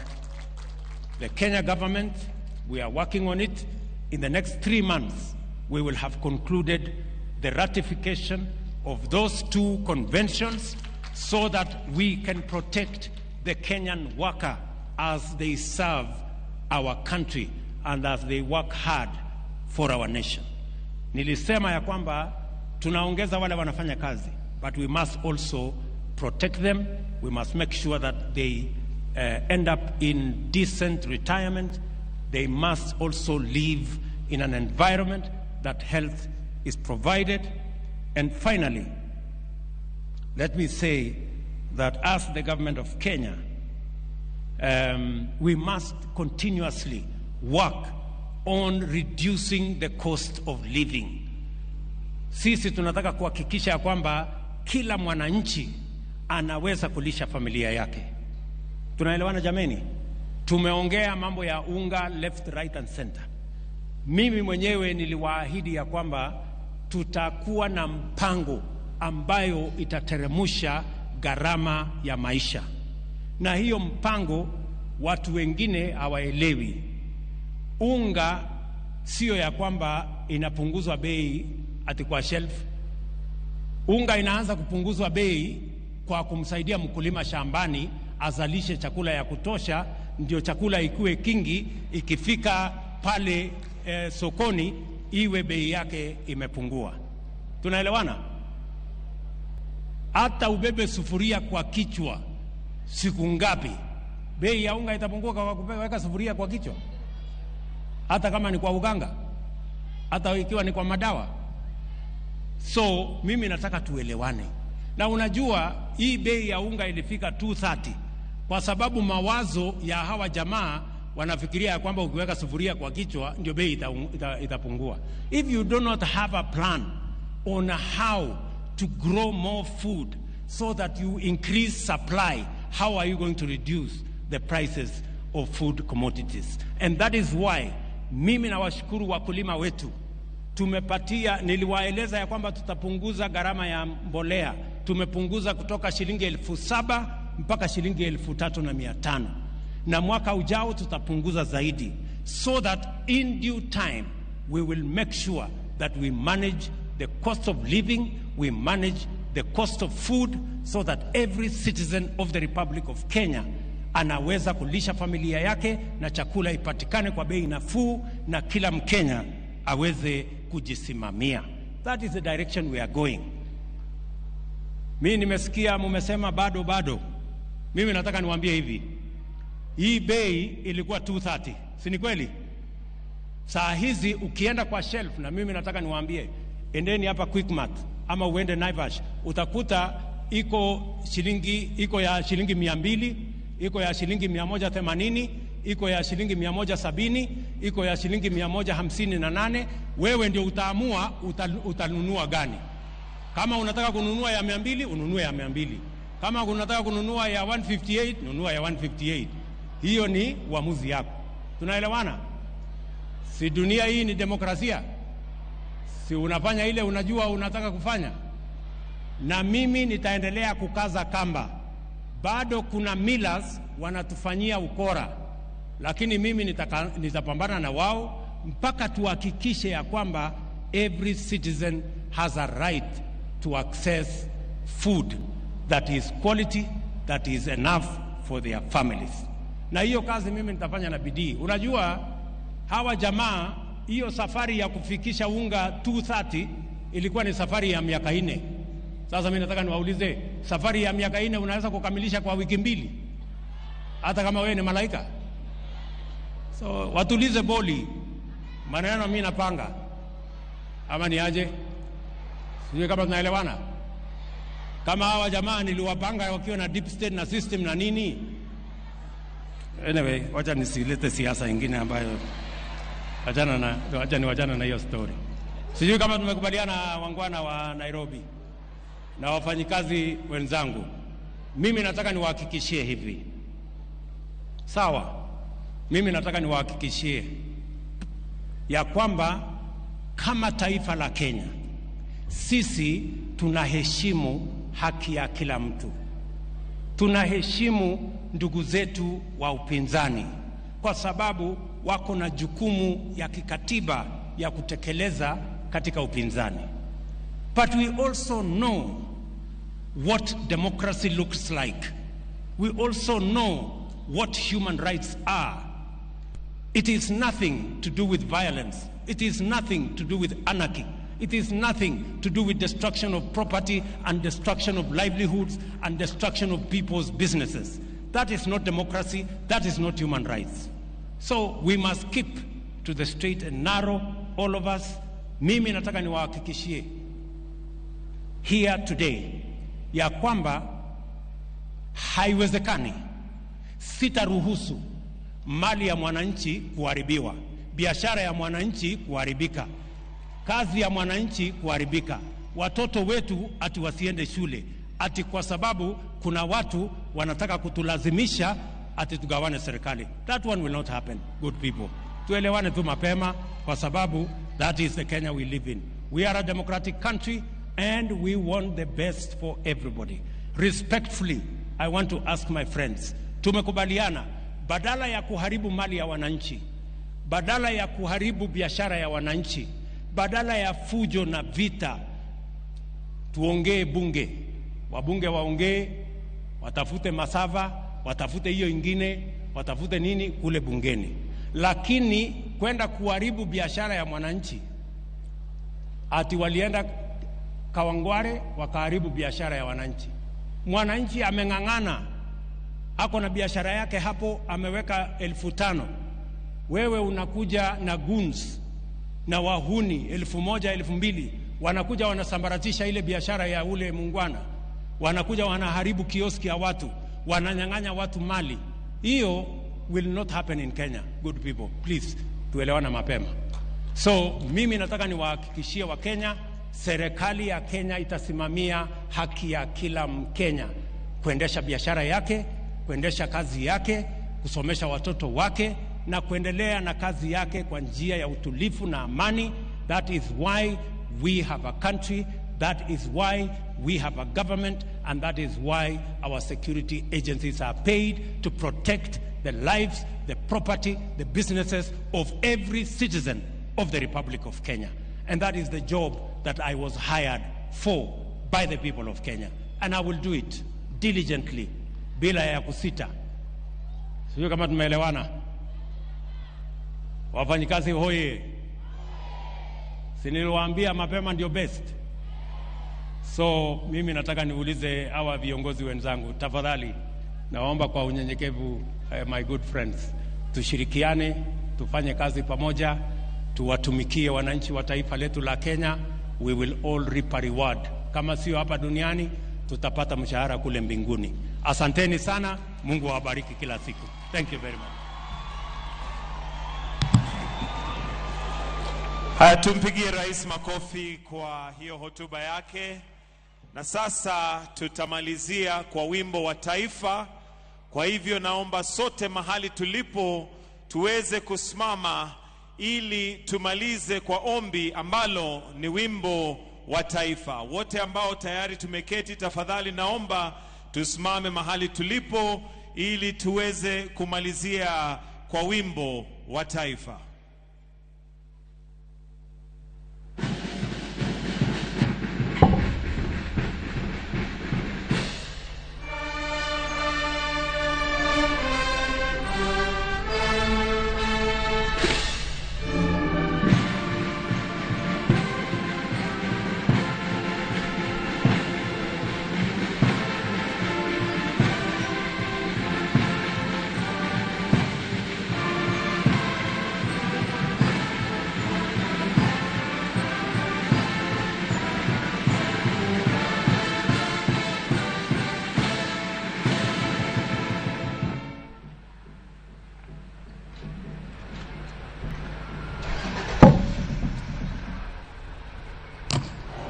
Haya basi, naomba tuweze kumruhusu rais aweze kuondoka. Asante sana Mheshimiwa Rais. Tumefika kilele na mwisho wa sherehe yetu. We've come to the end of this particular ceremony. Thank you, Your Excellency. Have a wonderful Labor Day.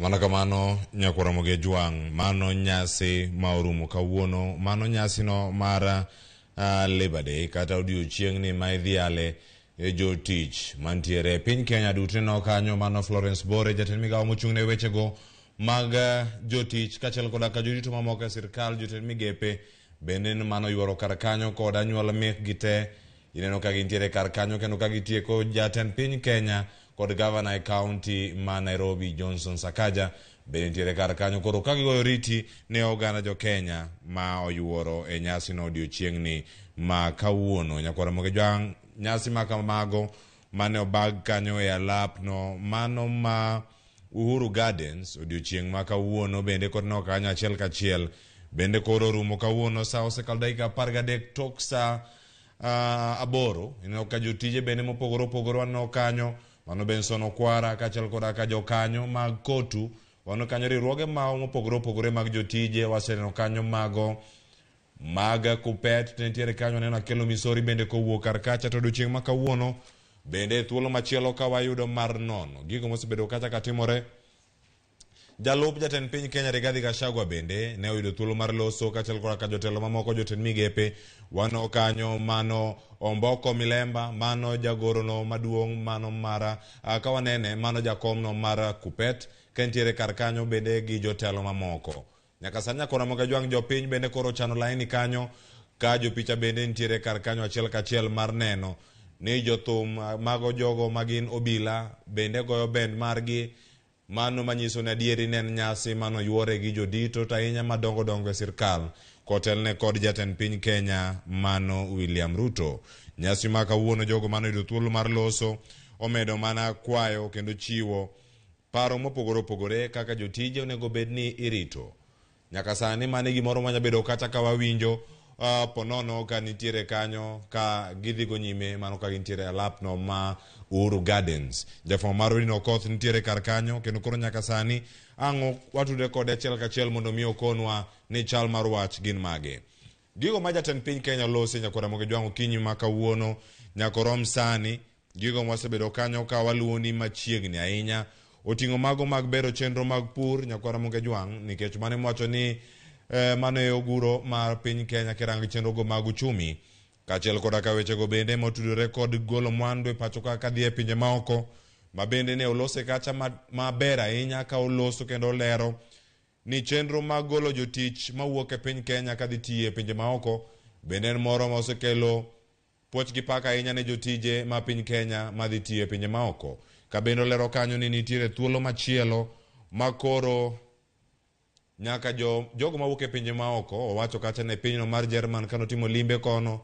ne yudo thuolo machielo mar yudo thuolo mano mar yudo chal mar wach ni jotije mane pacho kae gitimo tich e pinje maoko yo machalo nade bero chenro mag ohala bende loso kar kacha mag ohala matindo tindo ka bende wacho kanyo ni sani gibiro yudo thuolo mar yudo ohala mano kokalo gucho omenda no mar Hustler Fund maromo kacha $10,000 nyaka $200,000 mano ka gintiere kacha ohala no mar Hustler Fund oganda masani mantiere kanyo ka wantiere kode kanyo Edwin Okoth ka wayude wadhi kode yo makare weche mag lony manyasani gibero chenro mag uchumi kata mano digital economy bende koro wayudo thuolo mar kanyo mag timo gik mopogore opogore wayudo thuolo bende mag rango kendo mag nono gik mathoth ahinya mosebedo kata katimore mano kotenore kod bero chenro mag uchumi tanya kokalo e mbui kata mago mwacho ni e lony manyasani mano ka wanyarango kar kanyo koro moge jwang kamachielo bende wacho kanyo ni tiegruok mago kale kuonde mag tiegruok mago mantiere kore makalo mago mag TVETs kod kuonde mamoko yudo thuolo bende ma wacho kanyo kano wacho ni nitiere chenro mag gero kuonde mag tudruok e kor gwenge kata mago mag lony manyasani wacho ni ICT hubs mago bende bedo kacha ka gintiere e kor gwenge ma opogore opogore chenro ma bende diro kod bad migawo kata migawo no mochung' ne weche mag tudruok kod lony manyasani kaachiel koda ka kelo yuto kokalo e lony manyasani iwacho ni nitiere tije mang'eny ahinya ma oganda jo Kenya nyalo bedo ka timo kendo yudo kawuok e pinje maoko wacho kata ne pinyno mar German pinyno bende mar Australia nitiere pinyno bende mwacho mar Canada onego bende gitimo gi e yo machalo nade kamachielo bende mwacho kanyo ni nitiere labor export kata golo jogo man gi lony tije mopogore opogore ka itero gi e pinje maoko magi kod mathoth atuda kod jawadwa mano Edwin Okoth mabende do thuolo mar chopo achiel kachiel e alapno ma Uhuru Gardens kama nyasi ma odiochieng' ma kawuono ma tarik 1 dwe mar 5 higa mar 2023 mar Labor Day kata mano mar odiochieng' jotich bende ne obagi bure Nairobi kae. Nyasi ma kamagi bende ne otimore kaunti ma intiere miwaote SMS line 33600 konwa ni chal mar wach en mane. Edwin Okoth amoseni misawa nyaka sani nyasi oserumo mage momako wangi nyaka ne oganda chak chopo kata kane giyuoro nyasi mar jotich odiochieng' ma kawuono ka gintiere Uhuru Gardens. Edwin. Erokamano ahinya Leopard, awinjo yo makare kendo mana kaka iwachono en odiochieng' ma koro ochopo e giko mare, nyasi orumo kendo jotelo manoyuoro osewuok ka gidok e miergi kata jopiny bende manobiro osedok e miergi, to kata kamano geno mane thoth mekgi obiro ka ng'eyo ni to inyalo medgi omenda ma ichulogi nikech mano e geno ma jatich moro amora mabiro e nyasi mar Labor Day nigago ni inyalo land ni omenda matin mogik kata minimum wage ma inyalo chul jatich e kor pa. Kata kamano mano nokobiro nikech koro omenda ma ichulo jatich matin mogik pod idong' mana siling 15,200 mane kaka nomede higa mokalo.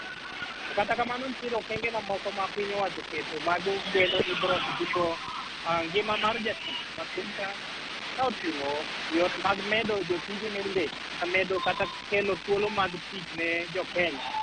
Achiel kuomgi en bero migawo mar pur kata agriculture kama iwacho ni miyo jopur mbolea ma gibiro purogo mondo gimed nyayo cham biro konyo e yore mag keto thuolo mag tich, loso thuolo mag tich ne jotich. Nikech migawo mar pur en achiel kuom migepe ma ondiko jotije mang'eny mogik e pacho ka.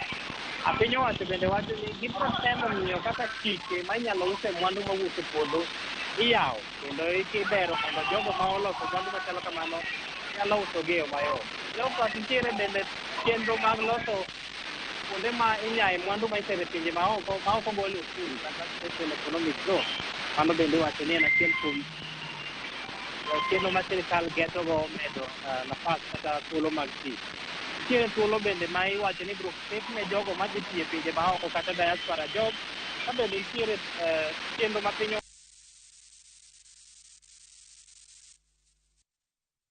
kamano ahinya Edwin Okoth. Ripot wayudo e yo makare. To koro kaluwore gi chal mar wach bende weche mag tudruok iwacho kanyo ni bende ka oganda wang'e maber gin gi mor jotelo mopogore opogore wuok kar kanyo ok wayud thuolo mar winjo e yo makare. Kata kamano wang'e maber ni biro kendo ibiro loso ripot e yo makare ne jo winjo kaachiel koda ka joneno mag Ramogi TV e kindegi duto ka wantiere ka kod weche manyien mago mag kagi kacha ang'ich welo odiochieng' ma kawuono wantiere kanyo kod rameny piny.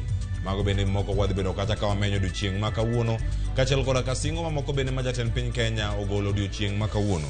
Nyaka Ramogi jwang' nyaka wechego mag gero udi ma nengogi oyweyo bende olose odiochieng' ma kawuono. Koro ang'e ni Edwin Okoth bende ang'iko wechego makare ahinya koromo weche manyien mago mag oimore bende mago mag weche manyien ma Sadek awacho ni bende achiel kachiel ibed kod ng'eyo ni gin gik mage ma osebedo kanyo ka timore mano ari okinyi ma kawuono kane nyasi nochako nyaka sani koro chopo e giko. Nyaka Ramogi jwang' en morwa mar bedo kodi pile ka pile kaka Ramogi TV odiochieng' mokwongo mano chopo e yamo ne wasingo ni wabed wang'i koda iti. Nyaka sani wasetimo mano kendo koro ang'o mi thuolo mondo ine chenro mamoko mabiro e Ramogi TV odiochieng' ma kawuono mar jotich. Wakwayo ni awe makare inya bedo kacha ni jatich ka in ng'ama ondiko ji e tich irit gi e yo moro makare mondo mi odiochieng' ma kawuono gin bende gibede gi mor e chunygi ka giriwre kod jowetegi ka gidhialo odiochieng' jotich ma jodho agunda luongo kanyo ni Labor Day. Nyaka Ramogi jwang' natayi e chenro ma kawuono kana kelo ni kendo kana tudi gi jogo mantiere kor gwenge ahinya mano mane nitiere lap mar Uhuru Gardens. An koro ang' alore gi kanyo ni mar ang' waikre mondo mi wakel ni weche manyien ma bende oneno kendo mienjo kowuok e alapno mar Uhuru Gardens odiochieng' ma kawuono. Koro sani ka walore ibed kod odiochieng' makare chenro pod e lach Ramogi TV ka opogore gi magi mag weche manyien mathoth pod biro. Koro med kete Ramogi TV kinde duto riti ne jogo duto mano kelo chenro biro ni achiel kachiel jafwambo marwa mane nitiere Uhuru Gardens mano Edwin Okoth kaachiel koda ka joik chenro mane nitiere e studio marwa ma Nairobi kar ka gi kuonde mamoko. Wagonu erokamano ahinya kuom kelo chenro ni obironu e yo makare. Nyinga Cleophas Oluoch jakisumo kanyakwar ma okew nyaka Chango alore gi kanyo oriti masani.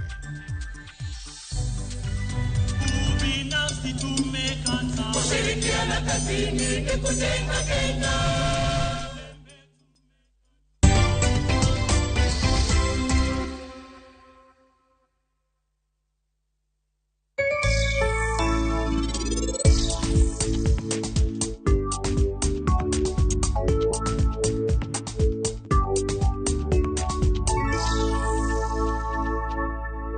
We partner with communities across all 47 counties. We partner with people through the values we share, the people who inspire us, and the lives we continue to touch. Because when we unite, there's nothing we can't do.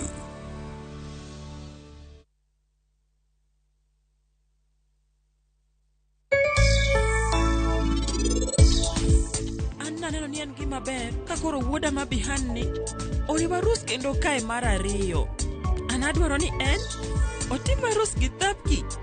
Make your mealtime more magical. Buy any participating pack. Check under the cap to get your code and stand a chance to win free food shopping for a year, plus millions in instant cash, airtime, and shopping vouchers.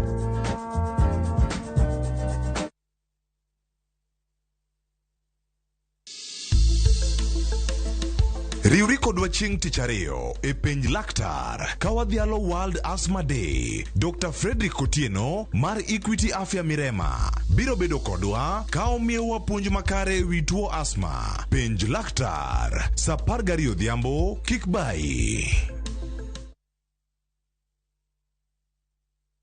Jiboost na milioni 1 kila wiki kwa kucheza Shabiki Midweek Jackpot.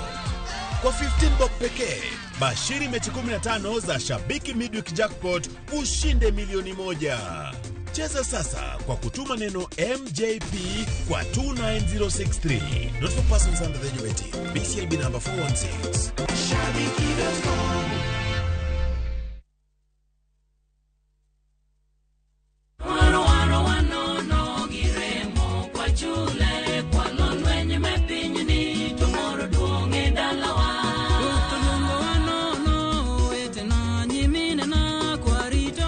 Mondo iyud wendane kaka sikiza timu mari dimana *812 *784#. To parie ni Ramogi TV enye ot mar jower te.